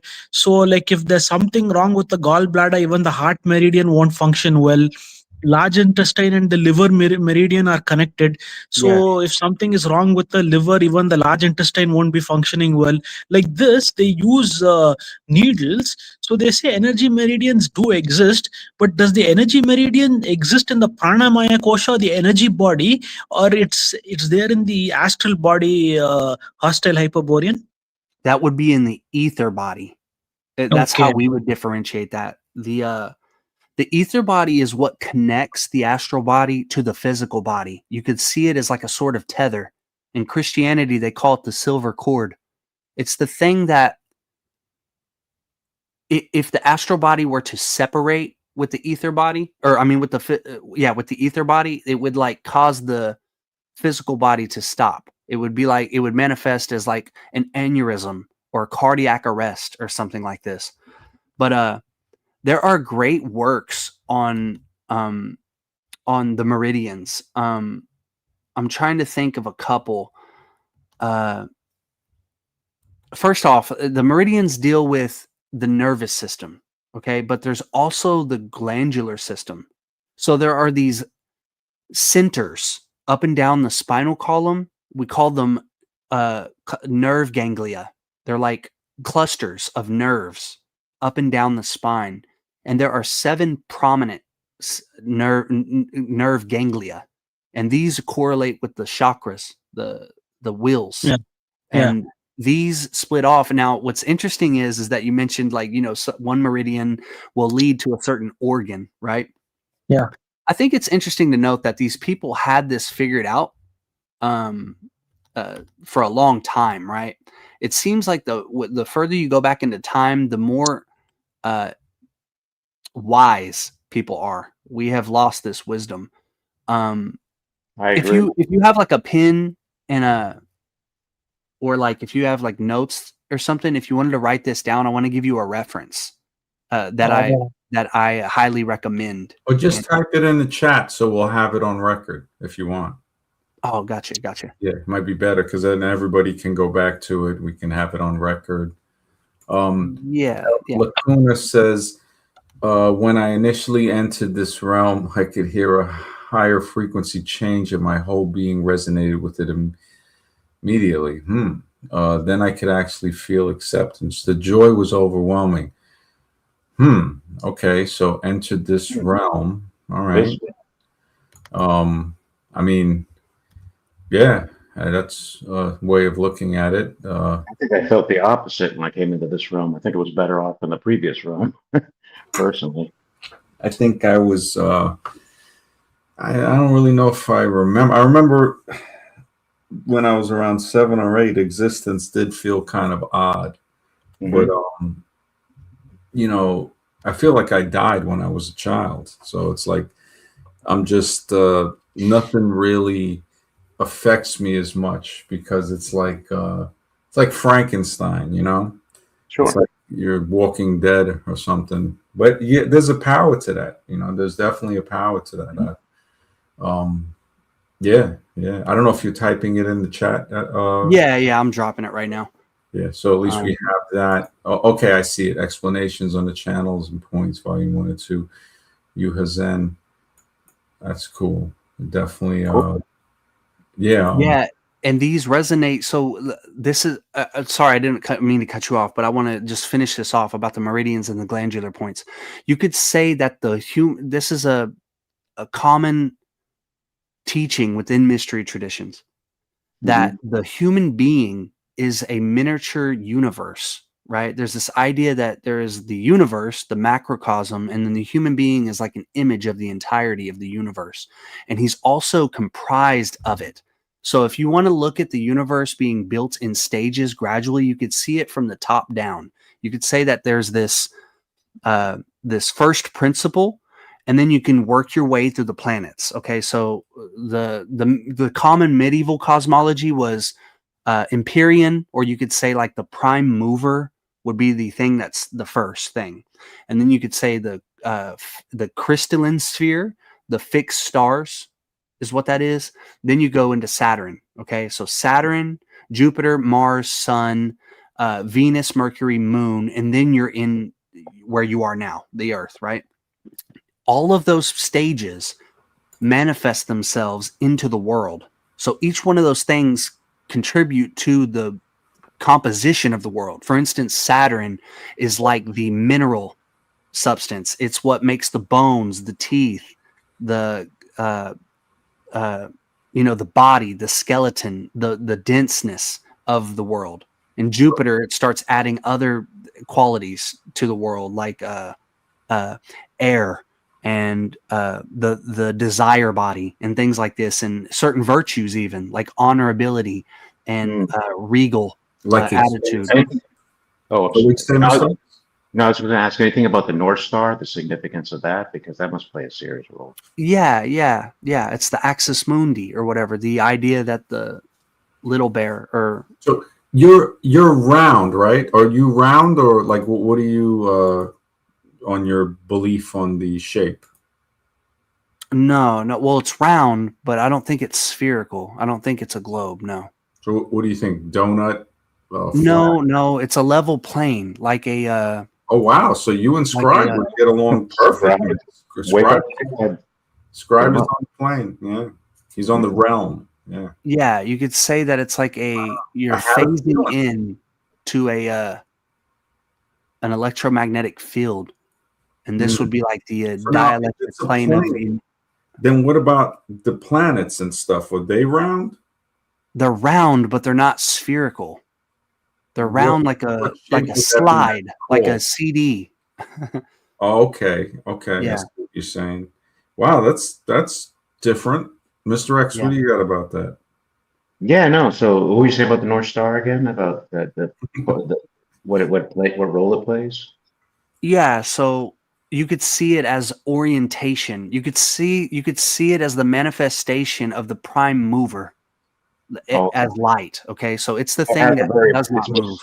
it's a most important part Yeah, of the it's the whole thing thing. that gives you your sense of balance and orientation. Like there's this sense that human beings have. They know when they're being hung upside down. If you put a blindfold on me and you Mhm. hang me from my feet, I understand and I can feel my orientation. If I'm on my side, I know that my what ear is facing the ground or whatever, right? And that points to the true magnetic north, right? The North Star. Well, vertically, right? Very, Like okay. yeah. Oh, the compass only works horizontally on the parallel, not the perpendicular, Okay. right? So like if I hold a compass like vertically, it won't work, but I have to lay that compass parallel with the surface. So it's not really the North Star, right? The North Star, it's alluding to it, but the compass doesn't actually pull towards the North Star in the sky, right?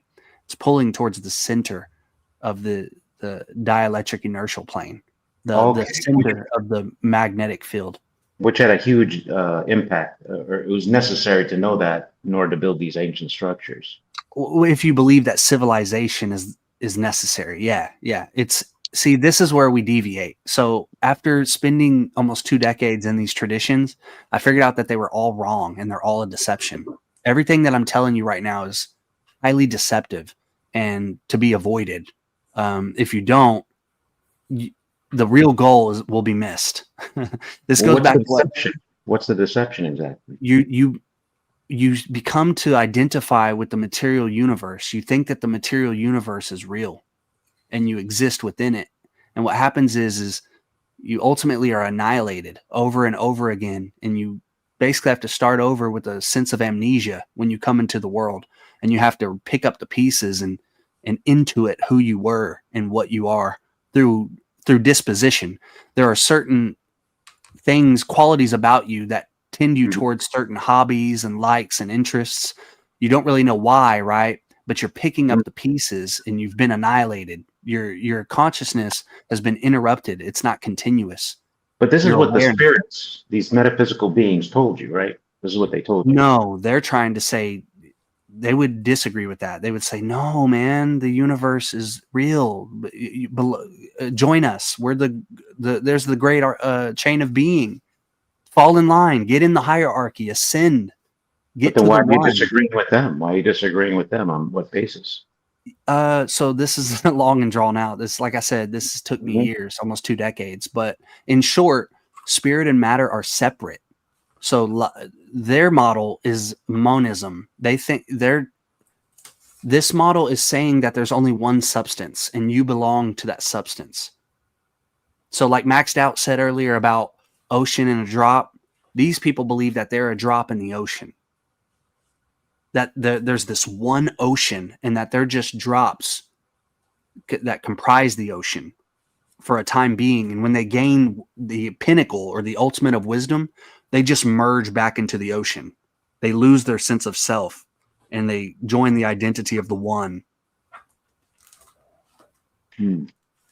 So if you believe in an individuality, if you believe that you are truly an individual, that is not the route to take, or else you will destroy your individuality or give it up.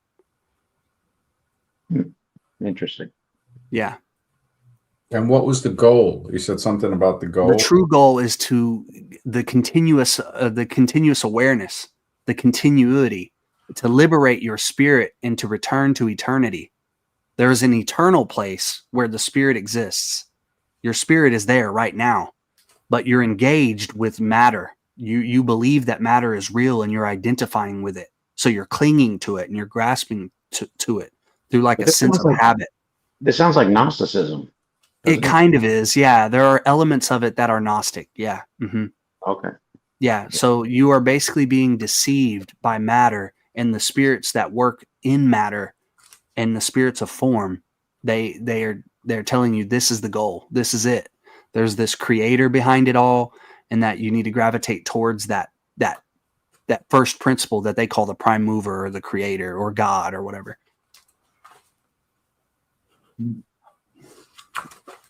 Yeah, that's deep, man. I mean, so basically, Christopher says the Black Pyramid in Antarctica regarding the compass needle. Hmm. How do you feel about Antarctica? Yeah. So they don't want you going. The world is oriented towards the center, right? Because the center, it ultimately leads to orientation within the material cosmos. The outside is disorienting, right? It's something that is like off limits to the spirit. Not only like legally, right, through like the Antarctic Treaty, but like spiritually and physically. It's cold. It's the coldest place in the world. It's inhabitable, basically. So yeah, it's not meant to be sought after. Now, whether or not the Black Pyramid is real, like whether those photos of the Black Pyramid are real, I don't know. If they are, I would say that they're probably, and I don't buy this, right? I don't buy that they're real. But if they were, if there are structures in Antarctica, they would be members of this spiritual class that want to return or leave the material universe.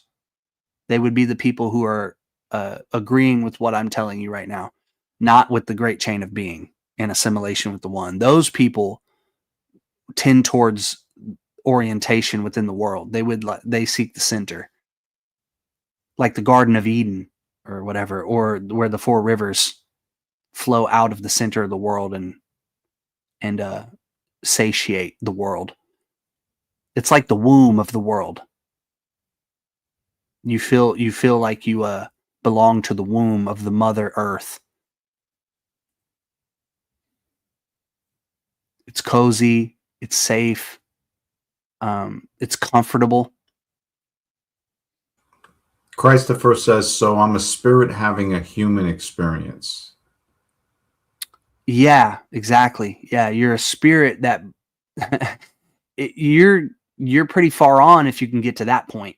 Most people are having a human experience and don't even know they're a spirit. They can't even differentiate between the two. So most normal people think they're just a body. They think that they're just a human being with a body. They don't go diving and trying to search and differentiate it into different parts. So if you're at that point, then yeah, you're like further on down the road, and I'd agree with that. That yeah, you're a spirit having a human experience, and What if that we're human ni- experience is a trap. It's an enchainment. What if we're neither one? So the spirit is awareness. I would say that you can't deny the awareness. That's the one thing that you cannot get No, rid but of. what if there's something else? So you're just playing on two options, right? Yeah, there's a dualism. Yeah. So what if there's a third option? Yeah, I don't think there is. I don't think there is. Why not? Because you are a one, right? There are the many, but your awareness is not split into like 3 options, 4 options, or 2 options. The only thing that truly exists is your awareness. So like even if there was a third option or a fourth option, those don't apply. You are the spirit or the awareness. That's it. That's all that you exist as. I pose these questions to Scribe. I'm like, how do we know that's true? How do we know we exist? Like, Yeah, you can.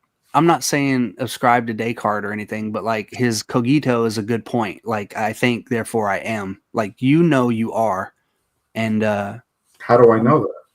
if you don't, I mean, I can't help you, right? Well, like, if you can't come to the helping me, it's I'm not looking for you to help me. I'm looking. Well, yeah. I'm Okay. saying I can't aid you in that realization. But we Okay, have to why accept that wouldn't, we exist. We have to accept that. Well, because Max is right though. You don't. There are people who will emphatically deny that they exist and that the consciousness is that's- nothing. Yeah. I can't. There's no way because you're here. You're talking. Well, you're here. You're here in some form, but you're here. Yeah. Some people believe it's an emergent phenomena, that it's accidental, and that once they're, live their 70, 80 years, they go into a nothingness or whatever. I wrote that in the book. I said my existence might be a mistake that that consciousness allows me to witness. Yeah, there are people who believe that. Yeah, it's just a thought. I mean, well, it's still existence. It's still you're still in so that's where I start.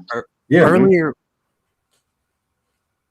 Earlier in the conversation, when I was bringing up pre-Socratics, right? I was trying to get to Parmenides. Parmenides has the most profound philosophical claim throughout all philosophy that we have. I think that you can, the philosophy that we have available to us. Mm-hmm. His claim is that the only thing that exists and is true is being. Right? There is no such thing as non-existence. Yes. You cannot, if you are experiencing something right now, me and you, we're, probably at a laptop or at a phone. That sounds like the Bhagavad Gita what Azarun was talking about, where it said, isn't there a quote that says, never was there a time where we didn't exist, and never will there be a time. Yes, the Bhagavad Gita corroborates this. The Vedas corroborate this. He's our scholar, man. Dvaita, Veda, Vedanta, all these philosophies, they hold true to that Parmenidean claim. So the idea here is this. Guys were before Parmenides. What was the quote, Azarun? Never was a time where we didn't exist? Yeah, I have to refer to the Bhagavad Gita. I gotta look it up. I thought you knew it from. I don't have it right now. So it's in there. I'll refer to it and tell you. No, I remember it. It's something like that. No, it's in there. Yeah, I'm just going through some papers for tomorrow. I just got to organize it. But yeah, you guys are having this is a deep conversation, man. Scribe, I think Scribe, I don't know. I think he's probably with his girlfriend, but yeah, because he hopped off a little while ago. He would have, because he's kind of on the same plane realm type of thing. I mean, I'm not sure. I think X is on the round. I think it's round. I just don't think it's worth debating, to be honest with you. It's not. You're right. It's a distraction from the true goal. Absolutely. Yeah. It's not going to get us so much more to consciousness itself is more to kind of think. I mean, to know that, okay, we're not going to be here. And that gives everything so much more flavor and love. Yes. Like, man, but you can go a step further with the Parmenidean claim. You can actually confirm this, right? We don't need to guess. This is one of those philosophical points that I was trying. What were you saying? How can we confirm that with the Yeah. So what I was mentioning earlier about your claim about it's better to say, nothing, essentially, right? That's why it's called Socrates retarded. No, I'm not saying it's better. I'm just saying that that's a possibility. Yeah, it is. It absolutely. The Mount Meru thing, with the, I think I had it, I know it's from some Hindu stuff. Yeah, it is from Hindu stuff. Yeah, it's, let me see if I got it, because I had typed in the Judas paradox. That was a good one. Mount Meru, right? The sacred mythical, axis mundi, Hindu Buddhist giant cosmology. Revered as the golden, 84,000 year Yohani high center of the universe, where the gods reside, going to, you have these kings that, one king in like 10,000 years achieves this king of kings and marks his name there. And then he's like, man, where do I write my name? Okay, there's the mountain, and there's names all over it. And he's like, well, I can't, there's no room. And he's like, yeah, no, it's all right. He goes, just erase one of the names and write your name. And he's like, what do you mean? He goes, then somebody else can basically do the same thing. And, so what's the meaning of all of this then? And it's like nothing, man. It just, Hindus, I got to hand it to them, man. They're like, look, nothing gets better with time. They are the ultimate doomers. I mean, and it might just be the truth, because when I study science and I'm like, okay, it took me years because I'm a slow learner. And I was like, wait a minute. So the electromagnetism, gravity, and then the weak force and the strong force. But you're telling me the weak force is stronger than the strong force. And I was like, what? I don't get that. But a martial arts teacher told me, he said, yeah, he goes, strength can contain weakness like a pool contains water. But eventually that strength will wear down. And if it doesn't, the water will evaporate. The weakness always wins. Entropy always wins. You would think that strength is stronger than weakness. But actually, when you look at it through the lens of truth, you say, no, weakness is actually the winner. And that's some deep stuff when I think about it. So, in other words, nothing gets better with time. And that's what makes it beautiful, because the things have a cycle. When I was telling a lady today about, when Azraroon was telling me about, it makes no sense to think time runs in a linear fashion. It must run forward or backwards or sideways in a cyclic fashion. So say like going forward with loops. And I remember thinking about this years ago when I was saying, okay, if you can figure out how big the loop is, you can catch the point when it loops. And that might be a way to repeat that loop, which is a form of time travel, but not time travel as we know, going backward and forward on a straight line, because time most likely doesn't work that way. So it's very odd. I mean, when you think about it, existence is itself odd. It's like, what is time? It's like it gets deep, man. It gets deep. This is a deep conversation. It's a good conversation, though. It has to be had. We should do it while we're living, while we're breathing, and have these conversations before we find out the truth. Yeah. I tell you, the Mount Meru thing, that really, I mean, it's hilarious, because this guy spends his time being, the best, the king of kings and all of that stuff. And then finally he goes there and it's like, yeah, I'm here, man. I'm ready to write my name on that mountain, and it's like, you got like this thing that's fully filled. And if you just think of infinity, it's like, yeah, what was that saying? The universe isn't as weird as you can imagine. It's weirder than you can imagine. So why, with infinity, everything you can think of is true. And then everything that you can't think of is also existing. So you can't even fathom it. It's like a dragon is more easy to imagine than an elephant. Like, wait a minute, this thing has a nose, a trunk that go, gigantic ears, and a rhinoceros, a hippo. A dragon seems much more realistic than those things. But we see that the elephant exists. We see that the rhinoceros exists. This is again, truth being stranger than fiction. I did have. Oh, sorry. No, go ahead. No, I did, because hostile. Do you ever think that it's possible that if you were to ask you to project, because you're going into let's just say hypothetically, it's a timeless era, that you could go and do that, but would it be possible to spend some place in another realm that feels like many years, like say 100 years before you come back to your body? Yeah, that can happen. It does happen that way. Oh, it does happen that way. Yeah. That's what I'll be afraid of, isn't it? Like, what if it's a miserable life that you have to live in? Well, it's not felt like 100 years, like in 100 years of time here in the world, right? Instead, the sensation is as if you experienced 100 years worth of time in minutes, right? No, physically here on Earth you would, but in that spiritual realm, in your out of body state, it No, I would feel understand. like a long time. You see what I'm No, saying? no, I understand. I'm saying that's not how it works. Okay. It feels like 100 years, right? But it's Mhm. not. It's something that happens really quickly. But you come back with the sensation. You're left with this residue, this feeling, or this intuitional residue that this was actually hundreds of years. So it worth of feels like time. 100 years. Yeah. Yeah, but no, it's not like terrifying in the sense that you're actually going to have to live out another lifetime and be lost. And no, Why not? it happens quickly. You come back in minutes. But then, You don't wait, separate from the conception of the 30 minutes that you spent how does it there. feel like 100 years, but then doesn't feel like 100 years? So it's one or the other. Well, no. It feels like 100 years. You don't spend 100 Earth years there. They're different So things. it feels like 100 years, though. But you It like Mr. feels Rex like said, it, right? There's a difference between feeling like 100 years and actually living 100 years on Earth, right? yeah, Can but we the feeling. agree with that? Of course. I'm just saying mentally, the physical Yeah. spirit body is going through something in 100 years. That's all I'm saying. Yeah, that's how it is, exactly.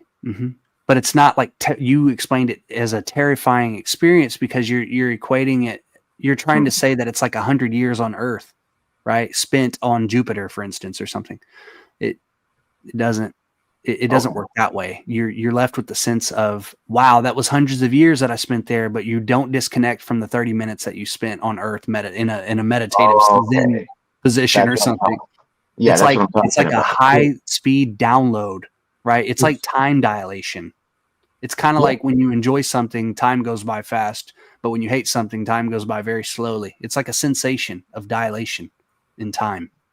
But you still have a connection to Earth. That's the thing. You still have Yep. this earthly You're connection. grounded here. Exactly. Yeah. Okay, I guess I'm talking about non-earthly connection.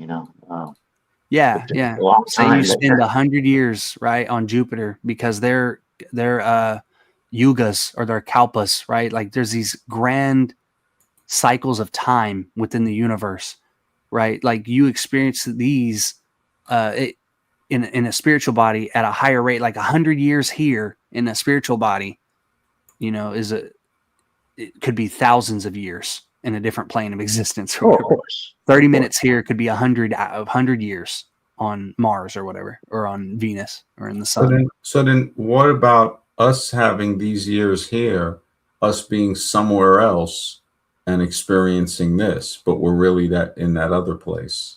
Good question.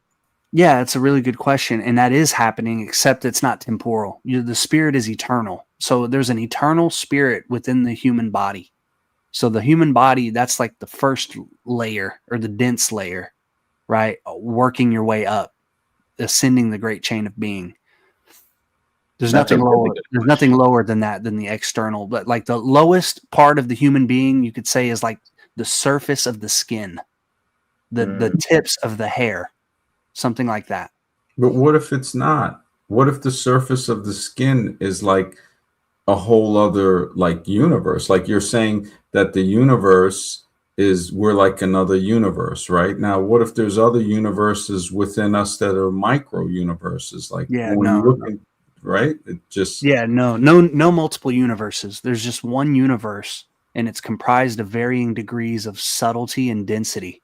That's it. It's like a one substrate, and it's matter. All of it's matter: light, cosmic rays, X-rays, ultraviolet.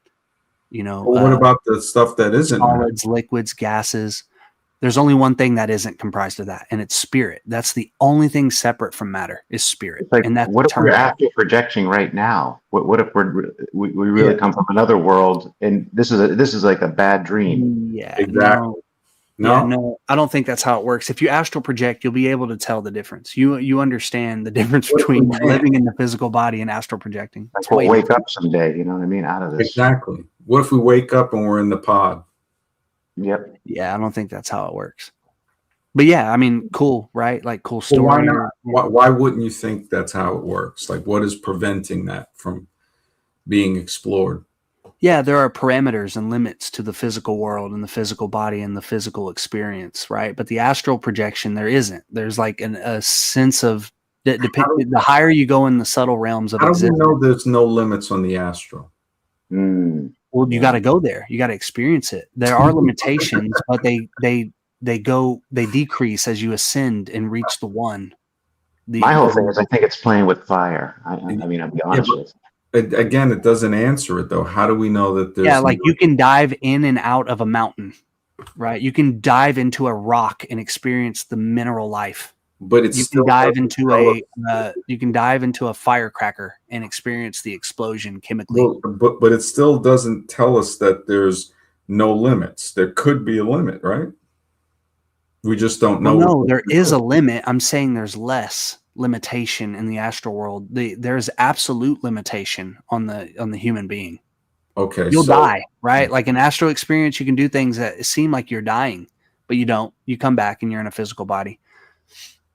I mean, so there is limits in the astral world too. Then. Yeah, but as you ascend, those restrictions become less and less and less and less. And you're saying, it's like, wouldn't there be something beyond the astral world too? The spirit, yeah. Okay, now wouldn't there be something beyond the spirit? No, that's eternal. Or why not? Because that is the only substrate that exists eternally. How do we know? Yeah, so let's back it up to Parmenides. I never got to finish that, right? No, we don't need Parmenides. We could just... No, we have to, though. That's the whole point. That's how you get there. You want to know how to get there, right? Parmenides could be wrong. So let's keep it... Well, he's not. That's why I'm bringing him up. No, our mind is better than Parmenides. So Parmenides was a mind, right? And he had an idea that I wanted to share with you. Our mind. Because what we're doing here is this is what I'm talking about. You do this thing where you won't let me speak. Yeah, it's really strange. Hey, your name is Hostile Hyperborean, so you're the one that's got the hostile in the name, man. I'm just trying to speak, right? My whole thing is I'd be scared because you could get, I don't know, you're playing with fire. I know you say you have all the rules, but I don't know, man. That's some. I just told you earlier that this is a deception. Don't do it. It's wrong.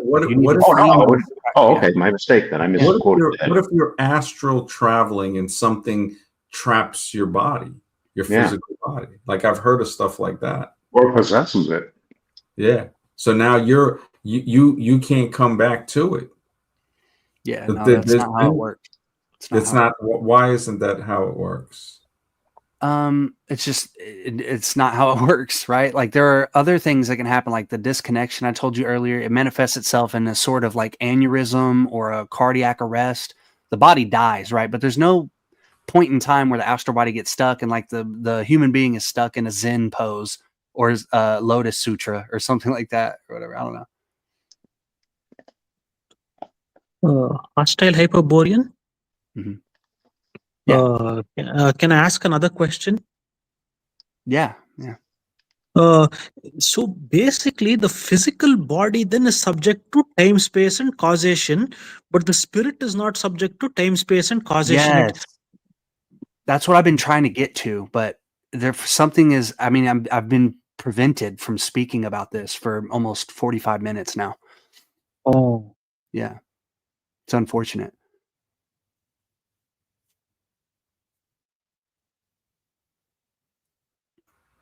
Well, go ahead.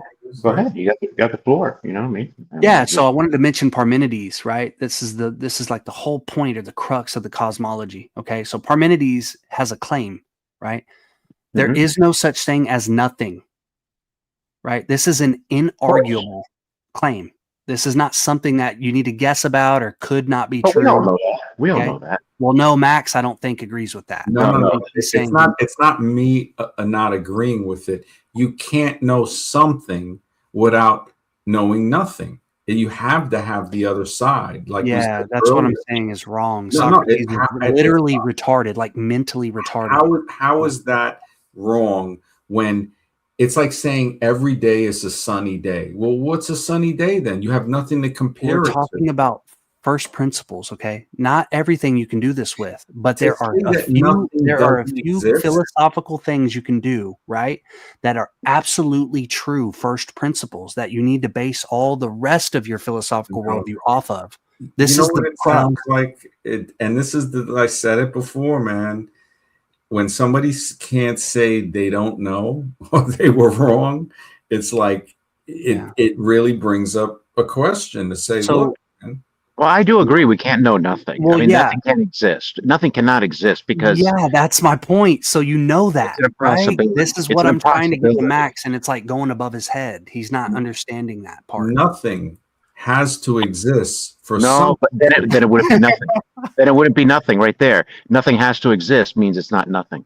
It can't Yeah, exist. Exactly. It cannot This is exist. you pin yourself into a actual true first principle. This is It what exists. Parmenides did, and nobody argued that. After Parmenides, nobody argued that.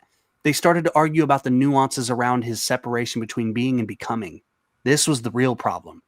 But everyone had to accept from that first principle. It's absurd to claim that if you live in a world of something, beingness, that it comes from nothing. If you have nothing to begin with, you can't get something from it. Right? The great nothing is the There is no nothing. contrast to something.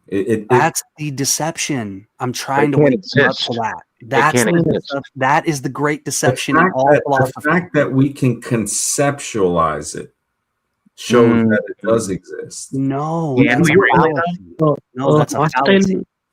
Hostile Hyperborean. I can ask MD? Can I ask him a question, or do you want to talk? Sure. Go right ahead. Yeah. Yeah, does nothing.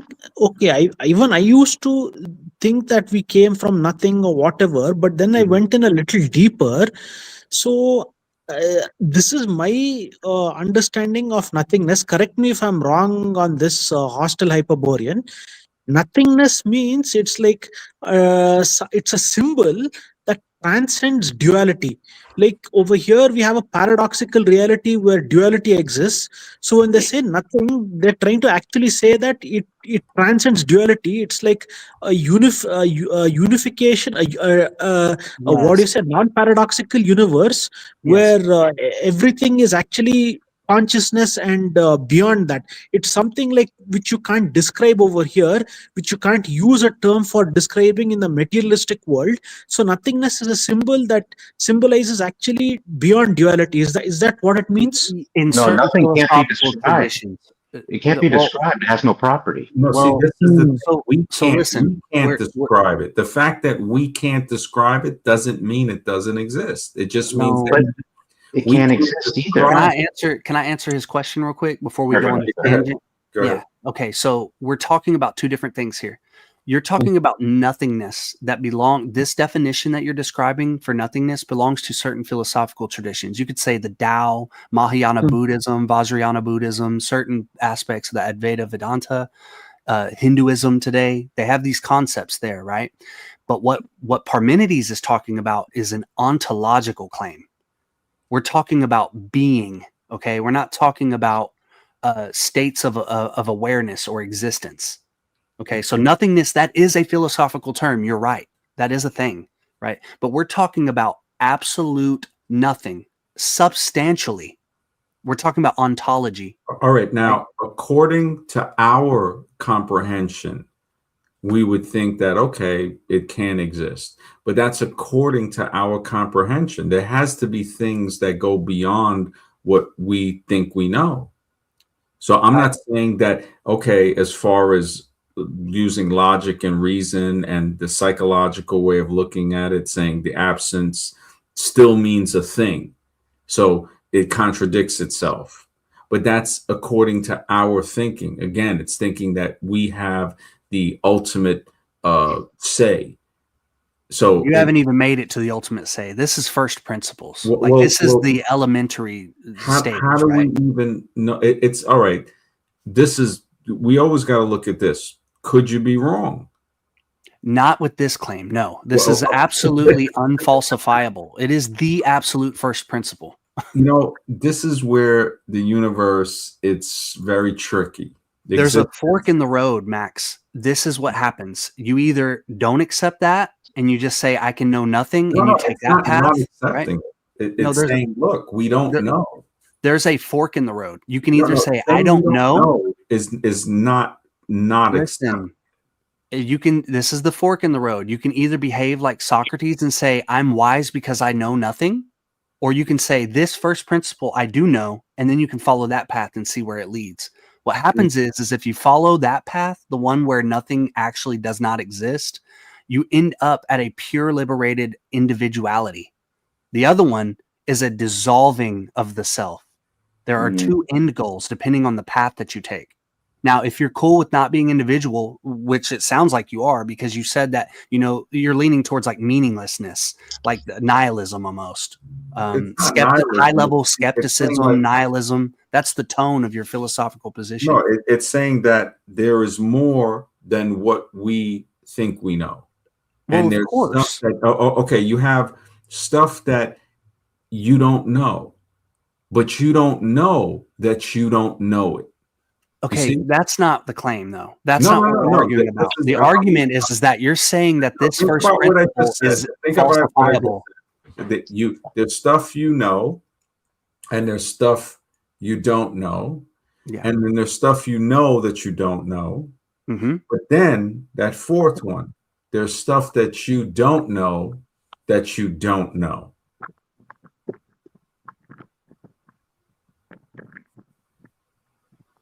It gets pretty deep. Well, no, yeah, it does, right? I'm not disagreeing with that. You're trying to falsify the claim that nothing doesn't exist. I'm saying that is wrong. There are certain parts of philosophy, especially in metaphysics, that are irreducible, unfalsifiable, absolutely true, knowable first principles. Do you This think is one of them. that there's other? I'm giving you one of them, right? You're like getting handed it free. Well, do you think that there's other beings that could explain this to you in a different way to where you would understand it? It's an absolute impossibility. There's no other being that needs to try to explain it, right? According to what we know right now. Like, it's kind of like saying that we know everything.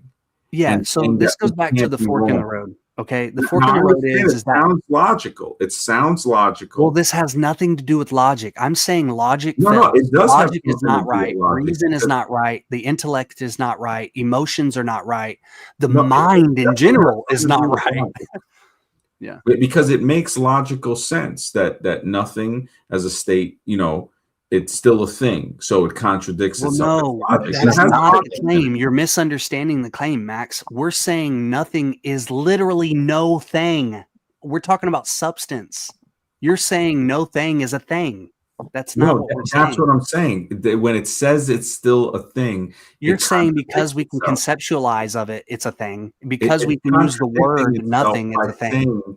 No thing, but as a state of absence, right? Is still a thing, and that's the contradiction. The point here is, can I say something? If we can conceptualize it, then it's a thought. So it is something. There you go.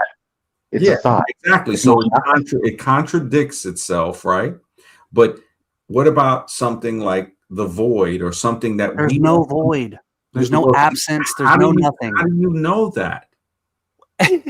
I'm telling you how it works, and you're just not getting it, right? There's the two. Listen. What I'm saying is there has to be things that we don't know. We agree with that. We agree that there's things we don't know. We can't know everything. Now, the concept of something, right? And I understand the philosophical look at this, but you're saying you can know nothing. That's what your real claim is. No, I'm not saying you can know nothing. I'm saying that we don't know. We won't know that nothing exists. What can we know then? Okay, tell me what can we know. If you're not saying we can't know nothing, then what can we know, Max? Well, I'm just saying that's something that to consider. To say there are things. Of course, I've considered it.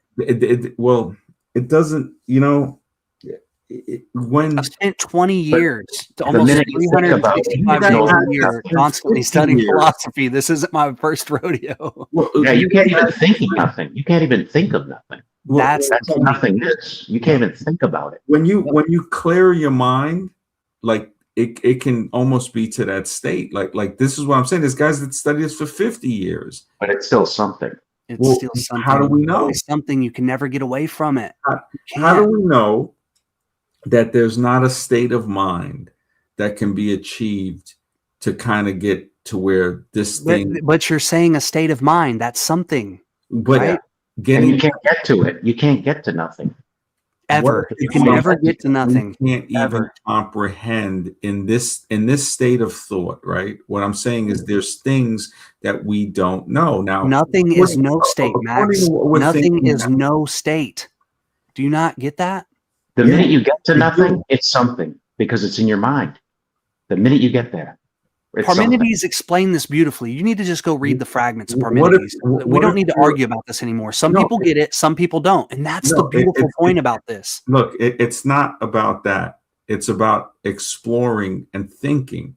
You're at a point where that's what you believe. Fine, and it has a logic to it. But then there's something that goes beyond that. Okay. That's Okay, the metaphysical. And you're saying that doesn't exist. There's something that you're saying that basically that we know everything. You're saying No. nothing exists. Cool. No, That's a we- position. You can have that, right? I'm not arguing with that. I'm You not can saying have that. position. I'm saying that we don't know everything. I'm That's not what saying we do. I'm not saying we know everything. Well, to say that it couldn't be something more than this is saying that we know. So this goes back around to what I'm saying. You're saying it's falsifiable. I'm saying it's not. I'm not saying It's not falsifiable. I'm saying that there's It's other- literally impossible, Max, that- but you cannot get that. according to our current state of thinking. There's no, it doesn't matter about where you go in the future or where you go in the past or where you are right now. No, I'm not talking Nothing about us. will I'm not never talking- exist. I'm not talking about us going in the future and understanding it. I'm saying, just like you said, with our mind, it's you can't like logically it Okay, can't let's leave it exist. at this. You disagree with it, right? Okay, No, but I there don't. are other people out I there don't- like I Mr. don't- X. That's the who- misconception. I'm not Well, disagreeing with it.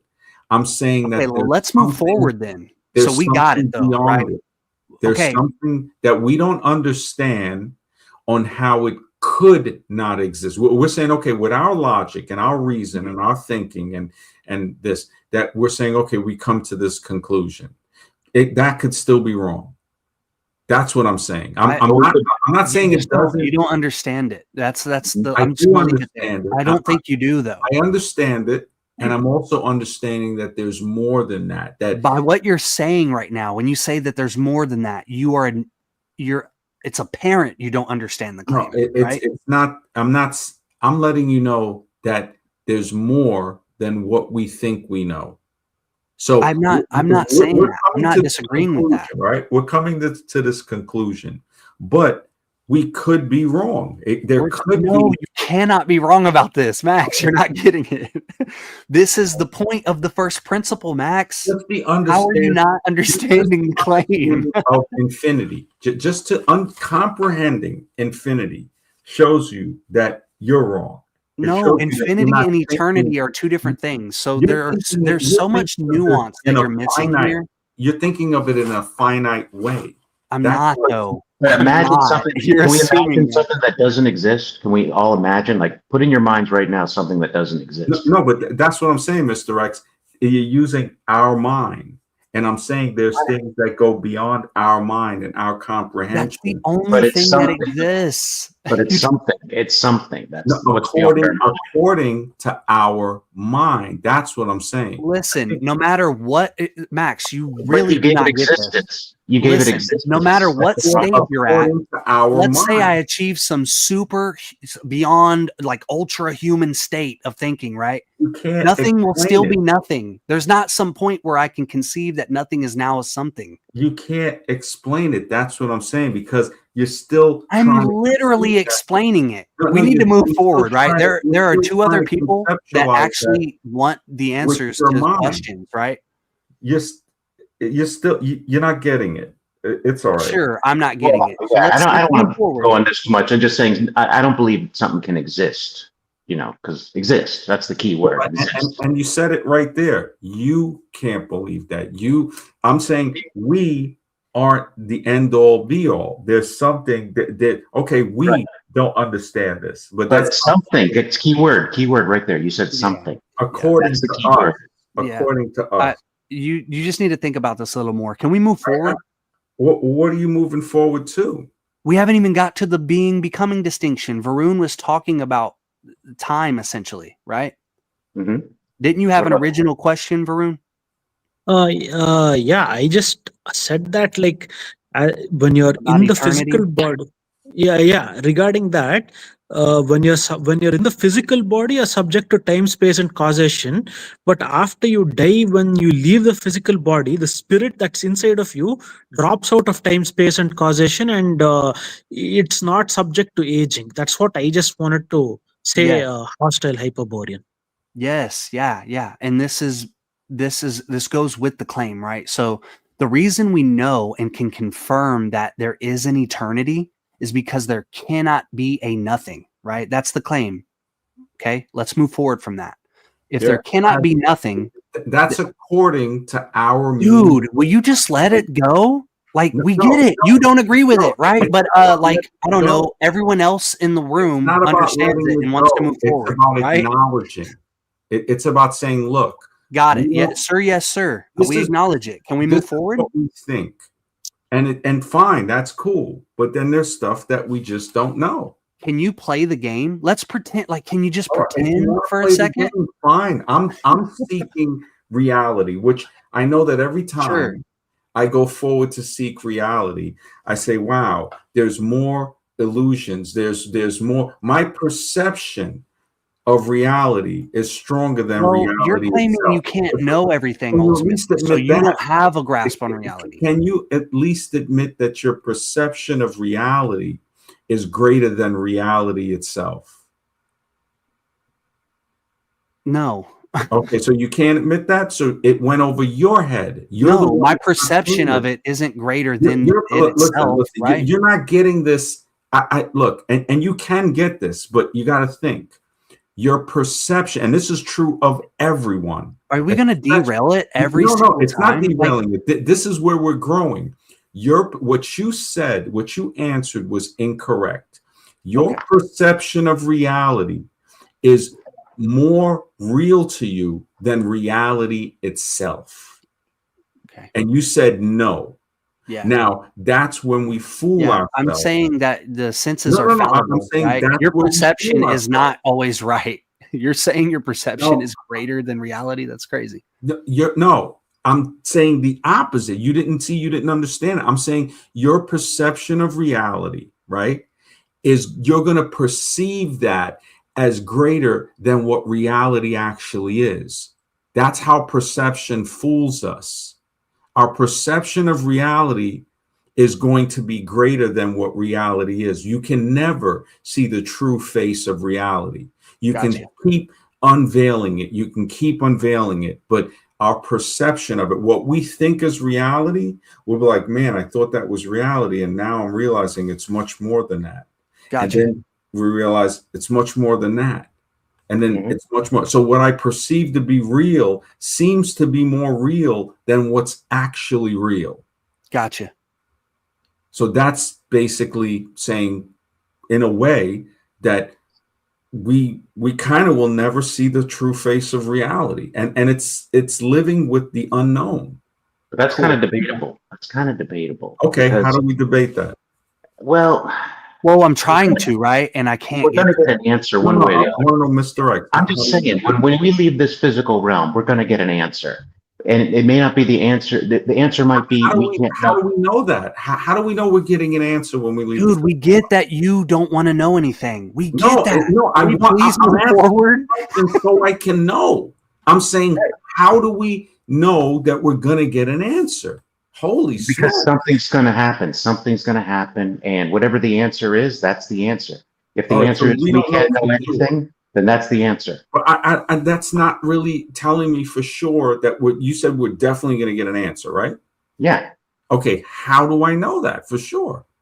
that's your What if- answer. What if I don't get an answer in the next one? I didn't That's get an your- answer when it came But here. that's the answer, that you're not going to get an answer.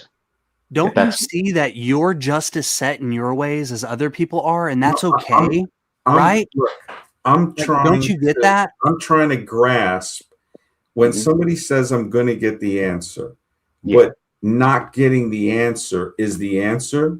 Yeah. That contradicts itself, right?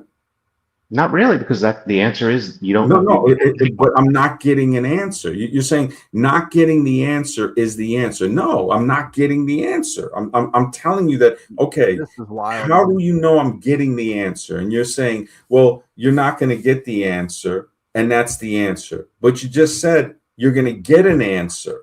Mm-hmm. And I'm like, well, wait a minute. So am I getting the answer or am I not getting the answer? Yeah, that's basically it is what it is. Once we No, depart which one is it? Am I getting the answer or am I not? I mean, I don't know. That's why I asked the question. I'm saying, Yeah. okay, you're telling me when I go to the next, I'm going to get the answer. right, whatever it is, whatever it is. Okay, how do we know? How do we know we're going to Yeah, get? man. So, like, if you would have let me continue to speak, we would have answered Oh, even okay, this go question. ahead. Go ahead. Go Yeah. ahead. This question would be answered too. Yeah.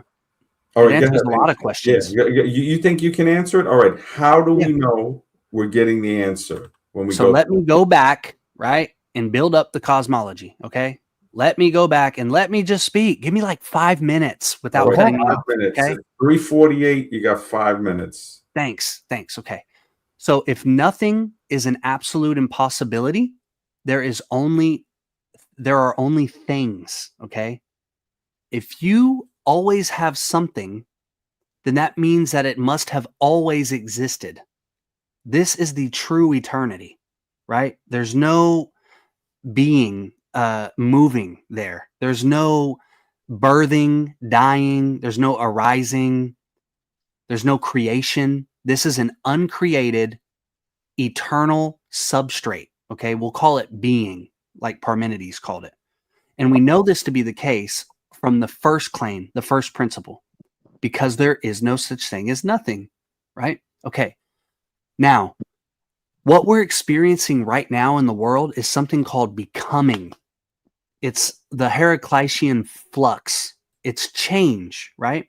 If I look at an object in the world, like a tree, for instance, it grows from a seed and then it decays and it withers and decays and it goes away. Some trees can be burnt, right, and turned into ashes and turned into different gases.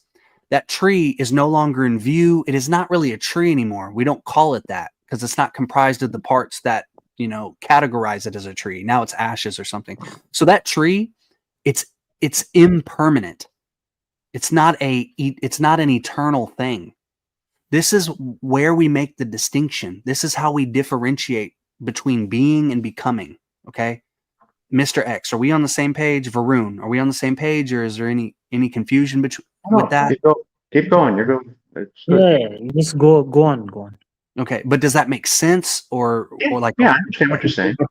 Okay, so there's becoming and being. Okay, now the one thing about the human condition, that complex being that I was mentioning earlier, how the human being is comprised of different bodies, different parts that are more subtle.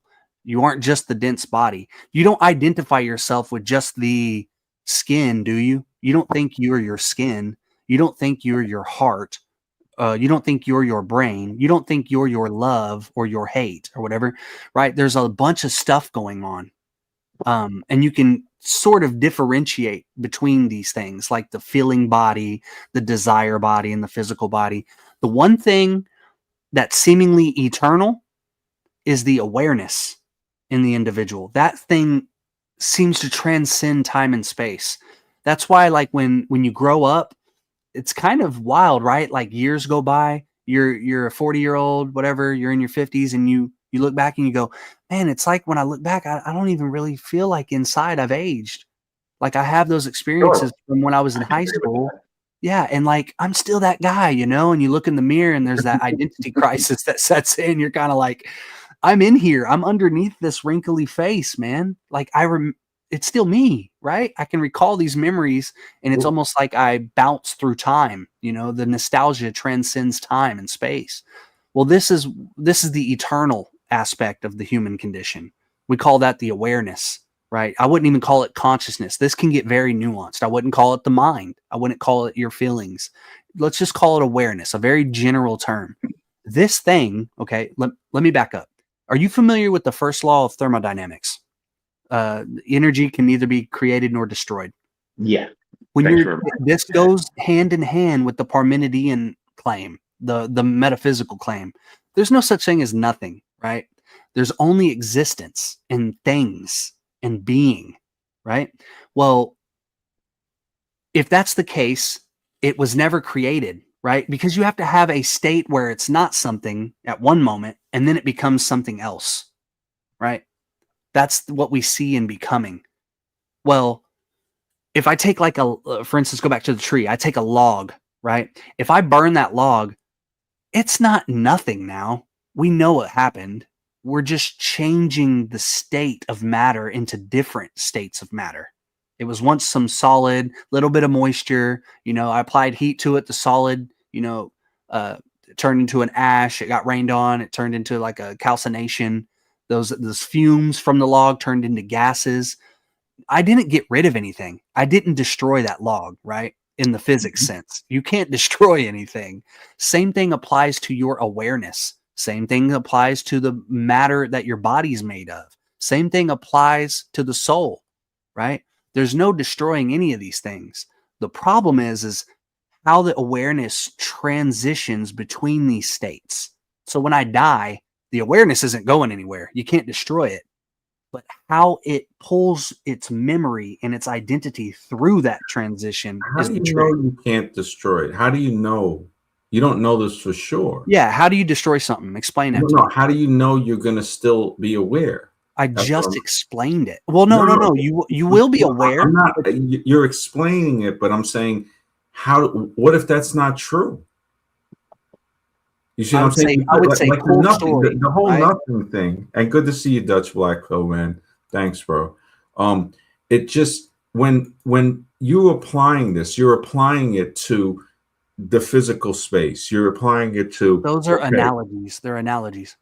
Yeah. So when you go into something that's non-physical, Yep. non-space, so you have space, and then of course there's going to be non-space, things that are hard to conceptualize or things that we cannot conceptualize. Yeah, the eternal is non-physical, right? So we already, by the claim of Parmenides, no, it's both. Listen. It's both. No, you have to slow down. Slow down. You asked me a question. Let me answer it. It is both. You asked me a direct question. Can I answer it? What is the question I asked you? You said, how do we know, right, about the differentiation between eternity and No. becoming? I asked you, how do you know that you'll still be aware, that the awareness? Okay, I'm saying there's an eternity, and I'm trying to give you the differentiation. No. It's just, how do you know that you will still be aware? You're saying. Well, you said I'm saying it's purely physical. You don't know that a non-physical thing is eternal, right? No, you're saying that the awareness, that was my direct question. You're saying the awareness will always be there, and I'm saying, how will you know? Okay, so if first of all, this goes with the claim that there is no such thing as nothing. I know you don't like that, right? No, it's not that I don't like. No, I'm let's saying just play that game. That's in the physical world. Let me explain. Let me answer you, man. Makes sense. In the non-physical world, then it does make sense because we don't fully understand that. Well, no, that's how we know that's the real world. We don't. Right? We don't. How do you know that's the real world? Because there is no nothing. You still don't understand the claim. You still don't understand it, man. You're not even seeing what I said a while ago when I said you're. No, I get it. I don't agree with it. I'm telling you that's wrong. Reality is, right? You have a position. I have a position. We get it. It's not my position. It's all of our positions that no matter what we think reality is, reality still slips by beyond us. It's something. I think the problem here is that you want to assert your position over other people's position. That I would. You don't want to talk about the position. You just want to falsify other people's position. No. I'm showing you that this is the weirdest thing. That no matter how much we think we know reality, how much we're perceiving. Yeah, you reality, said this like 100 times. Yeah. Well, and because you're not getting it. And no, I get it. I don't agree with it. You want me to agree with it.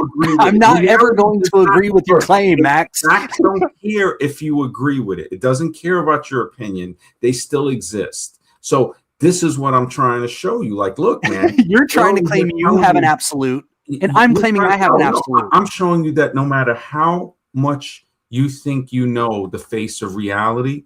It is your perception of the face of reality. It is not I've reality already proven itself. that the And first that principle is perception, and that impossible perception, hold to on. deny. I let you speak for the 5 minutes. You know, this is, I'm explaining it to you, man. It's like you don't want to know it. And that's okay if you don't want to know it. But then, No, I want to know it. You don't want to know it. Why are you saying that? No, You're the one who I'm doesn't want to know explaining it to you, things. man.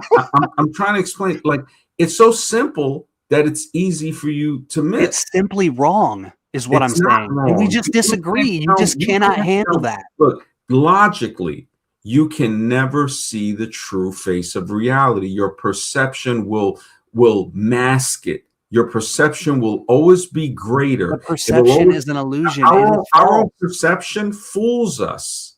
I know that. I understand that. So in knowing that, you This has cannot nothing to see do with the true perception. face of reality.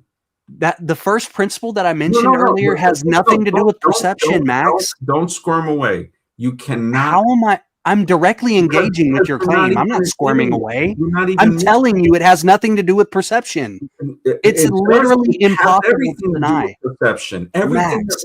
Everything that you're thinking is based on your perception of So what you think. let's reality back up. You've obviously forgotten. So let's back up. So No, are you saying no, that you're the nothing one can that's not- exist? You're not living in. Are you reality. saying nothing can exist, Max? I'm telling you that whatever. Answer the question. Quit dodging it. Are you Look, saying nothing can exist? I'm trying to show you that your perception. Answer the question, your Max. perception. No, I asked you first, and I let you speak. And I'm letting you know that whatever your perception of reality is, right? Okay, you That keep repeating no, that. no, Answer no, my you're question. not Is it listening. really? You're interrupting me now. You Your will not answer the perception of- question. See, again, you don't see. This is a. You're the tactic. hardest person that I've ever talked to, honestly. No, it's crazy. No, it's not that. It's yourself that's in denial. I'm showing the mirror to you. I'm talking about my own worldview, and then you come in and try to assert your own on mine. I'm showing you that your perception of reality, right, Okay. is not what reality actually is. This has nothing to do with perception. I've said that 10 times now, and you keep ignoring it. You keep ignoring what I'm saying. Every single thing has to do with how you perceive it. Not this. Oh my good. All right. So you never. So you're saying nothing exists. It's a perception thing. It's cool. You ain't gonna understand it. It just. So now answer my question. I don't understand it, right? So now answer it. Does nothing exist? Lacuna is saying, is HH a master of having controlled OBEs? Will you answer the question for like just have some you fortitude? already said, Have you some already fortitude. said that you're not comfortable. Have some integrity. Answer the question, man. You're not being honest with yourself. What is I'm not being honest. I'm asking you a simple question and you will not answer it. I've asked it 100 times almost now. question? Does nothing exist, Max? I told you that in the physical universe, right? In the physical universe, logically, it makes sense. Like, because even in space, it's going to be space. If there's nothing in that space, the space is something. But in the non-physical, we don't know. And that's give me an example of the non-physical where nothing exists. How am I supposed to give you an example of something? Mr. X already explained this to you. Mr. X tried to help you, and you didn't understand it. Mr. X as nobody knows. And if you say you don't know, and then you say, well, can you explain it to me? How can I explain something that nobody knows? This is painful. Well, I view it as a philosophical question. If I ask myself, can nothing exist? The answer is no, because I said the word exist. It's absolutely no, and he's correct. It's inarguable. It's not something that can maybe one day be figured out, or we just will never know. This is the one thing that you're having so much trouble understanding. No, it's not even that. It doesn't even matter. You don't need to understand it. You don't need to understand it. Already sealed. There are other people who do. You already said that you think your perception of reality is greater than what reality is. No, I didn't. I said the opposite. I said the opposite. I tried to get you to, go rewind it. Rewind this live stream and see what my answer was. Look, I gave you. It was no. No. You actually. My answer was no. That you think that your perception of reality is going to give you the true face of reality. I never said that. I said the opposite. I said your perception of reality is not greater than reality itself. That's what I said. And then you said I was wrong. Perception. The fact that you think you're right. You don't even remember the conversation. This is how bad this is, Max. You're right. It shows you're wrong. I'm not trying to convert you, dude. No, I'm trying to talk to people who do understand this. And then you come in and then you try to like squash it. Look, and it's not about. If anybody's thwarting the discussion, it's you. It's a hard concept for you to understand, and I understand it because it's. No, I understand it. I disagree with it. No, you don't. It doesn't matter if you. Dude, your claim is like elementary. You are literally claiming what Socrates claimed. Doesn't care. Reality doesn't care. I get your claim. Holy smokes, man! I get your claim inside and out. It's not my claim. It is. You're trying to make it an absolute. Look, I'm showing you. You're saying that it is not a claim. I'm saying my position is not a claim. How many circles are we going to do? You were in denial of this when I said that your perception of reality, my perception of reality, everybody's perception of reality, right, is stronger. We think it's more real than what reality is. I think so you're saying it's greater? How I'm saying it. Because reality will always slip by with something more than we think it is. But our perception of reality is greater than what reality is. So it's now you're saying it's greater. Just a second ago, you said I said it was greater and I was wrong. No, dude, are you lost? You're not understanding what I'm saying, how I'm trying to explain it to you. That reality is what you're explaining to me is so elementary. I'm not having trouble with it at all. I'm having zero effort. I have to spend zero effort to understand your claim. It's elementary philosophy. It's okay, man. Did you study philosophy? Now, wait, you have a question here. And if you want to answer it before you go, it's getting late, man. I was trying to end this earlier. I only have a certain amount of hours on StreamYard, and I got to interview. Yeah, it's very unfortunate that I can't speak to other individuals who actually have questions and understand the claim, right? Man. Yeah, but anyway. You don't get it, man. Sure. MD? Yeah. Can I ask Hostile Hyperborean one last question? Yeah. Bro, it's not worth it, bro. He's just going to interrupt me, man. I wouldn't even do it. I think honestly. He's afraid. We can maybe speak. We can speak somewhere else about it. I mean, do you have your own channel, Hostile Hyperborean? I don't. I have a Discord though. You can just type in Hostile Hyperborean on Discord.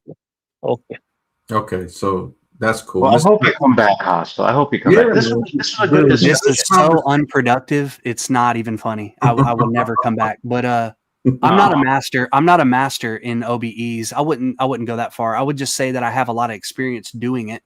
Yeah, but I don't know if I would say I'm necessarily a master, right? I don't think it.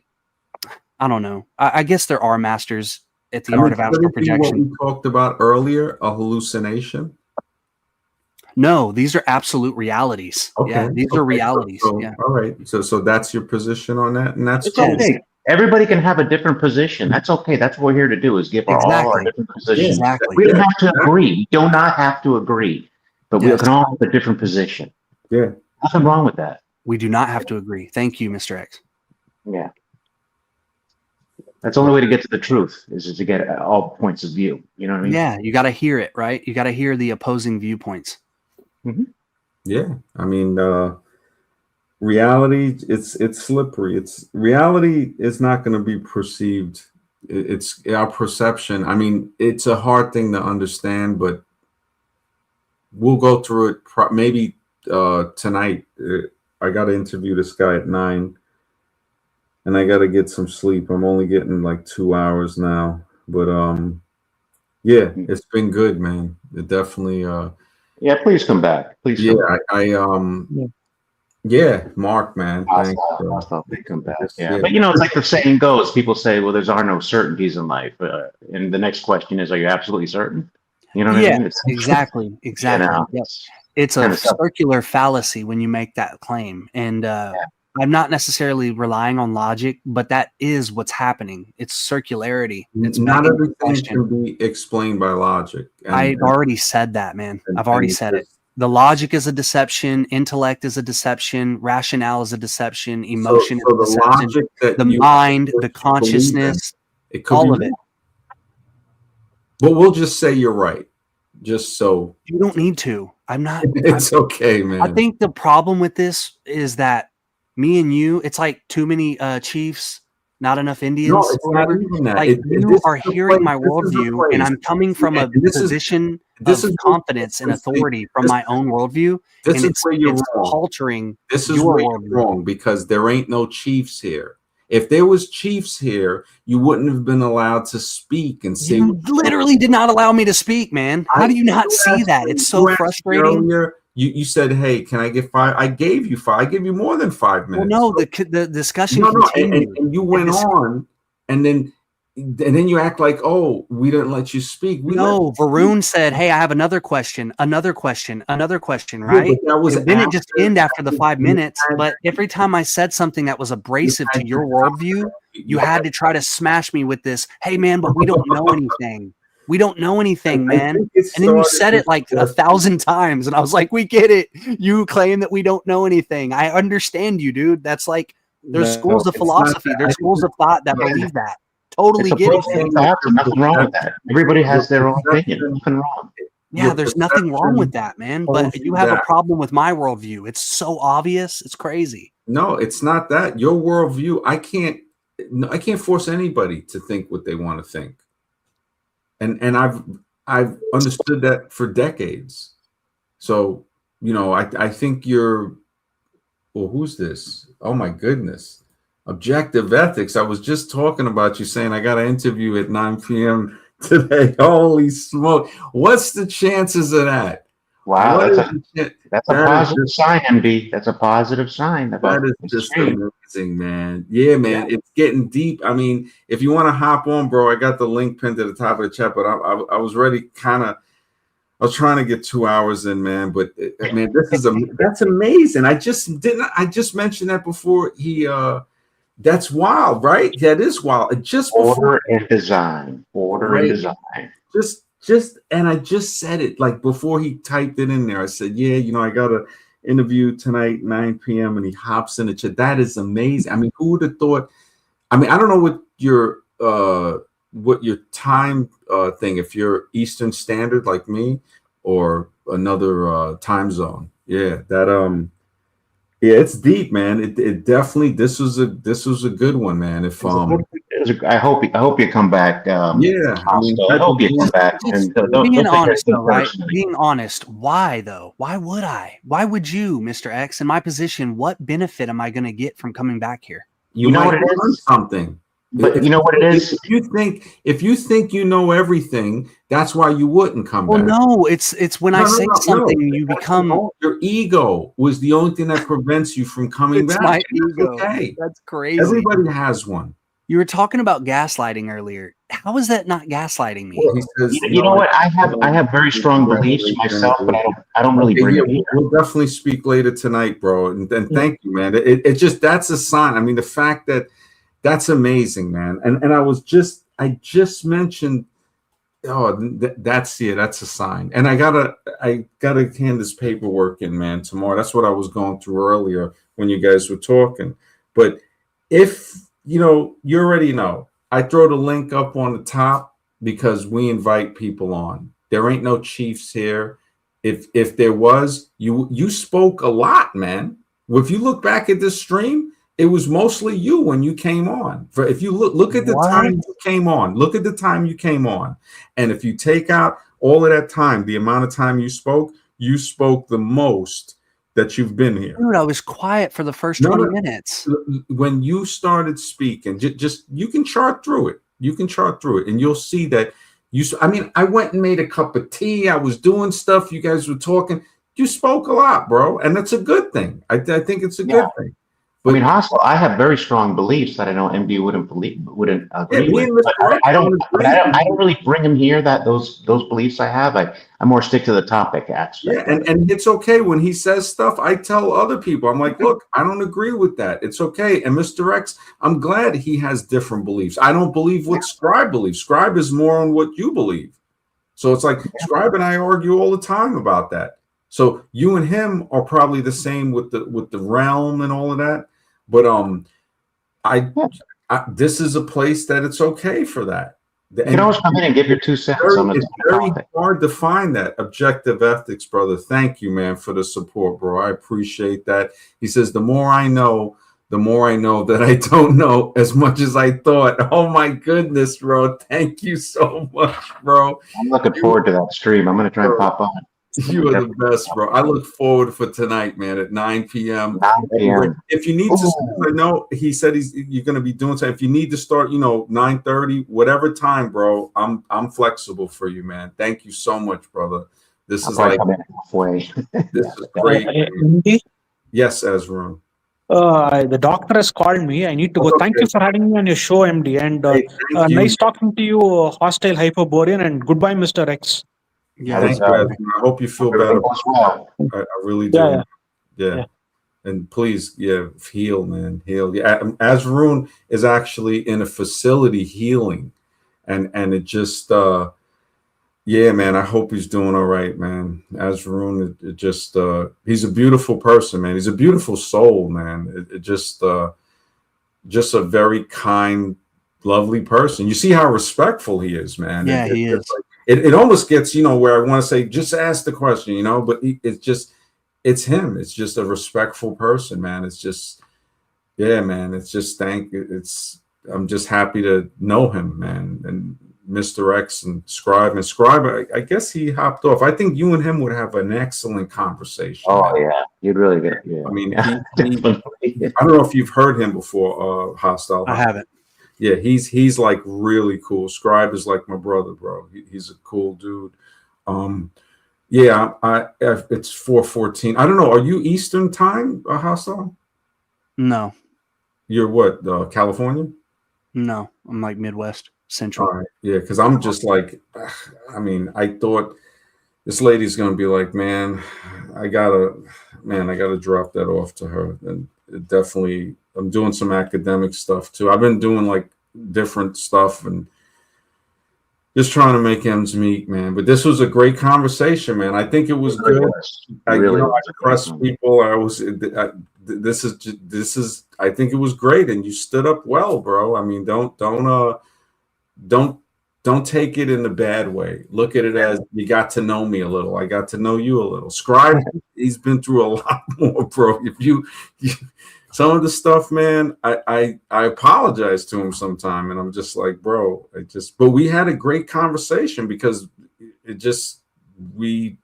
was no attacking or anything. It was just different thoughts and saying, okay, I'm thinking maybe I need to learn how to say it better because there's some things that we say and we say, okay, I got to think of a way. It's all about communicating. It's all about saying, okay. That was the frustrating part about all of this was the inability to communicate.